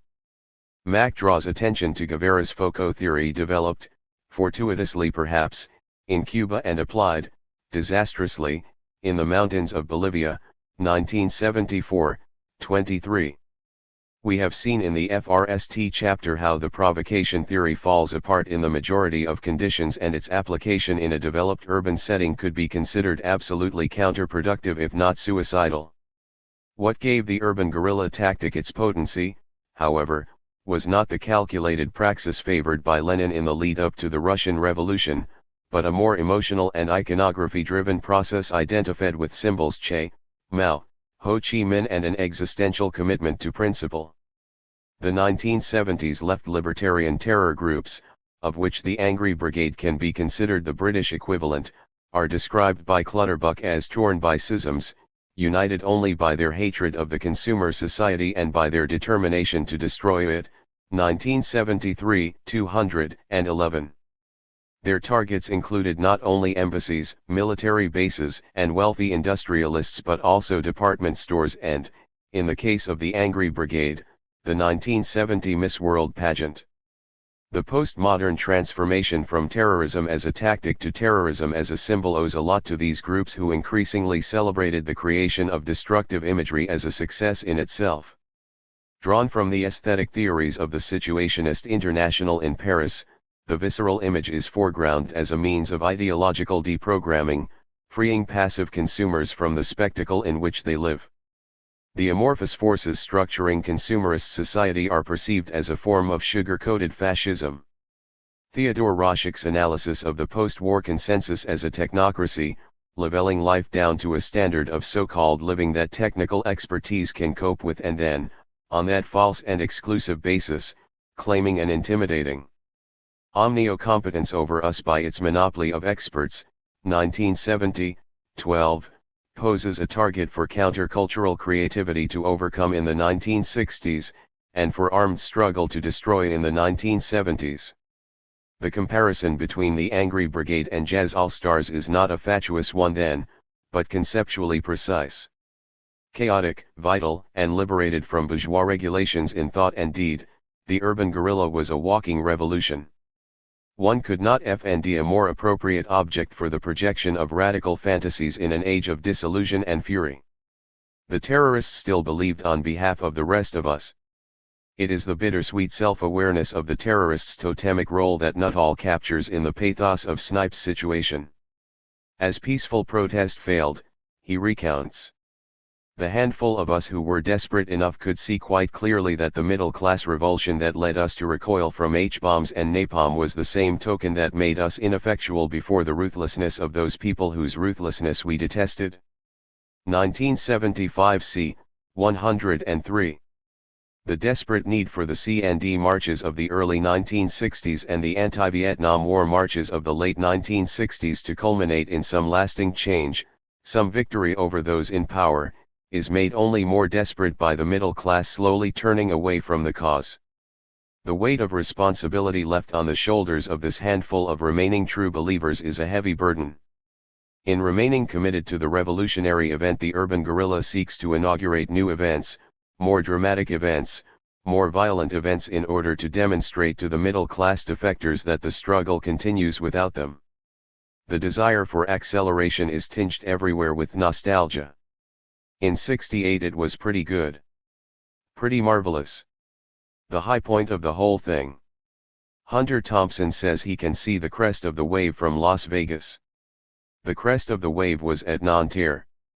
Hippies, communists, anarchists, and the French working class, not asking questions but getting on with the job. They had a revolution there beyond Lenin's wildest dreams. They scrawled no cant about bread and potatoes on the walls of Paris. They scrawled poetry. 1975 c. 59. May 68, The impossible moment, demands impossible and opposing responses from the subject simultaneously. It was a complete revolution. That is yet to be completed, a success which failed but must succeed again. The event exists in part as a memory of something past and in part as an inspiration for the future. Caught between both positions, 7 years on a cocktail of hope and defeat are intermixed in these marvelous memories, provoking reactions which cannot help but be tinged with denial. Deny the possibilities of 68 and you turn away from everything it stood for, but to deny its failure is to ride a wave which has long ago broken. Each response is haunted by its opposite. The very act of writing Snipes' Spinster might be considered a form of exorcism. Nuttall's 1968 work Bomb Culture stands as one of the few contemporaneous attempts to capture the spirit of the 60s as it happened in Britain. Recounting the experiences of a generation raised in the shadow of the mushroom cloud, stiff-ed through the austerity of the 1950s and finally liberated through C&D marches, popular music, and the kinds of psychedelic conceptual performance art Nuttall himself pioneered, Bomb Culture made sufficiently bold claims for the new youth that the book was debated in Parliament. Yet, by the 1970s Nuttall had all but renounced the movement that he was such a quintessential part of. Talking to Steve Hansen in later years, he recollected how I belonged to this tradition, helped initiate it, saw in 1972 or so that it had been completely contained by consumer capitalism, and now, when I see strains of it, I detest it. 2013, 9. Mired in disgust and disillusion, offending many of his compatriots like Alexander Trocchi incapacitated by drugs, Nuttall left London for a job teaching at Bradford Art College. According to Hansen, he still continued his work with the People Show, conducting happenings among the unsuspecting populace of the small windswept town of Todmorden. Nuttall's response to the end of the 1960s can perhaps be seen as the equal and opposite of Snipes. In Man, Not Man, Nuttall's conceptual response to bomb culture, published the same year as Snipes' Spinster, he makes his own position on the revolutions of 68 clear. In 68 the revolution failed. The revolution I mean is the one that sprang directly out of poetic vision. I think it failed because its links were faulty. The link between spiritual awareness and dialectical materialism. The link between spontaneous revolt and guerrilla warfare. I wanted to bring people down to earth to do the fucking job without any loss of sublimity. 1975 b.I. Where Snipe pursues the militant politics of revolt, Nuttall turns his attention entirely in the direction of the aesthetic and the spiritual. The contempt which Nuttall holds in later years for the dialectical materialism embedded within 1960s radicalism is perhaps explained by this dramatic severance of the movement into its two halves, the libertarian and the leftist. Snipe, whose ambiguous nostalgias are almost indistinguishable from Nuttall's own, plays the shadow role of the militant which needed purging from Nuttall's ideological imagination through the novel's violent catharsis. This dramatic severance reflects not only Nuttall's personal response to the ending of the 1960s moment, but a series of internal divisions within the counterculture which, traced through the underground press, can be seen to have been tearing itself apart from the very moment the crest of the wave broke back in 1968. The Angry Brigade and the underground press. Although this book concerns the novel form primarily, to truly understand the left-wing urban guerrilla as it was understood in the 1970s, one has to look to the underground press. Not only a site of sympathetic reportage, the writings and writers of the underground were so embedded within the political and social milieus which urban guerrillas sought to mobilize that the terrorists themselves can be seen as products of the same forces and the same discourse. The heroic iconography of the guerrilla affected by radical writers as part of their anti-establishment style informs the guerrillas' own image of themselves. As we shall see, this shared context is such that members of the Angry Brigade were even contributing to underground periodicals themselves before their arrest in 1971. The same could not be said of novelists. Indeed, during the infamous obscenity trial for the underground periodical Oz in 1971, Charles Shaar Murray was quoted as saying that underground literature is virtually non-existent. Burroughs, Ginsberg, and the late Jack Kerouac, maybe in 10 years' time we may develop their equal, we certainly haven't got one now. Palmer 1971, 50. The novelists who wrote about the Angry Brigade did so from without, using them as an inspiration or a symbol, where much of the underground press addressed them as equals. The celebration of militant politics was not always paramount within underground press periodicals, however. The trajectory follows the distinct pattern of post-68 disillusion and political embitterment found across the counterculture and even beyond it. A cross-nation analysis of periodical contents conducted by James L. Spates demonstrates the dramatic extent of the shifts. Studying 1,403 underground papers from the 1960s and 1,896 from the 1970s, all taken from the United States, Britain, and Canada, Spates found that whereas self-expressive content has declined from 27.8% in the 1960s to 14.8% in the 1970s and religious/philosophical content fell from 9.1% to only 1.5%, the space devoted to political content rose from 16.1% in the 1960s to 30.6% in the 1970s. Further to Spates' statistical analysis, one can find this shift in content even more dramatically indicated through the shifting fortunes of different papers. Once a common appearance in Britain's largest underground paper, it, essays on psychedelic spirituality, mysticism, and Tolkienesque fantasy are sidelined in the 1970s into specialist publications like Gandalf's Garden. Meanwhile, the most popular underground magazine, Oz, began to feature revolutionary news, interviews, and theoretical essays in every episode from 1971 onwards. An indicative transition occurs in Manchester, where militant political paper Mole Express formed in the late 1960s as an angrier version of the countercultural Grass-Eye. Come 1970, Grass-Eye was gone and Mole was to become the voice of the 1970s for the young radicals of the city. The shift is not just a simple change in attitudes but the kind of internal pulling apart which we see between Jeff Nuttall and his terrorist protagonist Snipe, the passionate intensity of the political shattering the prior convictions of the dreamers. All the while the figure of the militant comes further to the fore with their cinematic bravado and stoic commitment in the face of impossible odds. Jerry Rubin, leader of the Yippies and revolutionary prankster, begins his account of late 1960s shenanigans, "Do It?" 1970, with a quotation from the countercultural icon Che Guevara who Rubin had visited in Cuba accompanied by a large group of radical American activists and students. "You North Americans are very lucky," Rubin quotes with his idiosyncratic approach to spelling, "you live in the middle of the beast. You are f'ing the most important FGHT of all, in the center of the battle. If I had my wish, I would go back with you to North America to FGHT there. I envy you." 1970, 20. As a piece of propaganda the statement could not work more effectively. Leftists of the FRST world, idealizing third world guerrillas out of a sense of anti-imperialist solidarity, are not only addressed by this heroic figure with respect but actively invited to join him in his revolution. The effect is similar to that of the White Panthers who, reacting to a flippant remark from Huey P. Newton about white sympathizers needing to form their own party, decided to take him literally.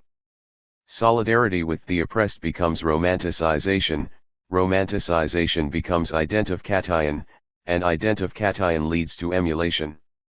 The line between reporting on third world struggles and mimicking these struggles is blurred, and not only on the level of doctrine but through the process of mediatization and image-making in which the discourse is framed. The implicit questions of authenticity which surround any act of violence conducted on behalf of others are raised doubly when the grounds for violence appear in a mediatized state. In these postmodern circumstances there is a tendency to overcompensate in pursuit of ideological purity. Urban guerrillas sought to disprove the inauthenticity of their struggle through authentic violence. The Angry Brigade can be framed in these terms. Gordon Carr's study The Angry Brigade, 2010, frames their campaign of vandalism and bombing against British property between 1970 and 1972 as the logical end result of a leftier-than-thou culture which emerged on the fringes of radical libertarianism. To the new libertarian, the revolution was now a continuing and growing process. They dismissed the International Socialists, the International Marxist Group, the Workers' Revolutionary Party, all the Trotskyist-based groups, as far too authoritarian, more concerned with building political parties than in developing political consciousness. These elitists were substituting one kind of political oppression for another. 2010, 43. In the place of Marxist organization, the Angry Brigade favored the Bakuninist approach of pure dismantling or, as Angry Brigade contemporary and one-time suspected member Stuart Christie described it in 1970, opening the floodgates of anarchy. Their targets, outlined in their FRST communique, appearing in IT in 1970, included embassies, high-pigs, spectacles, judges, and property, Car 2010, 238.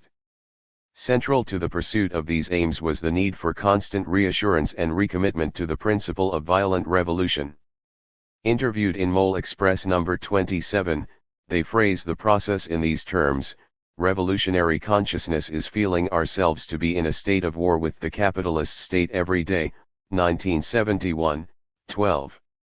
This consciousness is not that of Lukács or Gramsci, an organic ideology emerging from the actual conditions of proletarian life, but a conscious construction at lived variance with the world. Reading the prison letters of E. N. Purdy, the comparisons between this revolutionary consciousness and the willful psychedelic constructions of the counterculture are subtly visible. Ultimately, we are making a frontal attack on their ideology. It has to be part of our strategy to let a jury see that we are not attacking any interest but that of the exploiter, and we seek to better the quality of everyday life.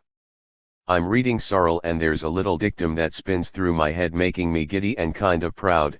Socialists must be convinced that the work to which they are devoting themselves is a serious, formidable and sublime work, recognizing that the revolution isn't based merely on the industrial front, it's just one of those small things that gives you more strength. 1971, 5. Appearing in IT issue 111, opposite news of the Angry Brigade bombing of a territorial army depot, this formidable and sublime vision is framed by its destructive, if underwhelming, reality. The Angry Brigade's explosives never approached the level of the Italian Red Brigades or the Baader-Meinhof Band, doing very little damage and arguably acting more symbolically than militarily. The effectiveness of the group was to be measured in terms of its action's semiological meanings. With this in mind, Robert Dickinson's discovery in imprinting the sticks that Angry Brigade members Chris Bott and Hillary Creek themselves contributed to underground periodical Mole Express, numbers 12 and 13, brings home the close relationship between these left-wing terrorists and the counterculture they emerged from. Dickinson comments on how, while the underground as a structure may have been torn apart by how they responded to the Angry Brigade's trial in 1972, the Angry Brigade episode also represents a gathering together of several intellectual strands which the British counterculture had experimented and played with. The Angry Brigade brand of situationism was peculiarly English. 1997, 65. The bombing as a symbol of resistance, even of hopeless and futile resistance, may not convert many outsiders to the brigade's cause, but its cathartic power was one which tied into the same undercurrents of alienation and persecution fueling radicalism across the English counterculture. Reading the brigade's contributions to Mole Express number 12, their voice is an inclusive one, communicating directly to moles like-minded readership behind the guise of anonymity. Together, they write, we must resist their swoops and snoops into our homes and lives, or else more individuals will be picked off, innocent or guilty, and their efforts will split and separate our movement. 1970, 4. The same issue also includes anonymous contributions from inside the Mersey Tunnel construction, Chorlton Police Off CE, Manchester Press Off CE, and one from a pissed off BSc British Steel Corporation employee, 1970, 8. The community of fellow travelers evidenced in the polyphony of voices within Mole Express, a relatively small regional paper by underground press standards, is indicative of the structures of feeling and networks of communication out of which the Angry Brigade emerged. The position taken by the British libertarian left of the 1970s against the system at large was taken partly in response to the excesses of the state itself, most notably the police. The Angry Brigade's anonymous piece on themselves in Mole Express sits opposite a report of a suspected petrol bomber in custody threatened at one stage with an unspecified water torture and, unless one believes police denials, physically attacked, including being spread-eagled on the floor as cops trod on his hands and feet, 1973. The institutionalist violence of the police has since been well documented, with the excesses of Greater Manchester's force during the 1960s and 1970s being responsible, according to C.P. Lee, for the shutdown of a thriving arena of cultural practices, 2002, 83, across the city. Activities as innocuous as drinking in pubs past the 9:30 p.m. legally established closing time. The Misuse of Drugs Act, 1971 held property owners legally responsible for any narcotics found on their premises, effectively shutting down the music scene. As with Arthur Marwick's diagnosis of May 68 as a backlash against authoritarian police tactics, the alliance of bohemian and proletarian in the underground could easily be read as a response to the puritanical excesses of the police. It was not only Mole Express who claimed that none of us are free while our Angry Brigade brothers and sisters are in jail, as a headline from issue number 27 put it. Oz 37 saw the case against the bombers as undeniably a miscarriage of justice, as if you have long hair, if you're the wrong color or a woman or gay, if you are a worker going on strike, or if you are a kid just trying to stop getting bored, you're likely to get the same treatment. Anyone who is angry will get the same treatment. 1971b, 9. It drew parallels between the trial of the Angry Brigade and the excessive new Criminal Damages Act being brought into law seemingly in response to the group. The act proposed 10-year sentences and limitless fines for damaging property. The underground press, on-off-jail strikers, blacks, and dopers are all under attack. If that doesn't amount to a declaration of war on the far-out freaky left, nothing does. 1971a, 10. When 600 people marched to Holloway Prison in solidarity with the newly sentenced terrorists, an action unimaginable in our contemporary situation, one can see behind it the apparatus of social control and persecution which led to this position. Wilbur, 1972. In describing Baader-Meinhof's lingering appeal within German literature, Julian Priest writes of how the group accrues so many religious and mythological meanings when transferred to literature, 2012, 166. The relatively limited responses to the Angry Brigade, partly due to its comparatively benign status as minor national threat, may also be attributable to the overwhelming number of concerns they shared with the rest of the population. The conspiratorial and polarist Britain of the 1970s took more sympathy on these terrorists than could be imagined in any contemporary circumstance. Theory, spectacles, drama, and oddity. One might also find in the Angry Brigade's lack of impact an indicator of the little-known status of critical theory in Britain compared to its burgeoning success across the Channel. Simon During has commented that the Anglophone world nurtured no post-Leninist theorist of its own, no Althusser, no Foucault, no Derrida. Theory with that kind of authority requires a philosophical tradition lacking, in Britain, 2007, 36. The pragmatic tendency in British intellectual writing was inspiring its own post-1956 New Left writers like Stuart Hall, Raymond Williams, E.P. Thompson and Richard Hoggart, who were never likely to justify violence or write anything which tacitly might. Looking to some of the most influential figures in contemporary continental theory, on the other hand, and guerrilla connections emerge in a surprising number of places. Félix Guattari ran suitcases of money across France for the FLN. Antonio Negri was arrested after the assassination of Aldo Moro by the Red Brigades, and his journal Potere Operaio, Workers' Power, was considered their chief ideological mouthpiece. Alain Badiou, although not connected directly to terrorist groups, spent the late 1960s and 1970s in increasingly more militant Maoist groups such as the UCFML, singing the unquestioning praise of the Chinese Cultural Revolution. Although, under the post-structuralist rules created by these very thinkers, the biography of the author should imply no judgment of their work, historically these details indicate how continental theory was at once more radical, more popular and, importantly, more catalytic than its British counterpart. The intellectuals of the continent were often more forceful in their calls to action than the most militant of British trade unions. The one branch of theory that did make some visible impact in British creative circles, if not within the academy itself, was situationism. When the Angry Brigade targeted spectacles in their FRST communiqué, it was in direct reference to Guy Debord's Society of the Spectacle, FRST, published in English in 1970. Debord diagnosed the mediatized society of late capitalism as one regulated by images, the omnipresent spectacle which the consumer passively internalises. Against this tidal wave of images, the situationists launched counter-images, détournements, to invert capitalism against itself and shake individuals out of the spectacle's hold. Perhaps overstated, the creative forms emerging from the insurrection of May '68 are often attributed to this theory. As Alex Howen writes, it also has a tendency to recur within the theoretical frameworks and justifications of left libertarian terror groups.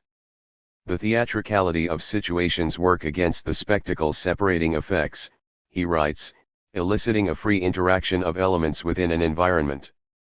This is how a new mode of political violence emerges, 2001, 201. When violence is theorized out of meaningful existence, language itself is a form of violence, etc., the difference between a subversive artwork and a bomb becomes increasingly difficult to discern. In less theoretical terms, the argument for terrorism waking up a population appears even in Robert Tabor's War of the Flea. Limitations that were formerly accepted all at once become intolerable. The hint of imminent change suggests opportunities that had not been glimpsed until now. The will to act is born. It is as though people everywhere were saying, "Look, here is something we can do, or have, or be, simply by acting. Then what have we been waiting for? Let us act." 1970, 19, emphases in original. The sub-Nietzschean privileging of the will to act on which this theory depends ties Tabor's comments back to those of Ian Purdy reading Sorrel.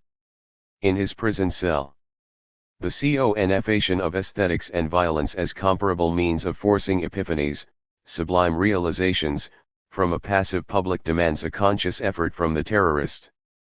Consciousness of purpose can overcome the unconscious cycles of everyday life.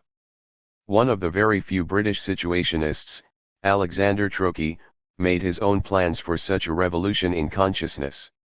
His invisible insurrection of a million minds known as Project Sigma aimed to bring together writers from across creative, medical, and political fields in the hope that their collective contributions to the Sigma might do to British society what Trotsky did to Russia at the outbreak of revolution, beginning by seizing the communications, 1991, 186. Held in the John Rylands Archive in Manchester, the membership list of Project Sigma includes some interesting and unexpected names. Alongside Trocchi's known friends and collaborators such as William Burroughs, John Cage, Guy Debord, and Jeff Nuttall, the names of Norman Mailer, Anthony Burgess, Joan Littlewood, and R.D. Lang make appearances. Tu Lang, innovative psychotherapist and champion of the anti-psychiatry movement, even contributed a series of articles for inclusion in a Sigma document.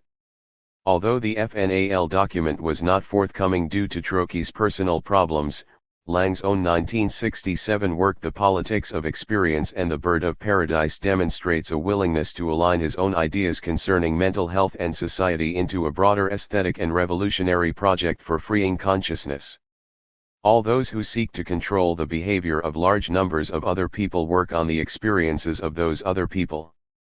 Once people can be induced to experience a situation in a similar way, they can be expected to behave in similar ways. Induce people all to want the same things, hate the same things, feel the same threat, then their behavior is already captive. 1981-80. From all sides the work of deprogramming a brainwashed society acted on by malignant forces was on the agenda.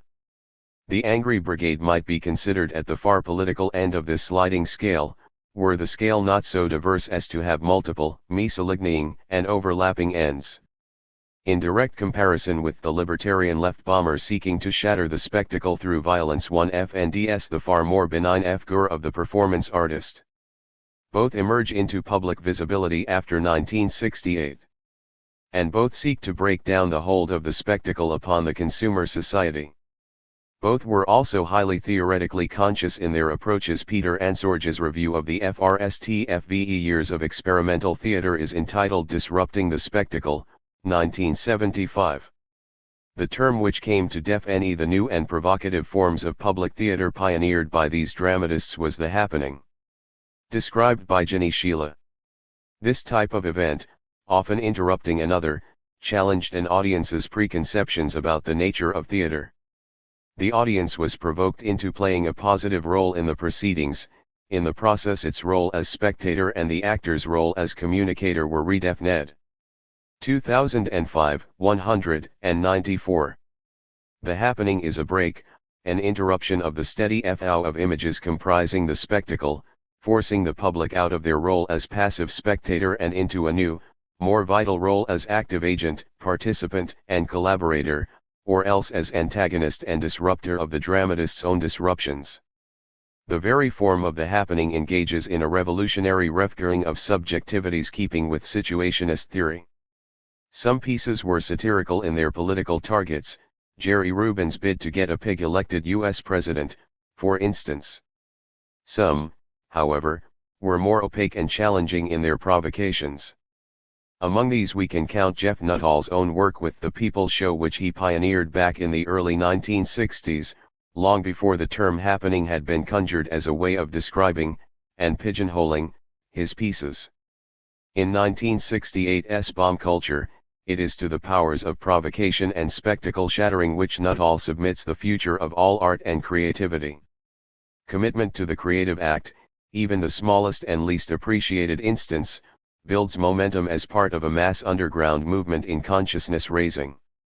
Like the Angry Brigade who machine-gunned the Spanish embassy only for the minimal damage to go undiscovered for a week, the action acts as much upon the actor as the one acted upon. These are not stunts whose purpose is to attract public attention, they are ends in themselves. Each event, poster, whatever, should spread like a rash, identification with other people, a sense of the common condition of humanity, disgust and alarm at the political situation, a love of the life principle and each other, above all the direct awareness of flesh and spirit, a proper and fully realized sense of self. 1968, 186. The rash of revolutionary consciousness is, now allied with the aesthetic principles of awareness, honesty and directness in the act of creativity and being. The importance of the movement from private to public space is central in these terms. Nuttall's FRST provocations, beginning with People Show No. 1 in 1966, took place in the basement of highbrow bookshop Better Books to a select crowd of willing participants. A letter from fellow conceptual artist and activist, Mike Cousteau, in November 1967 clearly indicates the evolution of their aesthetics from staged performance to visceral imposition of drama into life. Out of my experience traveling around London in the past few months, I'd say that the major problem is this: how to FND those situations in which your poem/song/painting/sculpture/event get inserted into everyday life. We're got to discover structures and platforms that can intrude into those occasions where people come together naturally. Only one rule for the whole thing: we've got to be effective and strike where it works, and never congratulate ourselves on our own audacity. From the conspiratorial insurrectionary network of Trotsky's Project Sigma to the development of public performance art, the mode by which the radical art and writing of the late 1960s is framed here bears great resemblance to the urban guerrilla groups theorizing of the 1970s. The effective strike, couched in combat terms, which one must undertake with a martial professionalism, UNF inching, never congratulating ourselves but always moving forward. The everyday life into which they seek to insert their images, performances, and writing acts as a site of both disruption and immersion. One is reminded of Mao's FSH-like guerrilla for whom the people are a river.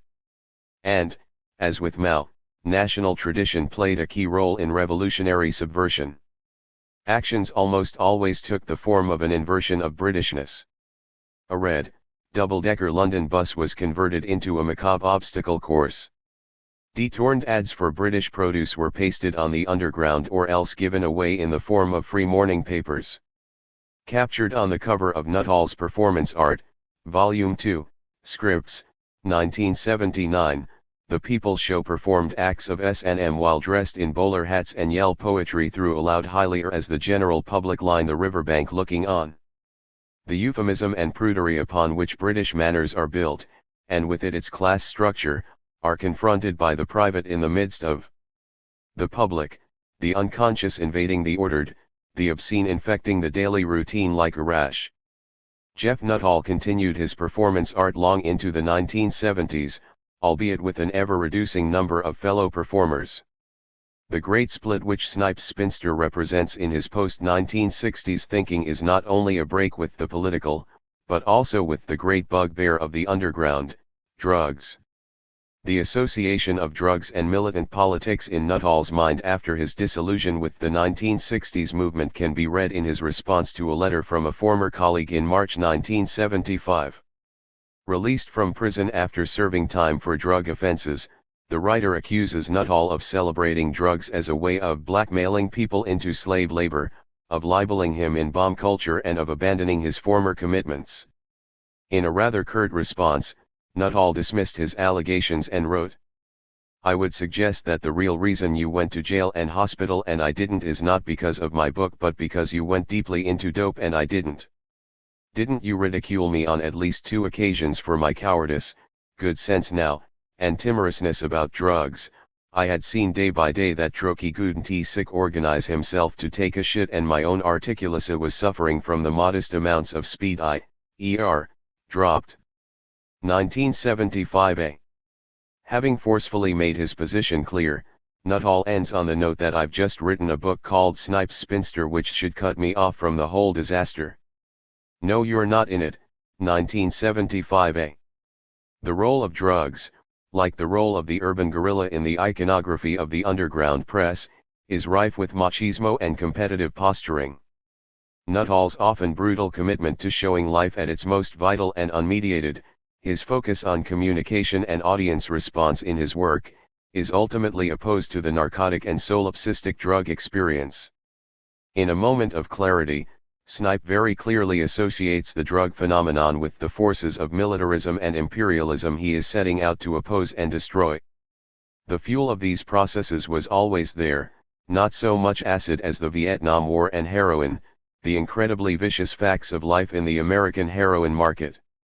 Veterans returning to mom and apple pie after countless My Lai atrocities had accustomed themselves to butchery as a day-to-day commonplace to such an extent that murder was an easy thing to have recourse to on Main Street. In any case, most of them had cushioned their shock and terror by experiencing it through the oceanic tides of pot and heroin, confusing the atrocity with hallucinatory nightmares and relegating both to a distanced category of insignificance. 1975 c. 108. The political murderer, like the murderer acting on behalf of drug dealers, is simply an inversion of larger capitalist power dynamics.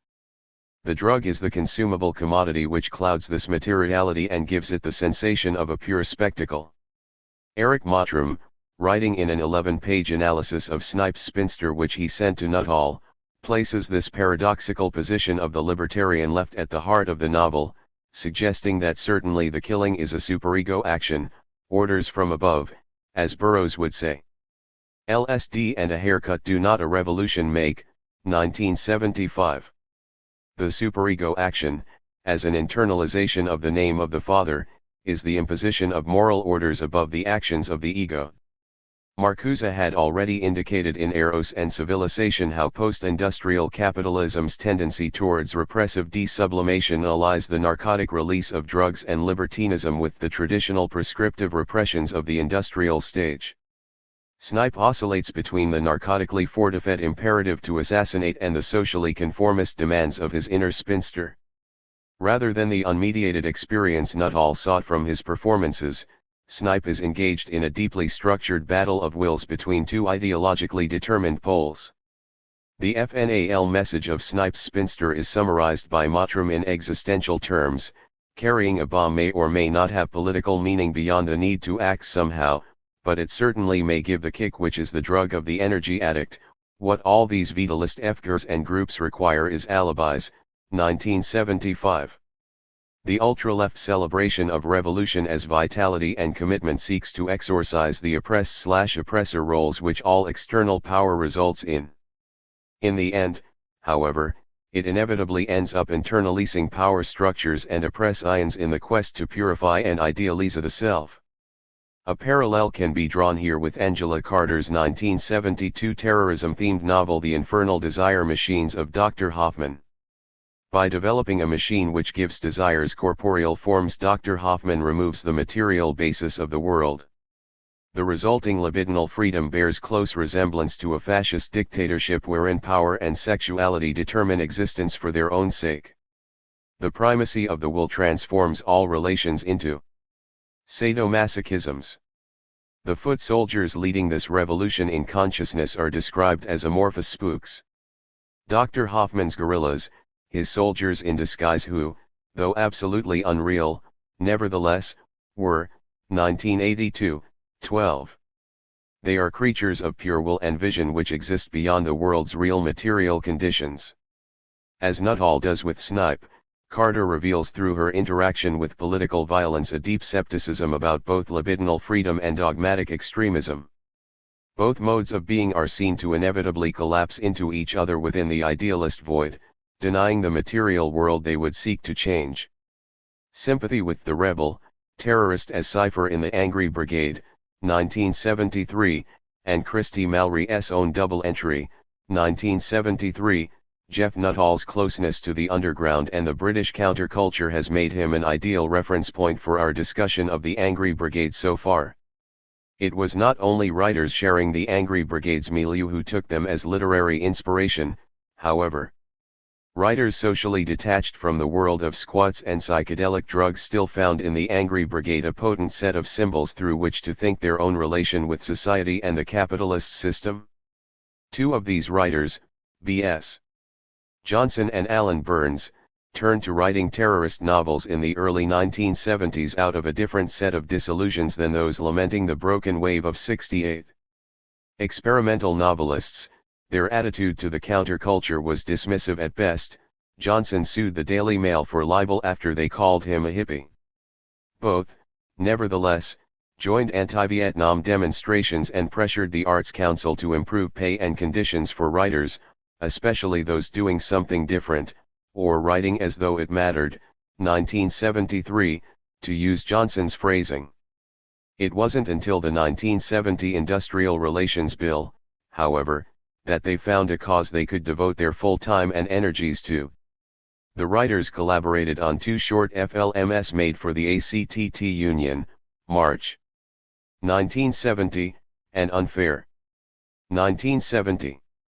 Made to be traveled around the country and projected on factory walls during lunch breaks, Johnson remarked to Burns in a 1973 interview his contentment that such FLMS helped a bit in mobilizing the trade union movement, 1981-89.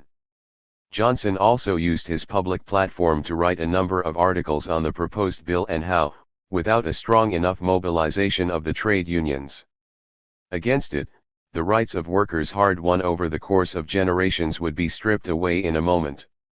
In spite of this commitment, and the commitment of many in unions across the country, the bill passed into law in 1971. 3. It is against this disappointment that the disillusion of these writers can be witnessed, rather than the failings of the '68 moment. The result, however, is the same as that of Nuttall's journey, the choice of the Angry Brigade as a useful literary cipher for the expression of political frustrations and existential angst. Alan Burns' 1973 novel is more obviously a reflection on the group, its title being The Angry Brigade and its subject matter being a fictional account of a commune's radicalization. Of the two authors, Burns's oeuvre is also the closest to the kinds of vitalist, quasi-situationist work being produced by Nuttall and others in experimental theatre. In 1970 he collaborated with fringe theatre producer Charles Morowitz on another fictionalization of a real-life, extreme political gesture in Palach, an experimental play concerning the life of Jan Palach.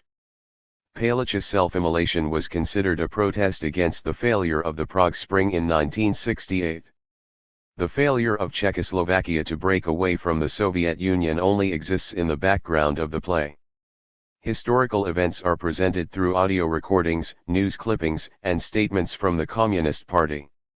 It is Palach's inability to break away from his family who, in turn, are incapable of breaking out of their daily routines, even in the midst of an uprising, which seemed to drive him to his act. The act itself is implied through audio as many different statements, readings, songs, and sound effects are blasted through the speakers surrounding the audience. The sound of 1970s valve amplifiers pushed to such extremes would create electronic distortion effects reminiscent of burning and high-pitched screaming, as well as being physically painful to the ears of those listening. Burns later commented on the play as a combination of a number of themes explored in earlier work: the boy victim, the poignancy, bravery, and senselessness of his sacrifice, state power, 1975-67. We might add to this its role introducing multimedia collage to his work, which previously, in novels like Celebrations, 1967, and Babel, 1969, had involved increasingly complex cut-up, fold-in, and transcription practices using language. Published by John Calder, owner of Better Books, where Nuttall performed his earliest people shows, Burns' one-time break into theatre may even have been inspired by the people shows he attended in previous years. The integration of these audiovisual techniques into Burns' writing might therefore be attributed to his cultural engagement on the periphery of the counterculture. While this peripheral status may have encouraged Burns on a formal level, however, the confidence it presumably gave him to engage with the Angry Brigade as subject matter was, for some in the counterculture, a step too far. In an interview with David Madden in 1997, Burns recalled his choice of subject matter for the Angry Brigade in terms of a natural sympathy for the group's aims, and even, though to a lesser extent, their methods. They were, inevitably, portrayed in the press as psychopaths and hoodlums. I wanted to correct this version of red baiting by showing the true process of radicalization, 1997a, 115. In spite of this desire to show the true process, Burns never contacted any member of the Angry Brigade, preferring to pursue the kinds of aesthetic, political, and emotional truths he had sought to uncover in his preceding works and using the same experimental techniques to unearth them. Unlike Burns' earlier novels, however, the techniques of collage and found material are not visible on the surface of the text. Instead, the novel appears in the form of an interview transcript, 6 voices, 4 men and 2 women, who describe their development from politically conscious dropouts to urban guerrilla efforters using convincingly informal language and reference points recognizable to anyone following the trial of the actual group. Burns also subtitled the work a documentary novel in reference to the many documents he collaged together in its creation. Such a cavalier approach to questions of documentary and literary truth did not serve to evoke the natural sympathies of Britain's far-left and anarchist writers, with efkers like Tom Vague and Stuart Christie dismissing the work as an elaborate and malicious bourgeois lie. On Burns' own terms, however, the work was his most true so far. As he described to David Madden, the use of tape recordings for greater accuracy and verisimilitude, a technique developed for Palach, allowed him a level of directness in his work he had been searching for throughout the previous decade. I resolved to write in a plain, accessible style, literally a conversational style, via the tape recorder. The recorder was a godsend to me. I cut out the cut up and found this other way of creating the ocean of raw material I have always needed, so that I could find the good stuff among the debris. I also discovered the wonderful music and subtlety of people's speech. 1997b, 134. The novel's truth emerges from its closeness to life, a polyphony of recorded voices not emerging from the writer but from others around him. By bringing together these disparate voices, chopping them and changing them and efting them into 6 recognizable characters, Burns is performing formally what many underground press writers were stating rhetorically, that we are all the angry brigade now. The narrative of radicalization is pieced together from the emotional and figurative resonances of everyday speech, often regarding everyday subjects too. As he did with Palich's self-immolation, Burns situated the terrorism of the angry brigade within a structure of feeling emanating from daily life, submerged within the surfaces of seemingly ordinary and stable contemporary living. The level of empathy inferred with the group was such that Burns' recordings mostly seemed to be taken from his own groups of friends and colleagues. Rather than performing an anthropological infiltration of the working class, Burns draws some of his most potent material from seeming banalities. To give a rather curious example, I had a friend, a young woman, who had to visit the dentist on a number of occasions. This dismal experience was made worse by the fact that as she sat there the dentist and his nurse, between whom there seemed to be something cooking, would gossip away one to the other, excluding the patient. Johnson 1981, 164. This description of an awkward, uncomfortable, and disempowering situation is transcribed into the novel as the voice of one of the women in the squad who is increasingly left out of conversations due to her lack of commitment to the cause. From a patient stuck powerless in the dentist's chair to a conspirator cut out of vital information but too implicated to leave, the sense of being aware there were things going on that she was not part of, being distressed and disturbed and a bit frightened, Johnson 1981, 165, was transferred with only minor alterations. Burns' identification with the angry brigade as being like us is strikingly literal here. Not only are their voices our own but their experiences as terrorists exist in the same emotional landscape as our own lives. Structurally, the angry brigade follows the standard terrorist morphology. An accumulating series of violent incidents build to a final grand failure. Its chapters are even arranged by titles indicating the process of escalation and acceleration: radicalize, organize, fraternize, mobilize, revolutionize, terrorize. From 6 radically minded dropouts organizing soup kitchens, drug counseling services and FUing, the group convinces itself of its moral rectitude and the desperation of the political situation. It then embarks upon increasingly destructive and eye-catching actions in pursuit of their revolutionary goal. The central tension between ideologically dogmatic Igor and working-class activist Dave generates increasing one-upmanship, alienating the more liberal characters Mehta and Suzanne. A plan is developed wherein the group organize a protest march, incite it to violent confrontation and then use the resulting fracas as a distraction while they take the permanent secretary of the Ministry of Housing hostage and demand an improvement to housing conditions. The plan, initially successful, backfires when the group find the permanent secretary to be receptive to their demands and, short on ideas, the group then open the doors of the town hall and bring in demonstrators to form an ongoing occupation of the building. Once everything in the building is either smashed or covered in graffiti, most of the occupiers leave, leaving the police free to raid the building. The angry brigade, barricaded in the basement, are eventually cornered and arrested. In court, the evidence is only sufficient to land David, the group's only genuinely working class member, in prison, where he remains for years. Coming out, Dave finds that his former comrade Igor has turned the angry brigade into a genuinely violent, street-fighting terrorist group who machine gun police and burn buses. It is at this point, confronted with what his former group has become, that Dave realizes the effect that the group had on him. The lads could do it, but I wouldn't.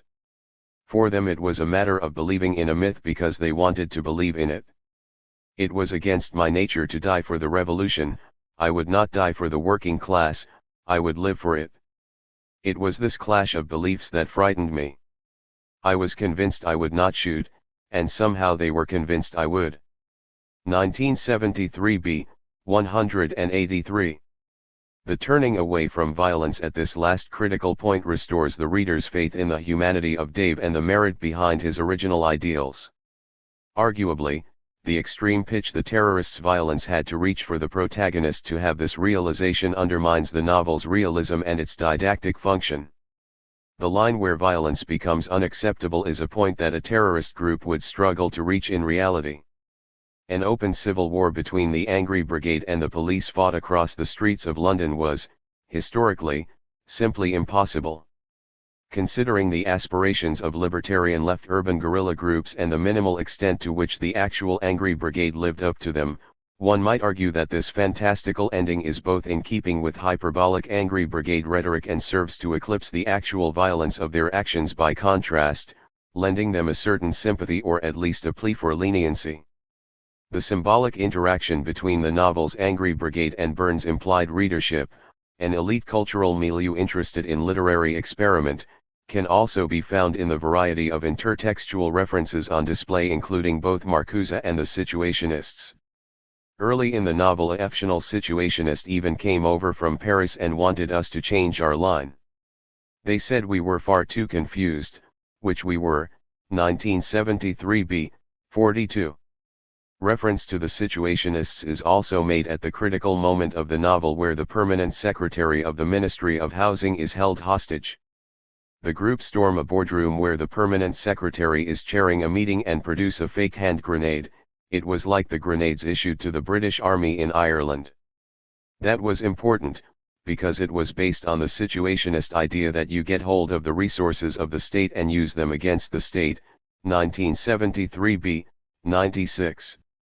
The reference to avant-garde artists at the moment of violence invites the potentially squeamish reader to consider the violence symbolically. That the hand grenade is fake also adds to the ludic qualities of the action, suggesting that the loaded quality of the gesture is, at its core, harmless and more in the nature of an elaborate joke than an actual terrorist threat. The fantasies which the Angry Brigade go on to indulge in after the success of this action equally convey a sense of playfulness and harmless unreality. The fantastic leap of imagination, something that will make people jump right out of their skins, which the angry search for is described in fantastic, cinematic images: King Kong walking down Oxford Street, or a spaceship landing on St. Paul's, 1973b, 156, which in the moment of their situationist silliness, also demonstrates the cartoonish imaginations which lie behind the wild acts of terror. Informed by aesthetic theory but also pitifully immature, Burns allows his readership to identify with the Angry Brigade while also placing them at a safe, somewhat patronizing distance. As a FNAL point of empathy between author and subject in the Angry Brigade, one can find a subtle metafictional reference to the author's technique appearing in the mobilized chapter of the novel. A pamphlet on the violence of the state which the group produces to stop people thinking that all we were doing was sitting in our pads smoking dope, is handed out on the London Underground in the form of a happening. We'd tear a page in half, here's a half, here's a half, get together and read it, 1973b, 61. The character undertaking this experiment in political polemics, Dave, goes on to become the main character in the narrative. Using the same cut-up techniques that Burns used to construct the novel itself, the implication that the author and his terrorist protagonist are one and the same is unmistakable. Burns here implies that the writing of this novel is itself a radical and insurrectionary act. Nuttall's need to exorcise the terrorist figure as one engaged on work dangerously close to his own is mirrored here, although Burns seems less confised in his equation of writing and terror. It's here where we can address the second experimental novel in this chapter, where Burns expresses this relationship in a coded manner. B.S.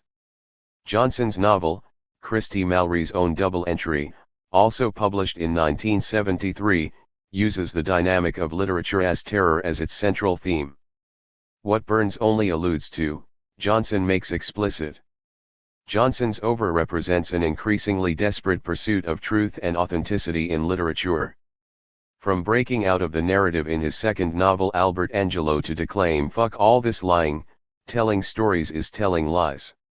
2002, 167, to his novel The Unfortunates, which was published unbound, Johnson's work is, in the words of Christy Mallory himself, a continuous dialogue with form.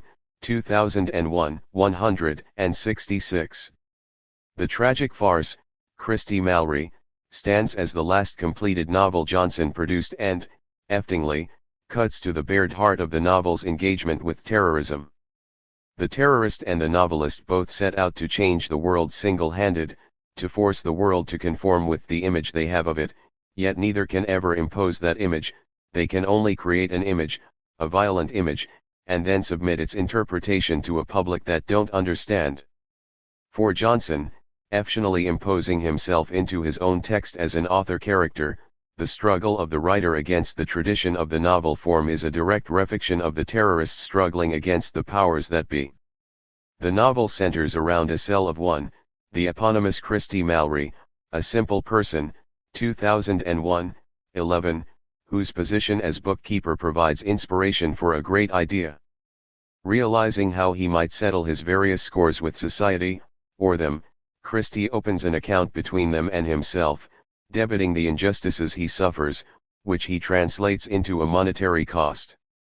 In order to credit himself and balance the books, Christy must then inflict damage upon society commensurate with the value of injustice society has done him.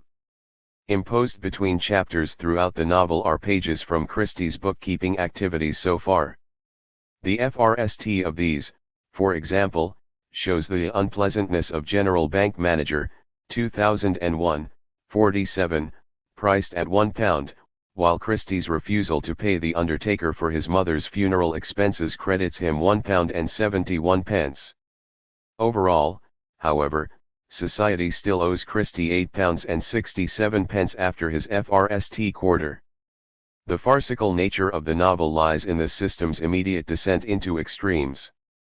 By Christie's fourth reckoning of his accounts, he has poisoned a London reservoir and caused the death of 20,479 innocent West Londoners, crediting £26,622.70 calculated at the rate of £1.30 each being an allowance for the commercial value of the chemicals contained therein, 2001, 119. This massacre, however, comes nowhere near balancing the debit of £311,398 owed to Christie for the reason, Socialism Not Given a Chance, 2001, 151. In the end, Christie's campaign of terror is cut short by a sudden bout of cancer. The author character refuses to inform his readers whether or not the FNAL bomb under Parliament goes off, and £352,392 is written off as bad debt. The simple yet potent metaphor of metaphysical accounting makes directly visible to the reader, to the penny, the processes of political and ethical valuation and re-evaluation undertaken by all terrorist protagonists in the acceleration of their conflict with the amorphous state, or them.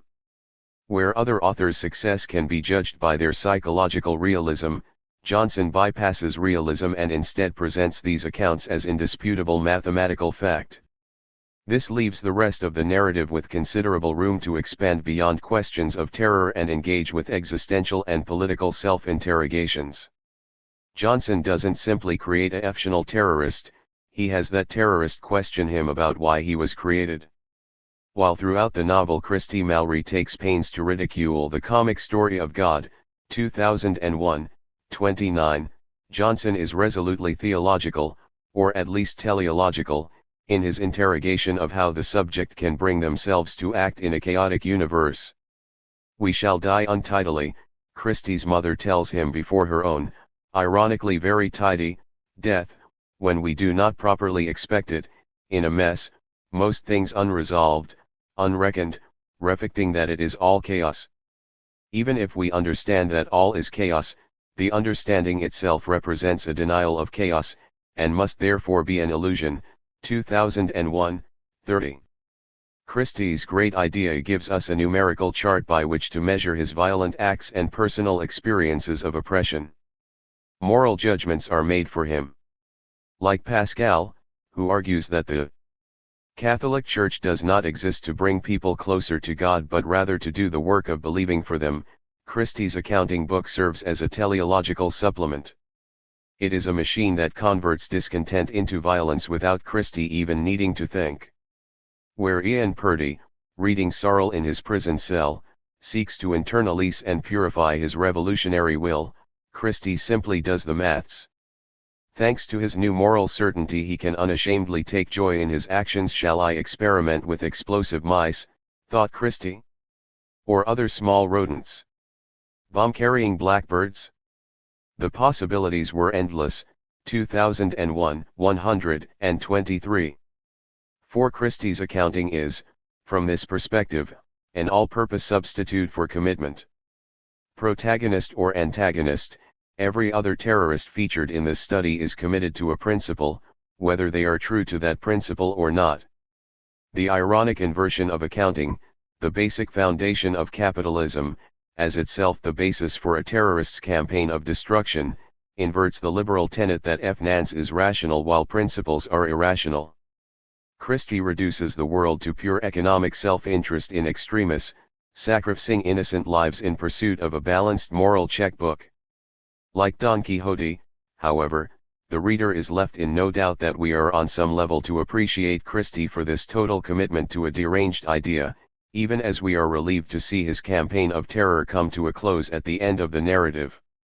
Johnson's disillusion with the political system after the passing of the Industrial Relations Bill is only one aspect of a wider spiral of failures and depression overtaking the author's life. Reading his correspondences and notebooks of the period reveals a deep anxiety about the potential for the country to slip into fascism and a conviction that M15 were tapping his phone. It is at this point that he and Alan Burns begin to sit in on the proceedings of the Angry Brigade trial. An undated letter from Burns to Johnson, which we can assume dates from this period, shows the pair were also at this time reading urban guerrilla literature and handbooks. Thanks for the subversive lit. The manual of the urban guerrilla, the South American one, is very useful and the others come in handy, though I still don't know how to make a bomb.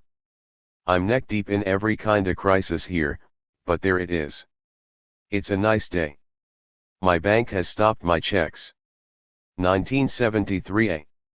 Looking through Johnson's own notes in preparation for the writing of Christie Mallory, we can see how this reading of terrorist literature was not undertaken as part of cursory background research, but engaged with on a personal level, its consequences thought through. Johnson was no stranger to this level of engagement.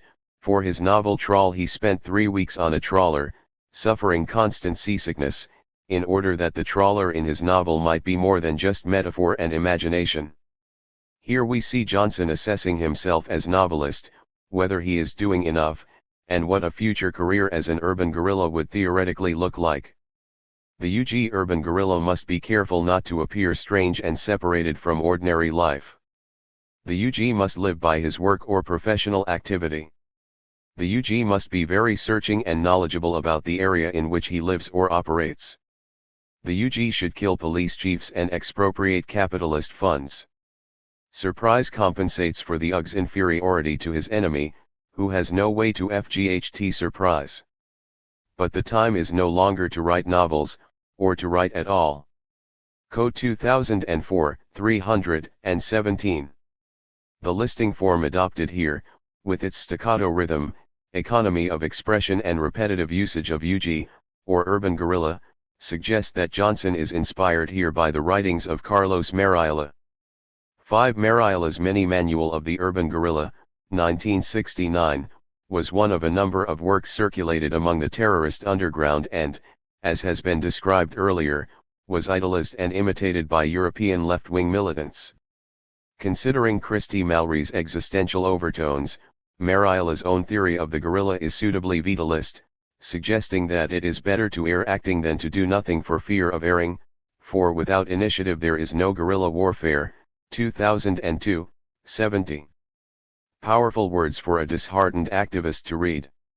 If all life is chaos, as the novel so often restates, then every action is an erring action based on an illusion. The act's potency, however, is derived from its very ability to exist within an illusory universe. The act is the only true remedy for doubt. The existential dilemmas which the terrorist F-Gur inhabits in Johnson's novel are directly connected to the role of the writer in the world. Johnson imposes himself into the novel as a seemingly omnipotent F-Gur, only to be argued with by his protagonist and ushered out of Christie's deathbed scene by a worried nurse. She didn't understand, we are told, that he could not die without me. 2001, 180. By his own assessment, Johnson's commitment to formal innovation is Promethean in scope, workmanlike in practice and historically necessary. And yet, in Johnson's own novels it is this hyperbole which is the butt of every joke. He makes his own hubris funny, but nevertheless continues to hold the same opinions. The same self-criticism, more serious in tone, is visible in his memoirs. The novelist cannot legitimately or successfully embody present-day reality in exhausted forms. If he is serious, he will be making a statement which attempts to change society towards a condition he conceives to be better, and he will be making at least implicitly a statement of faith in the evolution of the form in which he is working. 1973, 16. The novelist's commitment to formal innovation is unavoidable if one is to take one's task seriously. It is also implicitly tied to a political function which allies innovation and progressive change, and by contrast, appears ridiculous to traditionalist and conservative viewpoints. The ability for any of this F'shan work to actually have an impact or influence in the way it has been theorized is ultimately unknowable, an article of faith. Whether a writer engages with these responsibilities or not, the act of writing itself carries them implicitly. One is forced to take a position, consciously or not, as to the values one embodies in one's work. The commitment to literature as a political catalyst is itself quixotic, an act which no rational accounting could call realistic. Yet, one is bound to act, to err acting. Taking Christie Mallory as an implicit statement of faith in the political potency of writing, an act as irrational as any urban guerrilla taking up arms against a sea of troubles, some of the lasting appeal of the terrorist in literature becomes visible. The particular historical circumstances by which the 1970s in Britain encouraged the use of the terrorist as a symbol are a vital component in the analysis of this trend, but it is in the moments when the writer identifies with the terrorist not only in their cause but in their hopelessness that the full poetry of the form is realized. And that will be England gone. The shadows, the meadows, the lanes. The guild halls, the carved choirs. There'll be books, it will linger on. In galleries, but all that remains for us will be concrete and tires. Larkin 1972. So ends the poem commissioned by the HMSO to open their report, How Do You Want to Live? The report focuses on the ever-diminishing amount of green space in British towns and Larkin's mournful poetry no doubt intended to convey this loss. An unexpurgated version of the poem, newly entitled Going, Going, would appear 2 years later in his collection High Windows. A comparison of the two versions reveals that, before publication, the editors of the original government document saw FT to remove the fatalistic FNAL stanza where we are told that greeds and garbage are too thick strewn to be swept up now, 1974. They also remove Larkin's references to spectacled grins and grey area grants, 1974, which perhaps cut too close to the bone. In Larkin's scholarship these edits have come to represent the poet's clear-eyed conservationist pessimism falling afoul of a squeamish government loath to face the real threat of environmental collapse. Larkin's work can be seen as a lone voice in the wilderness. Wherever the truth lies with the editing of this particular. Chapter 6. Document, however, the notion that Larkin's apocalyptic imagination was somehow out of place in the 1970s is a considerable mischaracterization. If anything, it is in the 1970s when apocalyptic environmentalism goes mainstream. By 1974, when Going, Going would first appear in full, environment-oriented public debate was dominated by the dystopian mode. The message that permanent growth was impossible on a planet with finite resources lay at the center of ecological thinking. It even appeared within the very HMSO report Larkin's poem was supposedly too pessimistic for. At the same moment, the post-war baby boom was becoming visible in demographic statistics. Reports of exponential population growth began to stoke the same fears which motivated Malthus 170 years earlier. In Britain, environmentalism had previously been only one aspect of a larger set of conservationist concerns. The changes are visible in the constitution of groups founded between 1945 and 1969 on the one hand, and those appearing after 1970 on the other. As well as long-standing conservationist bodies the National Trust, RSPCA, and the RSPB, 1957 saw the Civic Trust founded to conserve and improve buildings and spaces within the urban environment. The British Trust for Conservation Volunteers appeared in 1959 for the upkeep of green spaces and, in 1966, the Conservation Society formed to campaign on political issues of conservation and environment. Each of these groups held ecological convictions, although these were undoubtedly secondary to larger conservation and national heritage concerns. The 1970s, however, sees Britain forming its FRST Friends of the Earth group in 1971, the Green Party, then called the Ecology Party, in 1973, a UK-based branch of Greenpeace in 1977, and the Green Alliance think tank in 1978. Each of these new groups come very definitely under a radical mantle of environmentalism as opposed to the, by contrast, largely conservative heritage and conservationist movements of earlier years. The greater emphasis on popular activism, 1998, 16, attributed to these groups by Peter Rawcliffe is largely due to the apocalyptic vision emerging in mainstream ecological thinking. Two very different images of the future inspired the groups.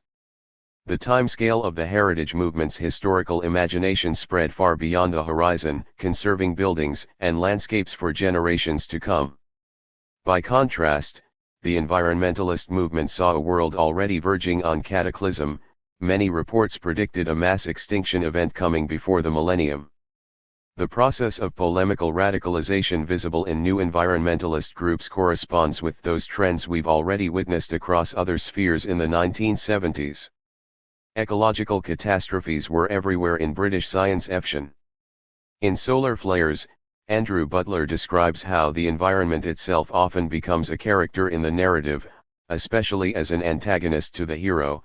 2012, 120.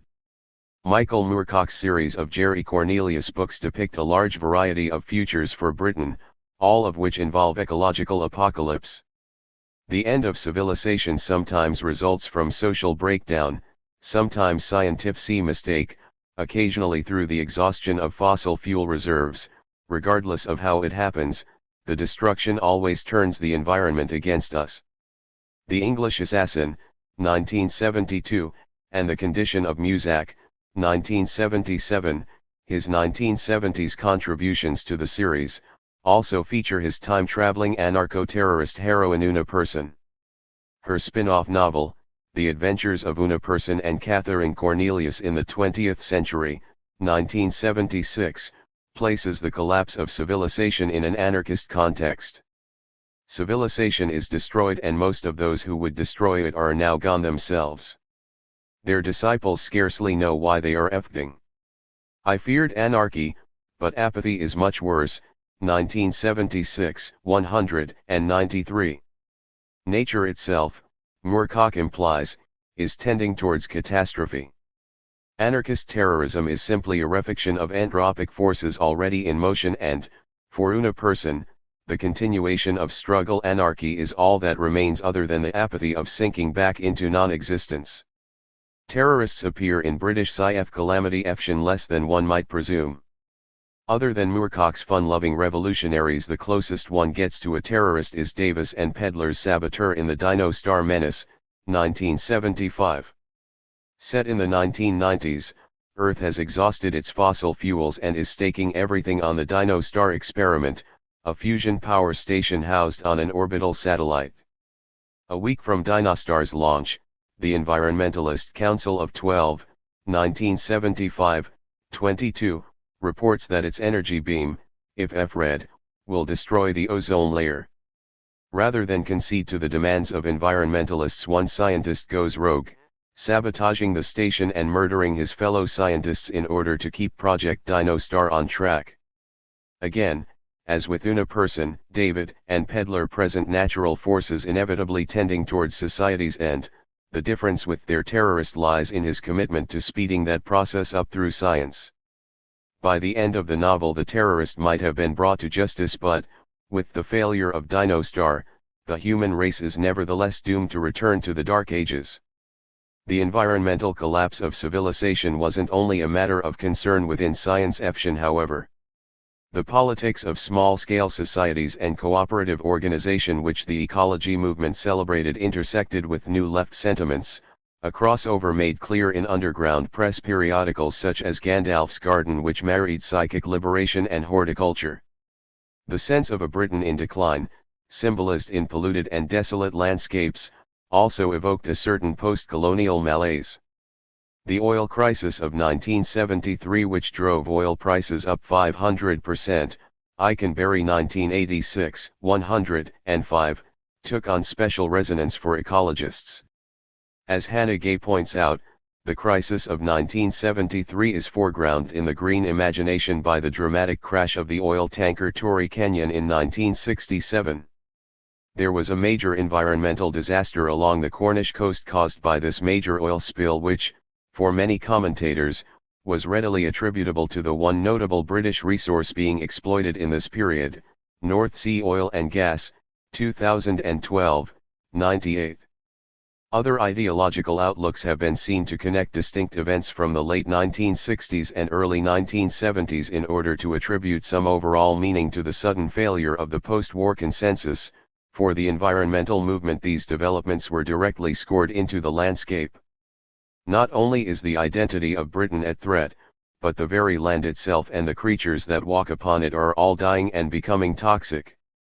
The imperative to act is immediate, and the scale of action required is revolutionary.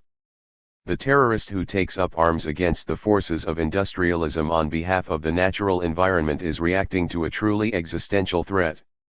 As we shall see, this threat is represented by wildly different political forces across the range of 1970s eco-terrorist literature, yet the threat itself remains consistent. It is the threat of modernity. The modern world appears as an occupying force upon the land, a merciless destroyer of nature on both a figurative and a literal level.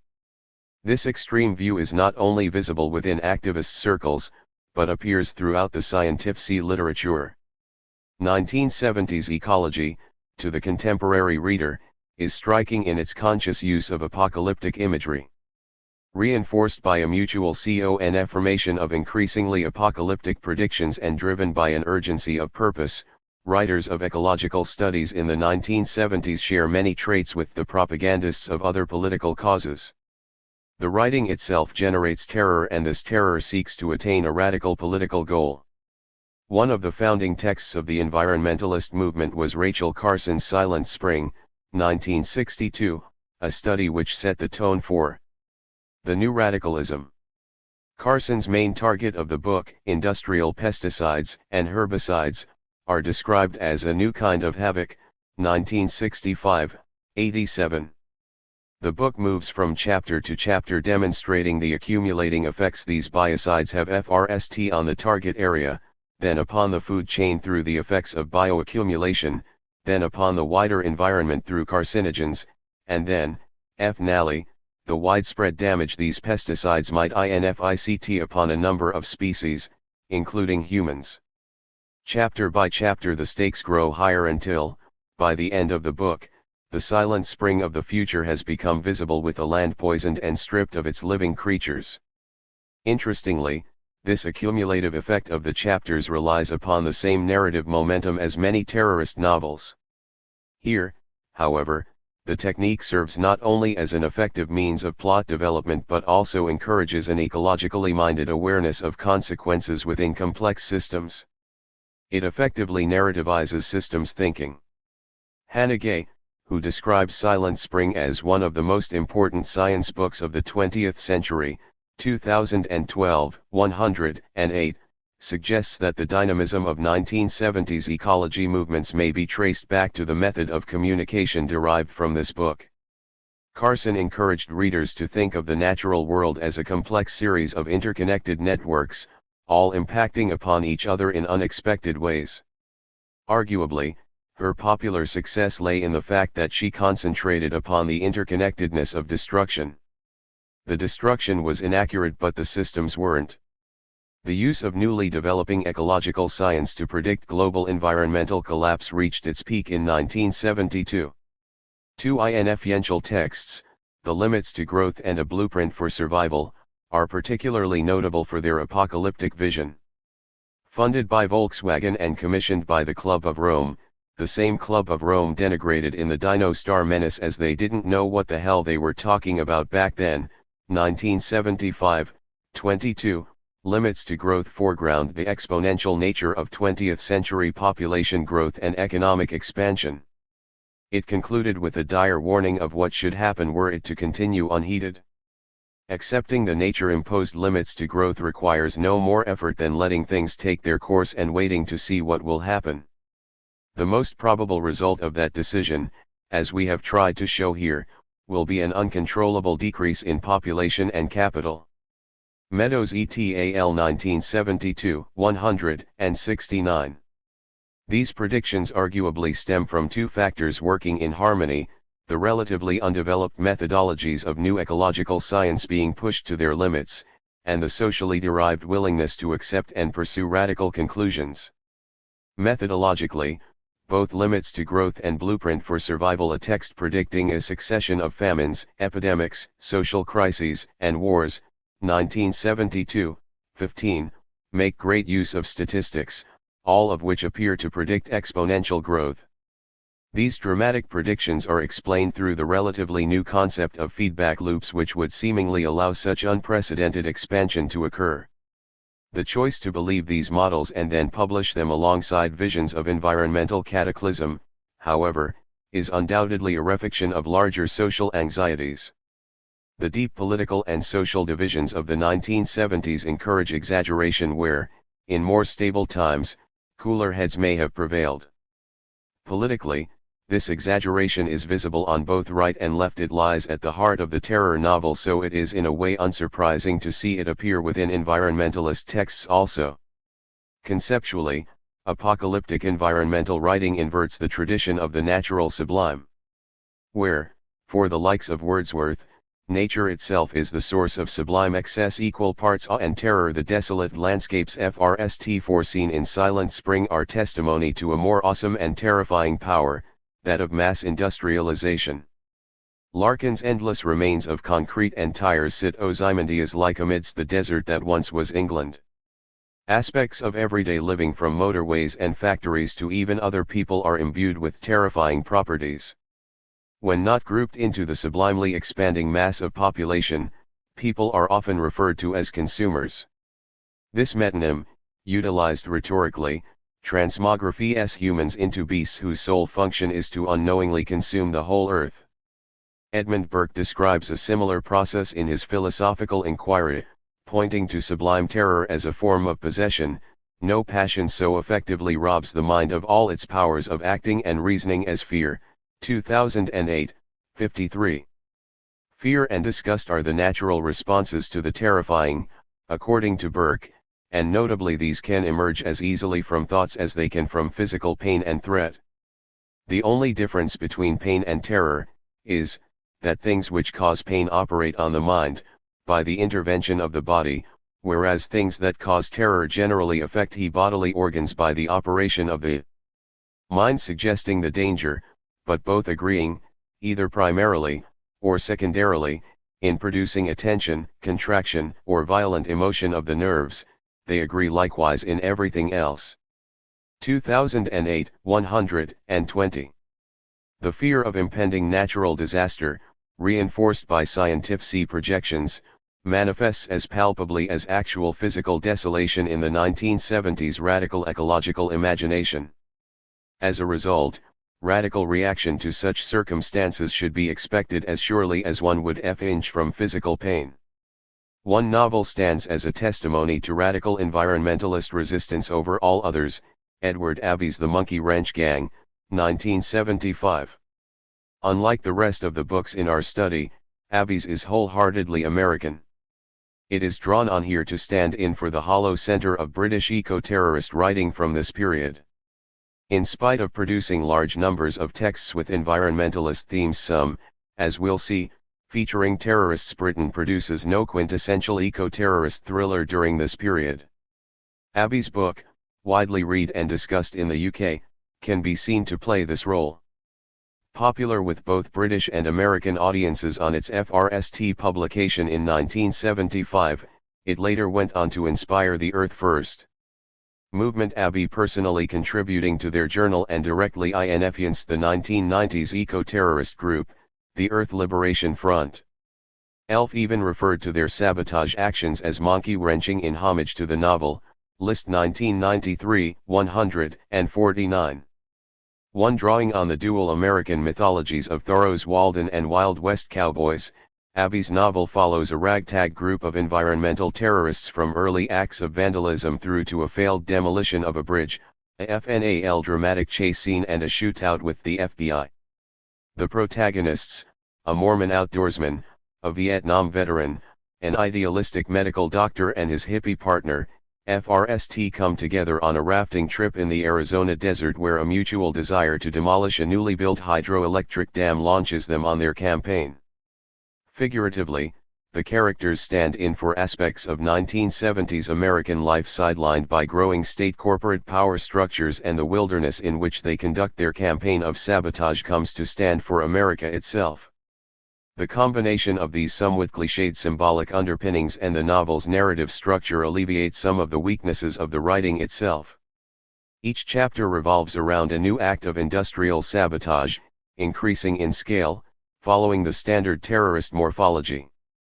As such, the reader is encouraged to continue with the text through the promise of bigger and better acts of destruction to come. In searching for an ideological underpinning to the novel, however, there seems only to be a general misanthropy communicated through images of environmental desolation, both real and imagined. In Abbey's America, everyone is implicated in the pollution of the land, including the Native Americans. He hadn't remembered so many power lines.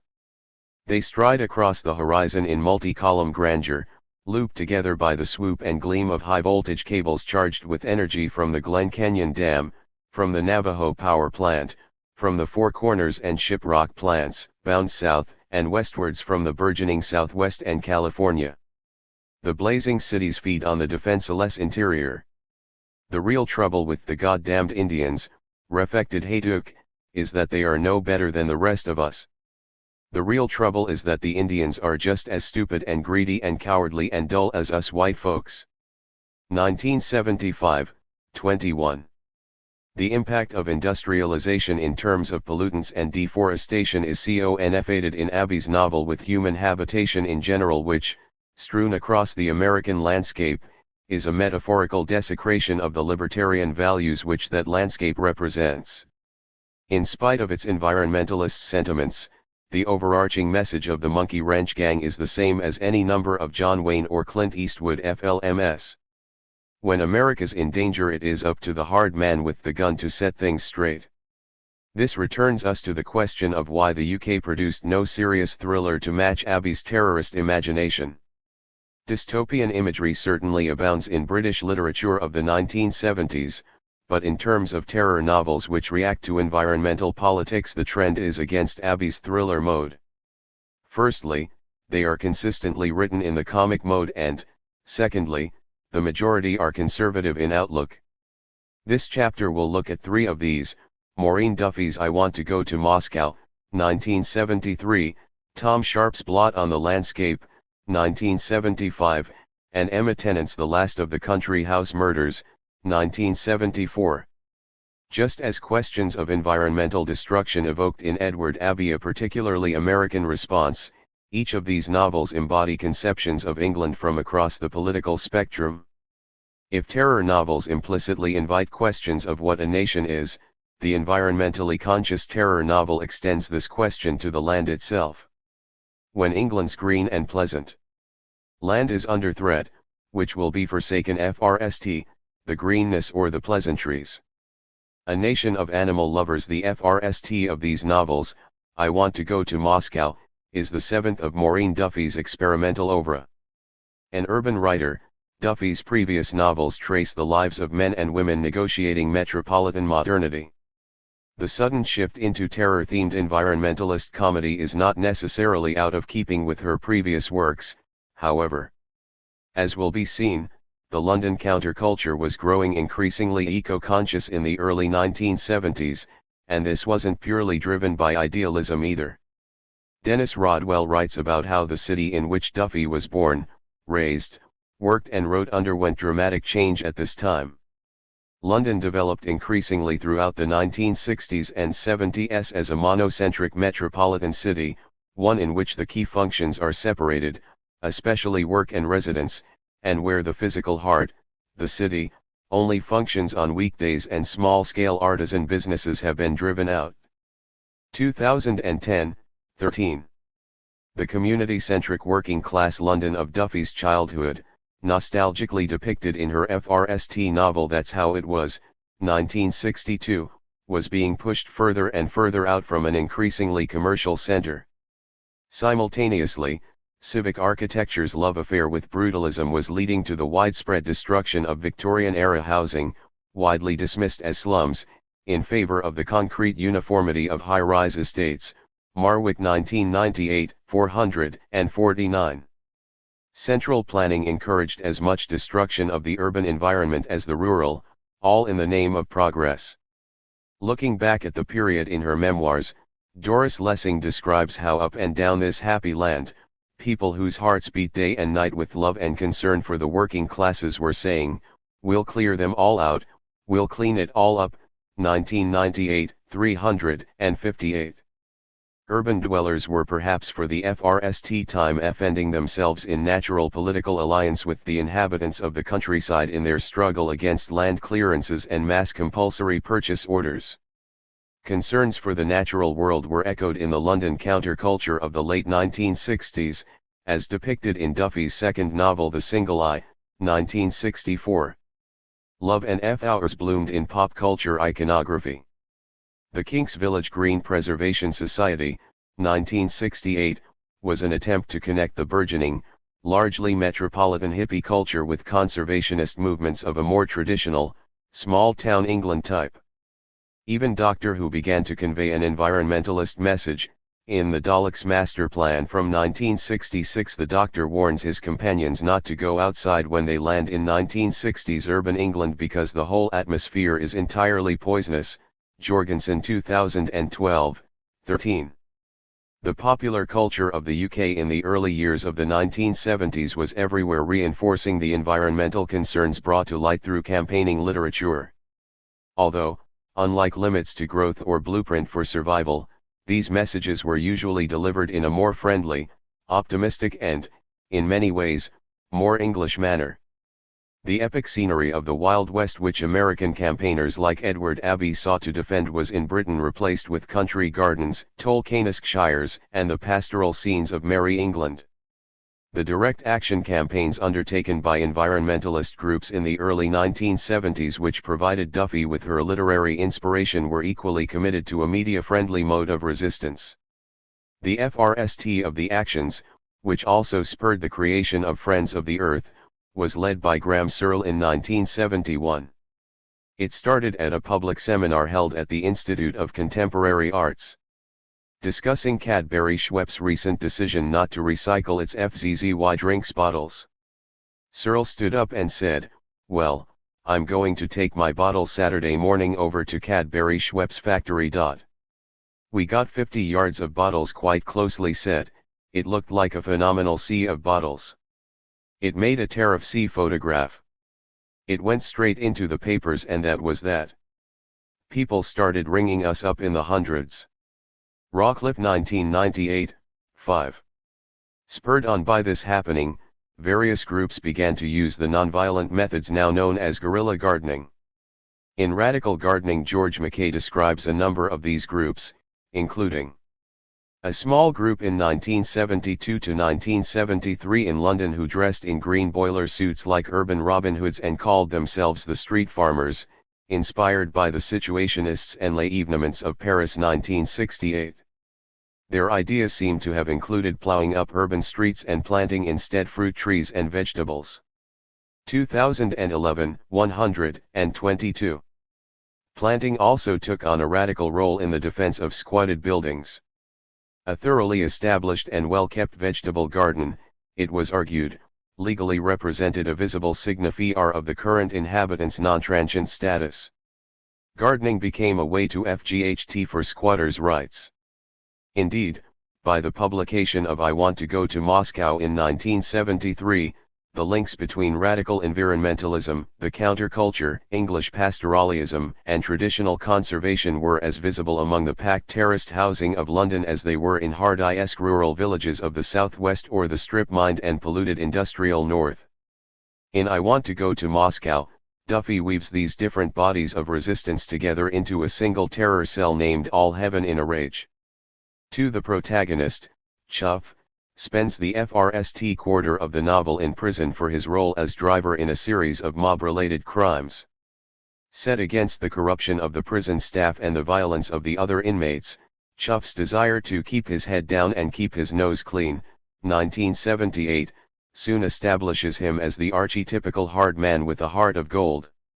Hearing of his criminal proficiency and reputation for nonviolence, AR, as they are abbreviated, conduct a daring jailbreak involving a turncoat prison vicar and a helicopter. Flown in secret to a large country house somewhere in southern England, Chuff is then enlisted in AR, helping them to conduct their operations. At FRST, Chuff agrees to help only in return for his own safety and the promise of later cash payment. However, as he soon becomes romantically involved with fellow terrorist Philo Mela, he soon starts to become radicalized himself. Each successful mission brings him a deeper understanding of animal rights and leads him to fall further in love. The rhythms of pacing, tension and overall accumulation of action are consistent with the standard terrorist narrative morphology, the only difference being Duffy's unusual cast of terrorist characters. The characters of Duffy's novel embody the same rural/urban that radical conservationism was seen to involve in the early 1970s. The result is a cast reminiscent of an Agatha Christie novel or music hall farce. Chuff begins as a representative of the working class, but also stands in for the uninitiated reader not yet familiar with AR and their animal rights politics. Philo Mela, young, sassy and a committed member of the free love generation, takes on the role of ideological expositor while providing some mild titillation between actions. The rest of the cast include the genial pamphleteer Reverend Raphael, the bellicose tactician Major Cracknell, and the impish dowagers Miss Cracknell and Princess Haffinger by whom the organization is funded. Duffy even employs the neighborly Bobby on the beat archetype as occasional antagonist, all keeping with the farcical setting and tone. As a result, the Major's calculated escalation, 1978, 57, of property destruction takes on the character of a parlor game with each action needing to grow exponentially, from the releasing of animals at a local factory farm to the airborne pamphleting of all London to the FNAL plan to burn down the Ministry for Agriculture. The slightly dotty officer class invent increasingly elaborate plans which the grumbling Chuff and Philo Mela then have to put into action. Behind the comedic framework of the text, however, Duffy also engages with distinct traditions of both English and international radicalism. Indeed, the seemingly innocuous Englishry of the text disguises a number of symbolic inversions. The reference to visionary and radical William Blake is but one of a patchwork of intertexts. Chuff reads Kafka's The Trial in his prison cell, Purcell's libretto to Dido's Lament is sung at the novel's close, there is a sense of English heritage communicated through these references which draws together the traditional cultural institutions of Britain and adds to them the radical tradition which is usually excluded from heritage narratives. The printing press upon which their communiques and pamphlets are produced bears living testimony to the traces of this literary underground, a society beneath the off-chale history. It's an old one that's been used for years by different underground organizations. It printed IRA material in the 20s and Leaf ETS for the Jarrow March. Then it was used for Spanish Republican news sheets. During the war the Free French had it. When the war ended, Spies for Peace took it over for a while until it passed to Grow Up and Love groups. It'll drop out of sight until someone needs it. So it can't ever be traced to the printer. 1978, 149. There is a clear process of inclusion and exclusion occurring here. The inclusion of the IRA in the 20s is a snub to the IRA of the 70s, for example, yet the scope of the list is broad enough to suggest a general anti-establishment tradition. The printing press metonymically reproduces British radical history. The call to burn down the ministry is met with the cry, "Oh God!" Guy Fawkes again, 1978, 169. The violence of the ER group, targeting property only, a common trait of sympathetic terrorists in 1970s Efshan, is submerged in a history of resistance. The association of the country house with tradition is also engaged here.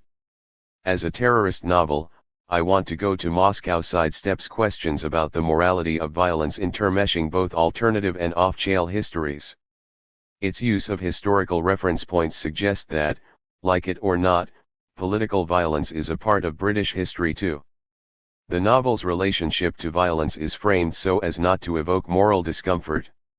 Chuff may be uncertain about his commitment to environmentalism and animal rights, but he retains an unshakable belief in the sanctity of human life. The roots of his conscientious objection are institutional, starting in the military. There's nothing clever about violence. Any mug can be trained to kill. I saw that in the army, 1978-99, and developing further in prison life. 3. It is this double incarceration, military and penal, which symbolically connects Chuff to the animals he rescues. During the initial mass release of mink from a fur farm, Chuff describes how the hundreds of animal feet drummed softly, as they ran up and down their cells, and recalled the FTS of banging that overtook the Nick at moments of communal despair, 1978, 83. The brute animal reactions of fear and pain evoke Chuff's empathy. He too, he feels, has been trapped in a cage.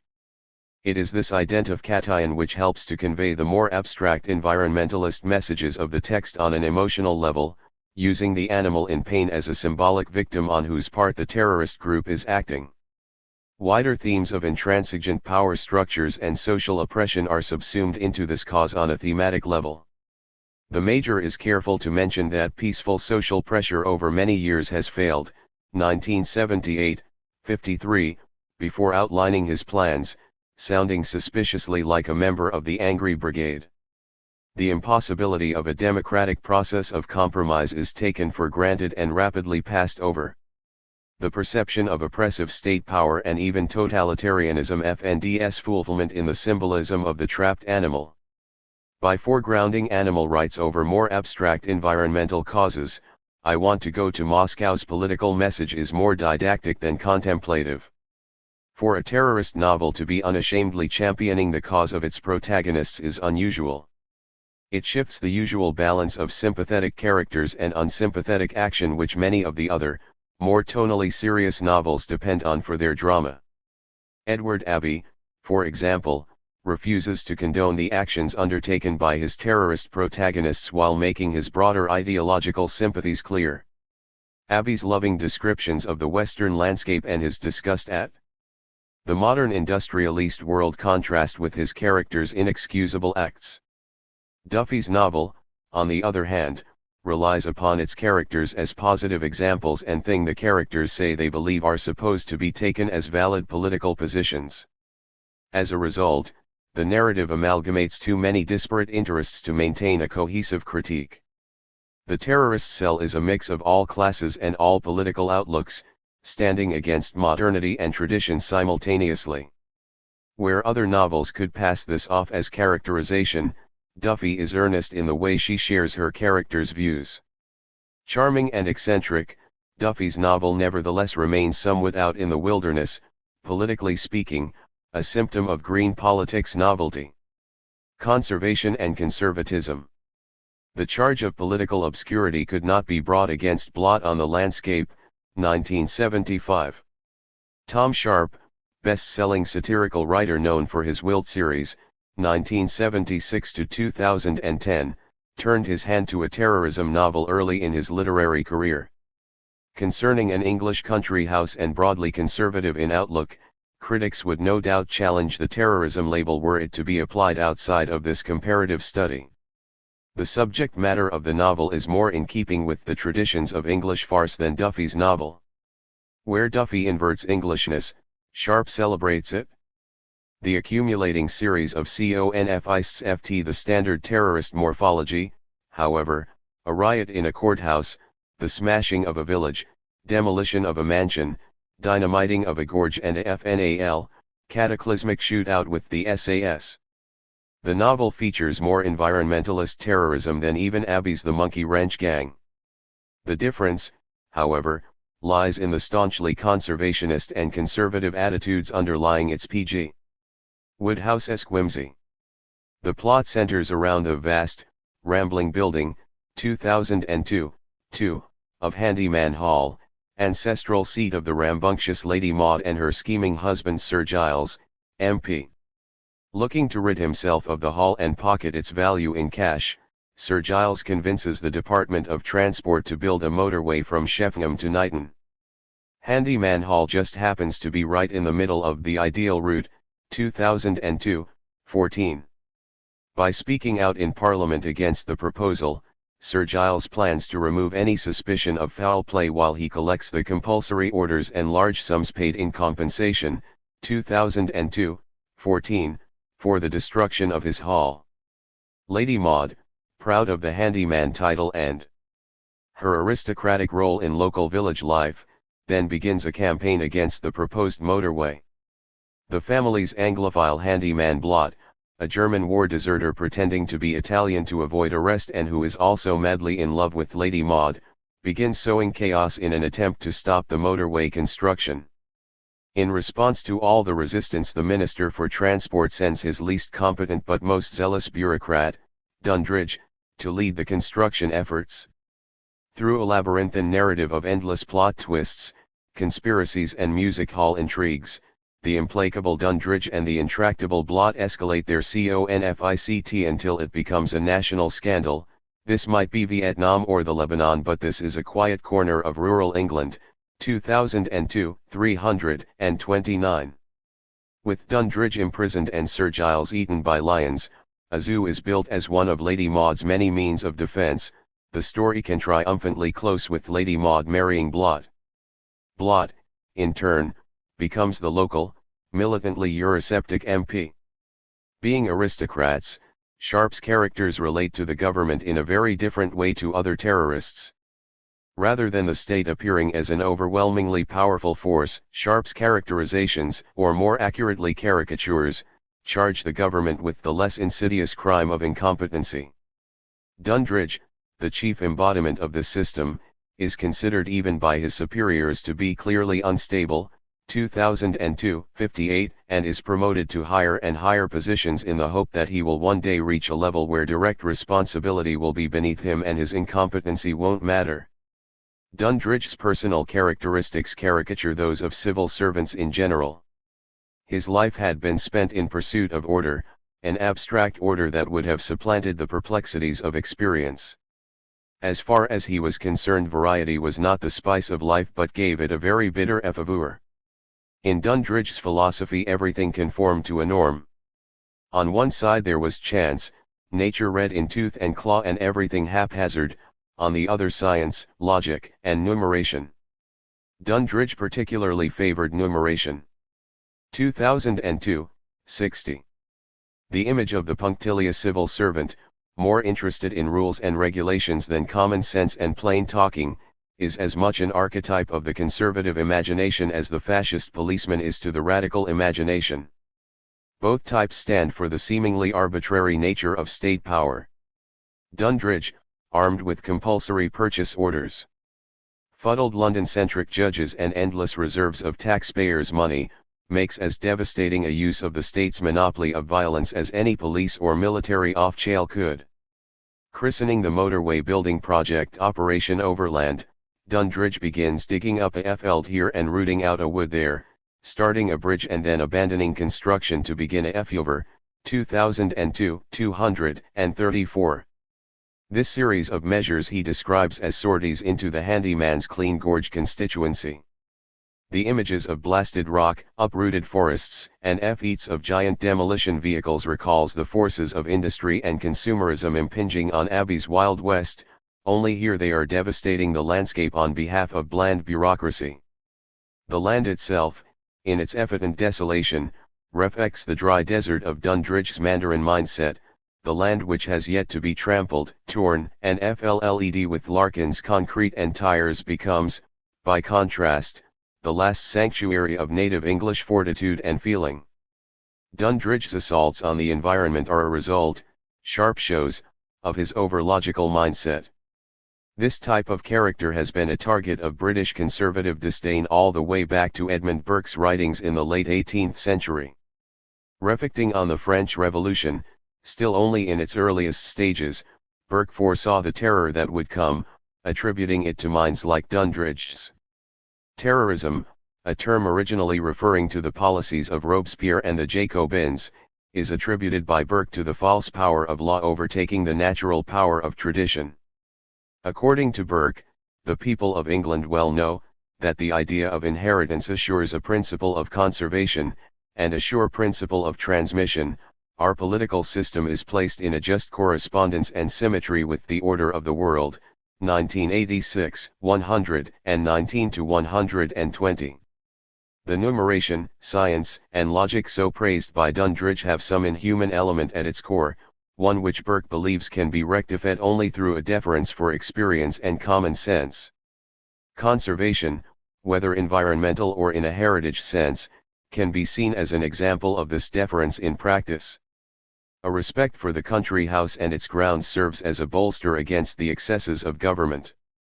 Expanding the relevance of these principles, Raymond Williams describes how Edmund Burke's anti-revolutionary writings established the idea of what has been called an organic society, where the emphasis is on the interrelation and continuity of human activities, rather than on separation into spheres of interest, each governed by its own laws. Immediately after Burke, this complex which he describes was to be called the spirit of the nation. By the end of the 19th century, it was to be called a national culture. 1958, 11. The conservative conservationist attitude and the more radical environmentalist attitude which were in the process of splitting apart during the mid-1970s FND an unlikely primogenitor in Burke's writing on the nation. The sense that there is a natural order to society just as there is a natural order to nature may suggest to some a reverence for what is. For others it takes on the radical call to break free of unnatural bonds and return to what, presumably, the state of nature once was.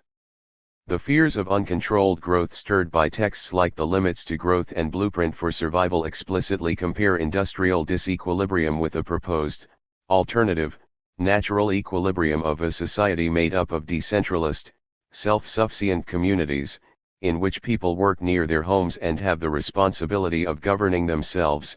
The Ecologist 1972, 62.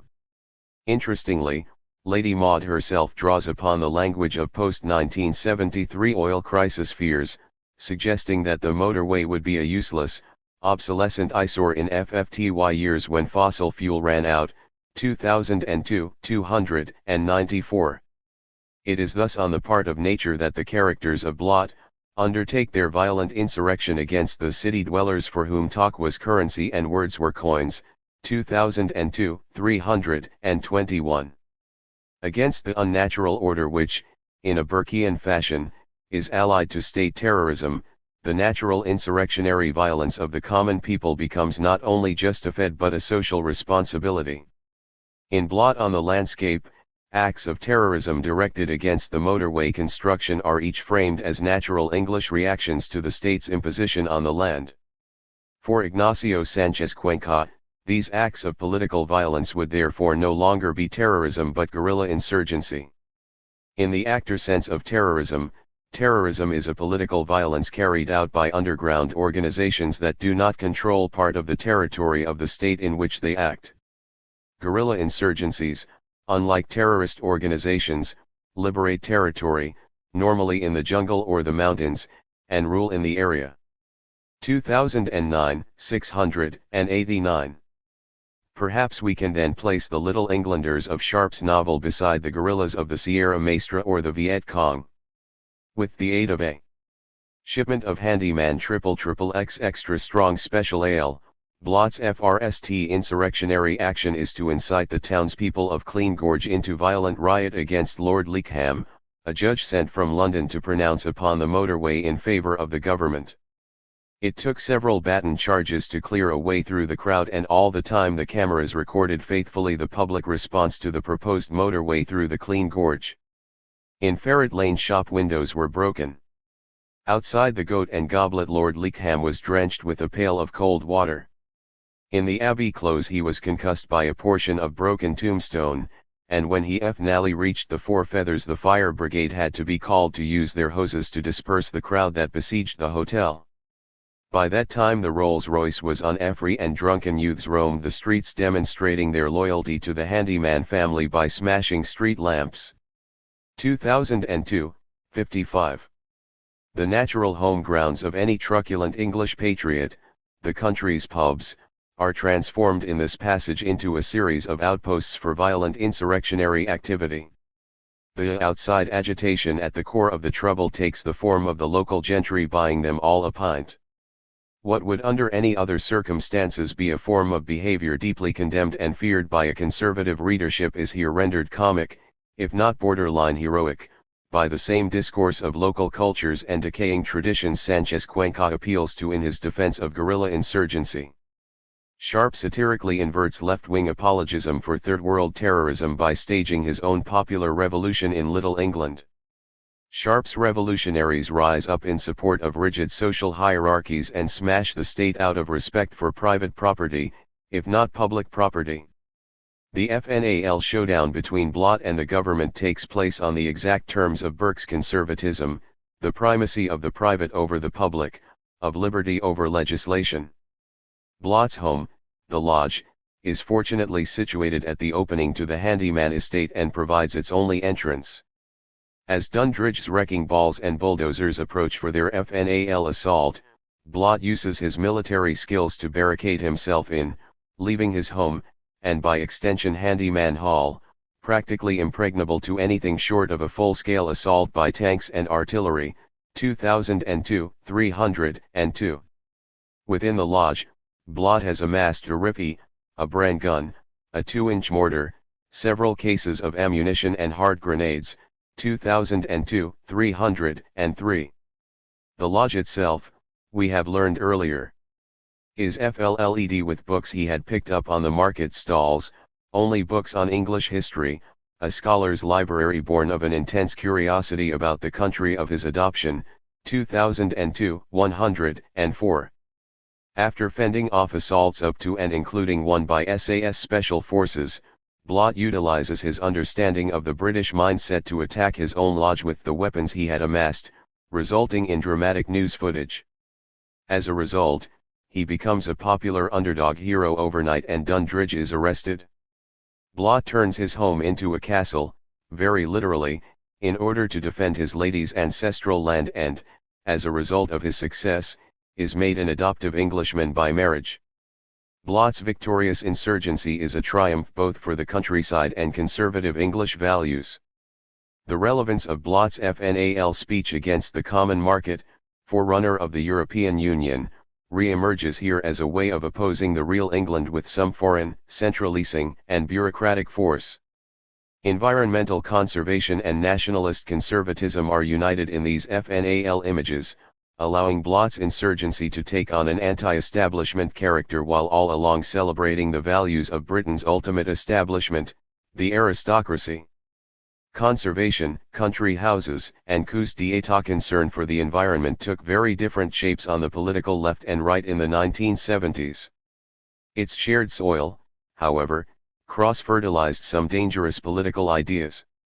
Matlis, Watkins and Merchant survey of 1960s conservationism found it surprisingly harmonious, despite considerable ideological differences, activities which would in future years be presented as in fundamental CONFICT, such as agriculture and nature conservation, field sports, and care for wildlife were, in the 1960s held in balance through a regulatory outlook styling itself as both paternalistic and modern, 2010, 98.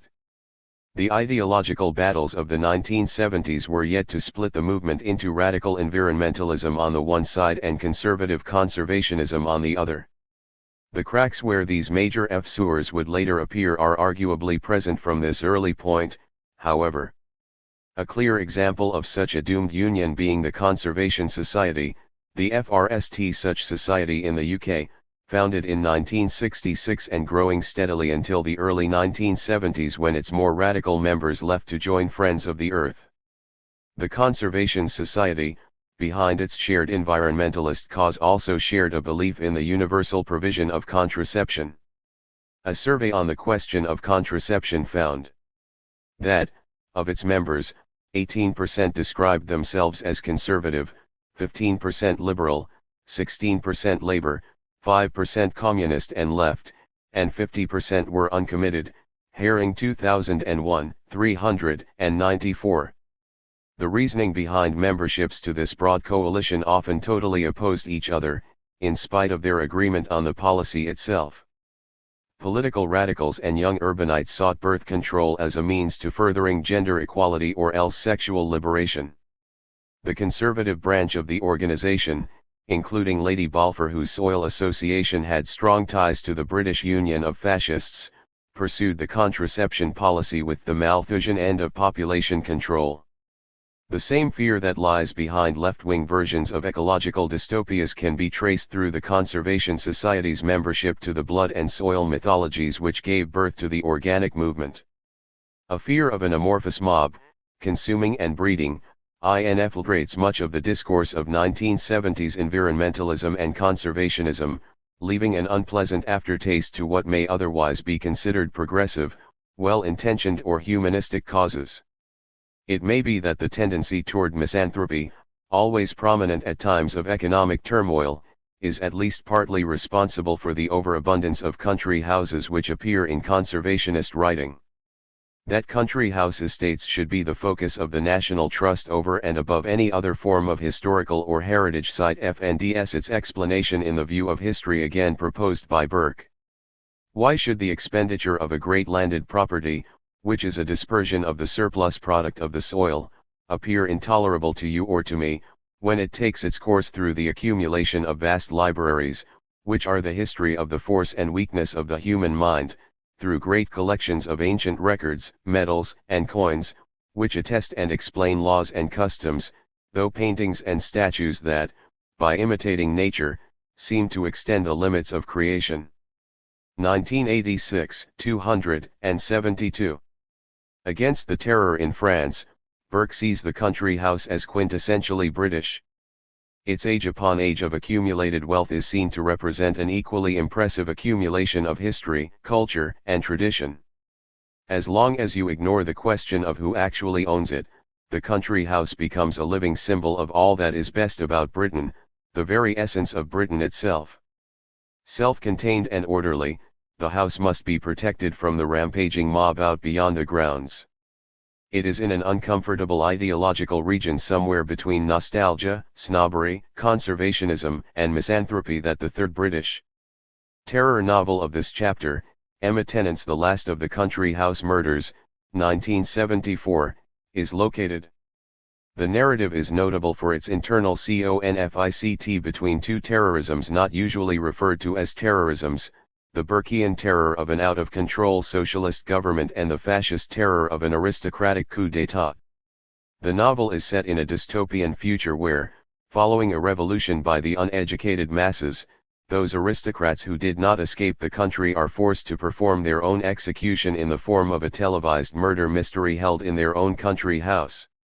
The last of these aristocrats, Jules Tanner, patiently awaits his execution as the mob surrounds his house with their cameras, the VIP area reserved for supplementary BNFT holders only, 1974, 57. He keeps himself entertained by discussing great English poets with the state-appointed detective Haynes. Unlike the punctilious Dundridge, however, Haynes is seen to have a streak of Lucky Jim in him, from his years at Tech, 1974-18, and starts to become dangerously sympathetic to Jules' stories about his friends Gertrude Stein, Edith Wharton and Henry James, as well as the many objects and artworks from an era before the stately home was no longer England's treasure house, 1974, 62. With the date of the execution nearly at hand, a deus ex machina in the shape of Ayn Randian Superman Cedric Brown FIES into the rescue. Cedric sat at the controls of his white helicopter. It was a long time since he had last left the sanctuary of Prince's Point, and what he saw beneath him filled him with horror. Vague stirrings of conscience returned to him at the sight of the crowded tenement towns, overspills which spilt over into each other in the wild lateral rush for accommodation, the islands of high-rise buildings which stood out like the jawbones of prehistoric animals in the despoiled landscape. 1974, 93. Thankful for the appearance of a superior, it's Cedric Brown. Up with Cedric. Get us out of this mess, Cedric. 1974, 97, the mob turn their backs on their revolution and celebrate as Cedric leads an army to seize power from the elected government and reinstate the aristocracy. What begins as the rescue of the sensitive yet stalwart Jules from his death at the hands of a postmodern Robespierre, a rescue in which soldiers heroically trampled the tourists, suffocated the wedding guests and overthrew the coaches in their stampede for freedom and justice, 1974, 158, soon turns into Cedric rescuing the sprawling unwashed mass of humanity from themselves and installing a military dictatorship. An heiress to a country house herself, Tennant gives little indication that any of this is intended to be satirical or ironic. The narrative in fact imparts a definite feeling of poorly disguised wish fulfillment. The novel is unpleasant in its misanthropy, in a way that Sharp's novel absolutely isn't. From a conservationist opening, Tennant reveals all too clearly that she'd rather conserve things than people. Yet, as with the Killian Club, there is something compelling in the last of the country house murders' extreme and uncensored nature which appeals to the analysis of a divided and divisive 1970s ideological landscape. The constant stream of snobbery when describing the mob, the endless name-dropping by the aristocratic characters which is unfailingly paired with the reminder that Haynes, as a functionary, doesn't know who they are referring to, in short the whole style gives the impression of overcompensation. As Francis Wheen has described, the 1970s right wing had a tendency to believe that FAWs in the national character were full and sufficient explanation for the United Kingdom's subsequent decline, 2010, 204. It is this outlook, couched in conservationist politics, that the last of the country house murders takes to rather elaborate extremes. The modern man is imagined as the antithesis of the country gentleman, the FGUR for whom the country house was FRST built. INFated by the possession of £300,000 a year, as Mark Gerard describes him, until all the most admired qualities of his species can be examined over life size, 1979, 4.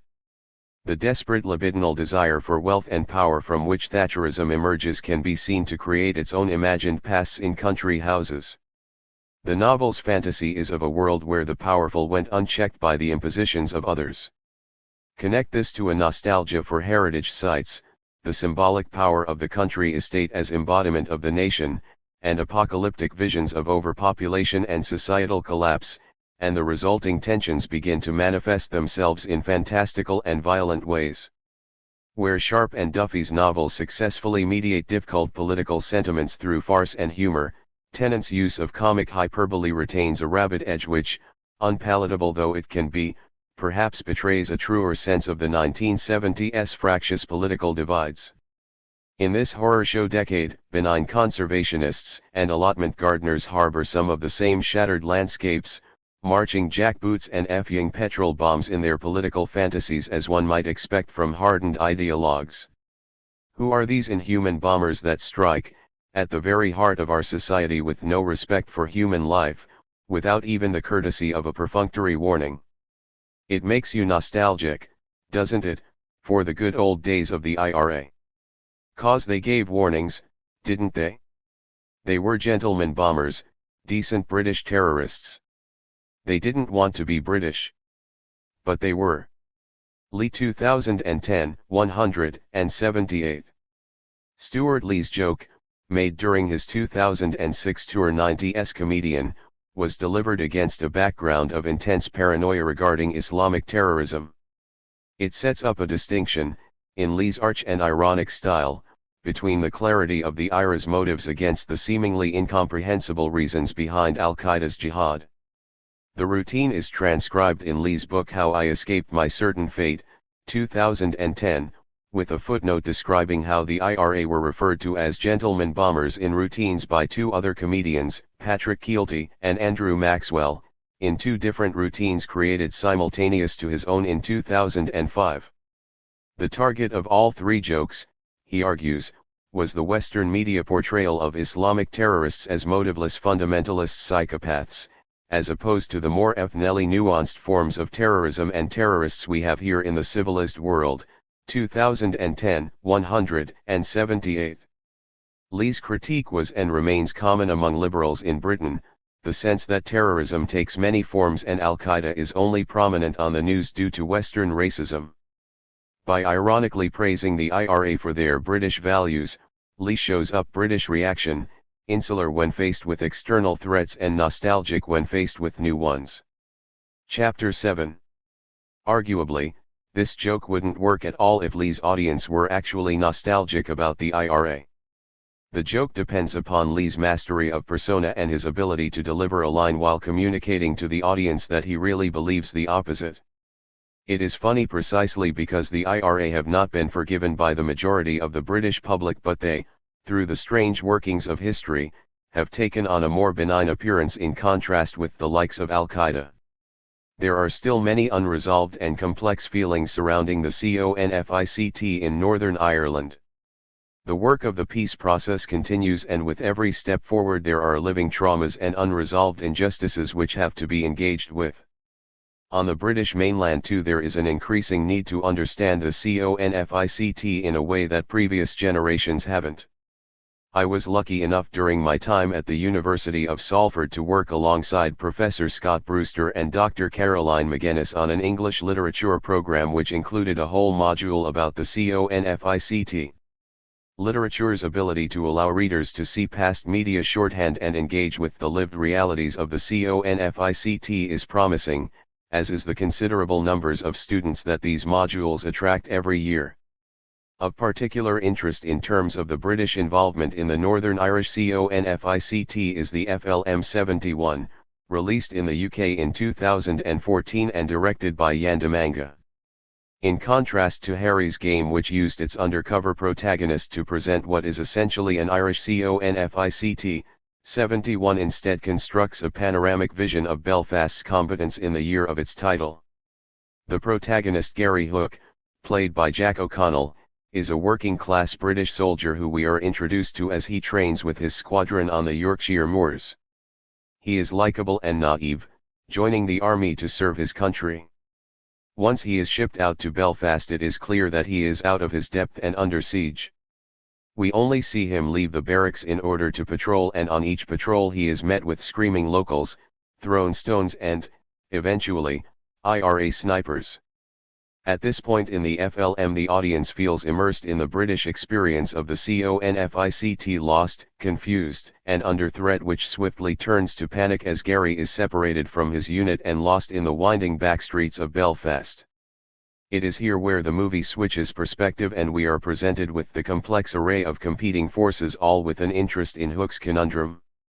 We are shown the conflict between off-jail IRA characters who want to keep out of the situation and the young provisionals who want to capture the soldier. Within the provisionals, however, there is also conflict between older members with political experience and younger, wilder members who would rather kill the soldier than capture him. All of these forces are themselves tied up in complex networks of subterfuge, as are the family of unaligned Catholics who eventually take Gary in. The British rescue forces are in a state of internal conflict too. The army rescue effort, led by Lieutenant Armitage, are constantly delayed by the MRF's Captain Browning who, playing all sides against each other, seeks to use Hook as a bartering tool between the many competing IRA factions. The conflict in Belfast is portrayed as a brutal mess of labyrinthine complexity. There is no attempt at an ideological explanation of the issues behind the conflict, certainly no religious ones. It is instead presented as complex and cruel, a space where no moral or ideological standpoint could enter without being compromised. One might criticize the FLM for this choice. However, as a FLM which seeks to explore a historical moment when memories are still raw, 71 offers a working through of the conflict on a human level. All the characters, other than the wild youths, are comprehensible in their actions. Their moral decisions are not personal but emerge from the circumstances of the conflict itself. As a FLM released in 2014, 71 may represent an increased curiosity on the part of British audiences to return to the conflict as part of our own history, as well as the history of peoples across the Irish Sea. A less subtle process of revisitation appears to have taken place around left-wing urban guerrillas.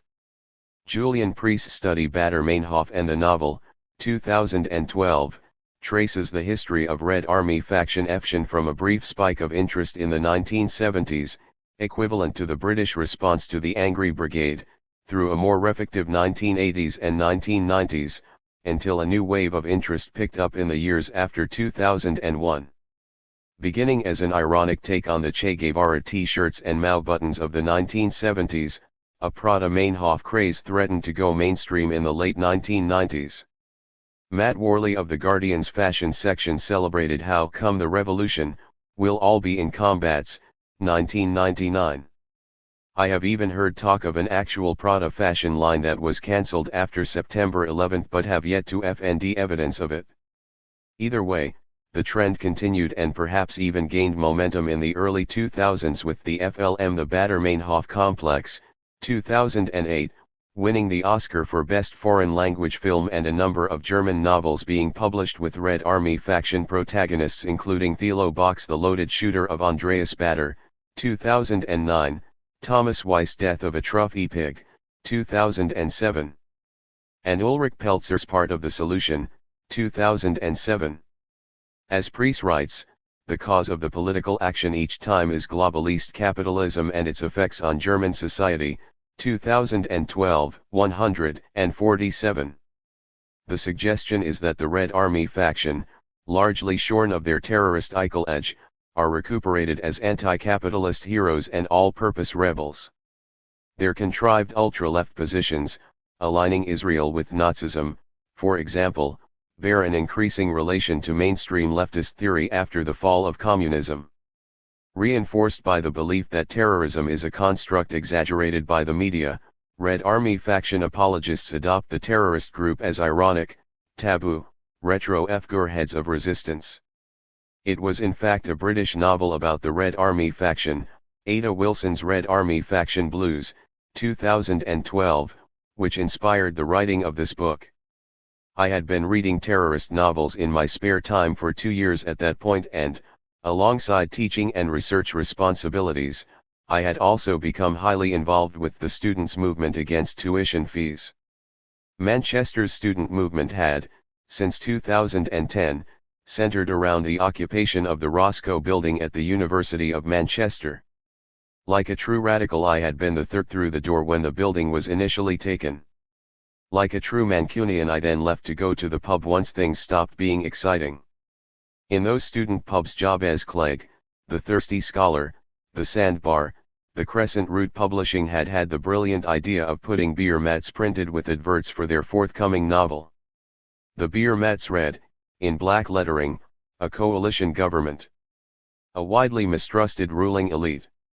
Riots in the streets and heavy-handed police tactics," and then following this, in red, "Welcome to West Berlin, 1967, 2012. The parallels to our own situation were immediately obvious. I immediately arranged to receive a review copy. The novel is in fact a rumination on left-wing radicalism before and after the fall of the Berlin Wall, set between 1967 and 1989, but the 1970s references points, including a search for Fleetwood Mac's original frontman Peter Green, lend the book a definitively 1970s feel. It tied perfectly into the protesters' desire to see themselves reliving revolutionary history. Like the Parisians of 1848 dressing as the Parisians of 1789, history was happening first as tragedy, then as farce, Marx 2001, 329. A book on the 1970s was consciously marketed as a book about 2010. We had entered the era of terrorism as farce, something we had perhaps been prepared for by the hundreds of comedians laughing at Al-Qaeda, or sly references to the IRA being obsolete, or the sense that the world had indeed changed and, after the Blair years, we were all liberals now, racists and fascists being only a tiny minority of buffoons. There is something about the recuperation of urban guerrillas among the radical left which speaks to a fundamental lack of seriousness about real change. Terrorist acts in 1970s British novels are already framed as acts demonstrating a superior will, a radical performance of one's beliefs that makes their commitment palpable in a physical, undeniable way. When, at the last moment, the protagonist fails to see through their last big operation, then their beliefs often fail with them, as if such beliefs could not be maintained without being acted upon. These beliefs are not sustainable in the real world and can exist only in opposition. I think we all have these kinds of beliefs within us. The threat comes when circumstances conspire to bring together individuals with antisocial beliefs and then provoke them with an escalating series of conflists. So, what are the differences between terrorism now and terrorism then? To return to Al-Qaeda, and Islamic terror more generally, a direct comparison can be found in Anthony Burgess' 1985, 1978. Written to mark the 30th anniversary of 1984, the book is separated into critical analysis of Orwell's text in the first half and a novella by Burgess in the second. After writing an average of 2 novels a year in the 1960s, Burgess spent most of the 1970s working on his epic Earthly Powers, 1980. According to Andrew Biswell, the process of writing a long novel depressed Burgess so much that his wife secretly organized for publishers Little, Brown and Company to commission 1985, 12. The break from Earthly Powers must have worked as the long novel came out 2 years later. That the writing of this book was a holiday from a longer, more serious work, perhaps excuses the occasionally unpolished nature of Burgess' response to Orwell. 1985 ostensibly aims to predict what the year 1984 would actually be like, although from the start Burgess makes his case that good science fiction says more about the present than the future. In his analysis of 1984, Burgess makes much of Orwell's borrowings from 1940s London life. Airstrip 1 is shown to include bombed-out terraces, Victory cigarettes, and a mustachioed big brother who looked suspiciously like the man in the Bennett College ads. Tagline, "Let me be your big brother," Burgess 2016, 11. Burgess' version of 1984 is, as a result, an exaggerated 1978. The trade unions initiate general strikes every other day, multiracial gangs run the streets, the government is powerless. Pornography is shown on daytime TV and strike breaking is punished by court-mandated sensitivity training. The story follows Bev Jones, a confectioner whose wife is burned to death during a free service strike. Following a Christmas day without power, rolling blackouts are a recurring motif. Bev decides to go anti-state, 2016, 120. He joins a gang of literati street thugs, burns his union card and turns up to work during a strike.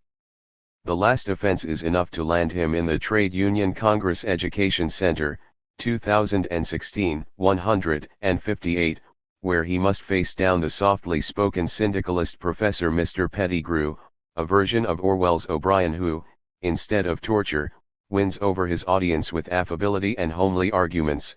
He is perhaps modeled on Tony Benn. So far, so 1970s. The relevance for our current study comes with the introduction of the Free Britons. Seemingly a fascist organization opposing syndicalism with nationalism, their propaganda makes passing reference to the God of the Prophets, from Abraham to Muhammad, 2016, 132. Now can you see where the money's coming from? 2016, 132, Bev is asked, upon noticing this phrase. The Free Britons are revealed to be a private army funded by Pan-Islamic, 2016, 177, oil money aiming to restore order through Islam. As their leader, Colonel Lawrence, argues the only way out of Britain's troubles, is a return to responsibility, loyalty, religion. A return to God. And who will show us that God now? The Christians. Christianity was abolished by the Second Vatican Council, 2016, 179. The FNAL showdown of the novel takes place when workers building a London mosque refuse to stop work during a general strike. They are attacked by trade unionists who are in turn attacked by the Free Britons. In the ensuing carnage, Burgess makes clear that both sides are as bad as each other. The syndicalists denounce the Islamist blacklegs, the Islamists denounce the syndicalist infidels, 2016, 176. Burgess' version of 1984 is a world without a moral center. For Catholic Burgess, the Second Vatican Council marks the end of the West's religious superiority as surely as the 1973 oil crisis marks the end of its economic superiority. The center has been hollowed out and in its place are partial interests. The totalizing narratives of syndicalism and Islam are presented as incapable of mutual communication. There is, for Burgess, no common ground, with even high culture, usually a great force for moral improvement within his writings, being reduced to a kind of antisocial counterculture kept alive by street gangs. In spite of its tabloid qualities, Burgess lived in Italy when he wrote the novel and only knew Britain through news reports. Biswell 2016, 12, 1985 makes a valuable contribution to our understanding of ideologies and terror. Where Orwell's novel warns against tyrannies of the Hitlerian and Stalinist type, Burgess realizes that totalitarian government is only one threat and, by the 1970s, an unlikely one, 2016, 50. Total domination of thought is unlikely to last, Burgess argues. Rather there is a lot of power about, and its dangers are not centralist, 2016, 55. By presenting a Britain dominated by syndicalism, 1985 demonstrates how a political philosophy can devastate a country without even controlling the government. Once all the trade unions align, there is no power left for the government other than to sign off on workers' pay rises. Under syndicalism, the unions control every part of society without even being in charge. Head teachers bow to teachers' union demands, police chiefs bow to police union demands, and if the government makes laws that the unions disagree with, then general strikes will assure that those laws are repealed. The importance of this insight on the symbolic level is that it demonstrates how ideologies can be dangerous without having off-chain power. The world presented in 1985 is a gross exaggeration of the real 1970s, but in that excess it captures the feeling of intransigence and decay typical of the era. An era needn't be dominated by a single bad ideology for individuals to lose their freedom. Our own times have been ravaged by ideologies, but, again, not in the same way that Burgess predicted. It is worth noting that the Free Britons in 1985 are not terrorists. They present themselves as a fascist party, harbor a secret mission to Islamicize Britain, and operate as a paramilitary force defending Arab property. These operations more closely resemble Wahhabi organizations than terrorist groups like Al-Qaeda, ISIS, or Al-Shabaab. Indeed, Wahhabism takes both an Orwellian/1984 form within the Gulf states themselves and a Burgessian/1985 form across the wider Middle East, where its influence is cultural, not governmental. What Islamist terrorism represents, however, is the next step in the dialectic. In spite of ties to Saudi Arabia, Al-Qaeda do not represent a linear continuation of Wahhabi soft power, rather they are a case of an ideology breaking away from its natural environment and having unexpected, self-destructive results. If we were to posit our own 1986, I would suggest that this would be our main antagonist. Where Burgess demonstrated that ideologists can damage a society with or without the state's approval, modern terror demonstrates how ideologies can damage a society with or without the approval of the ideologists who first expounded them. It is no good saying that the Islamic State is not Islamic when their extremism lies in taking the rhetoric of Islamist preachers seriously. We see the same in Charlottesville, and in the Yemen, and in Turkey. It lingers in Antifa and in the next generation of Northern Irish militants. Everywhere there are young people whose extremism amounts to taking seriously the things that their elders have said. Which returns us to the British terrorist novels of the 1970s. What these novels dare to say is that there is usually something at the core of a terrorist's mission which a conscientious person could sympathize with. We would all like an end to exploitation, to imperialism, to discrimination, and we'd all like a fairer society, and to treat animals better, and to save the environment. The protagonists of these novels are sympathetic for these reasons. The terrorist morphology demonstrates how the journey from these beliefs to terrorism is one that, equally, might happen to any of us should we be convinced enough in our beliefs or unlucky enough in our encounters with authority. But terrorists can also be caricatures in these novels, and monsters. Some are irredeemable. Some are just evil. I don't like trite lessons, but I think we can learn from both of these depictions. We shouldn't be afraid of culture that tries to understand terrorism, nor should we be suspicious of culture which condemns it. For the modern reader's taste, writers from the 1970s can appear shameless in the things they say. By contrast, our writers today must struggle not be shamed into silence. It might be that we must look back to see forward.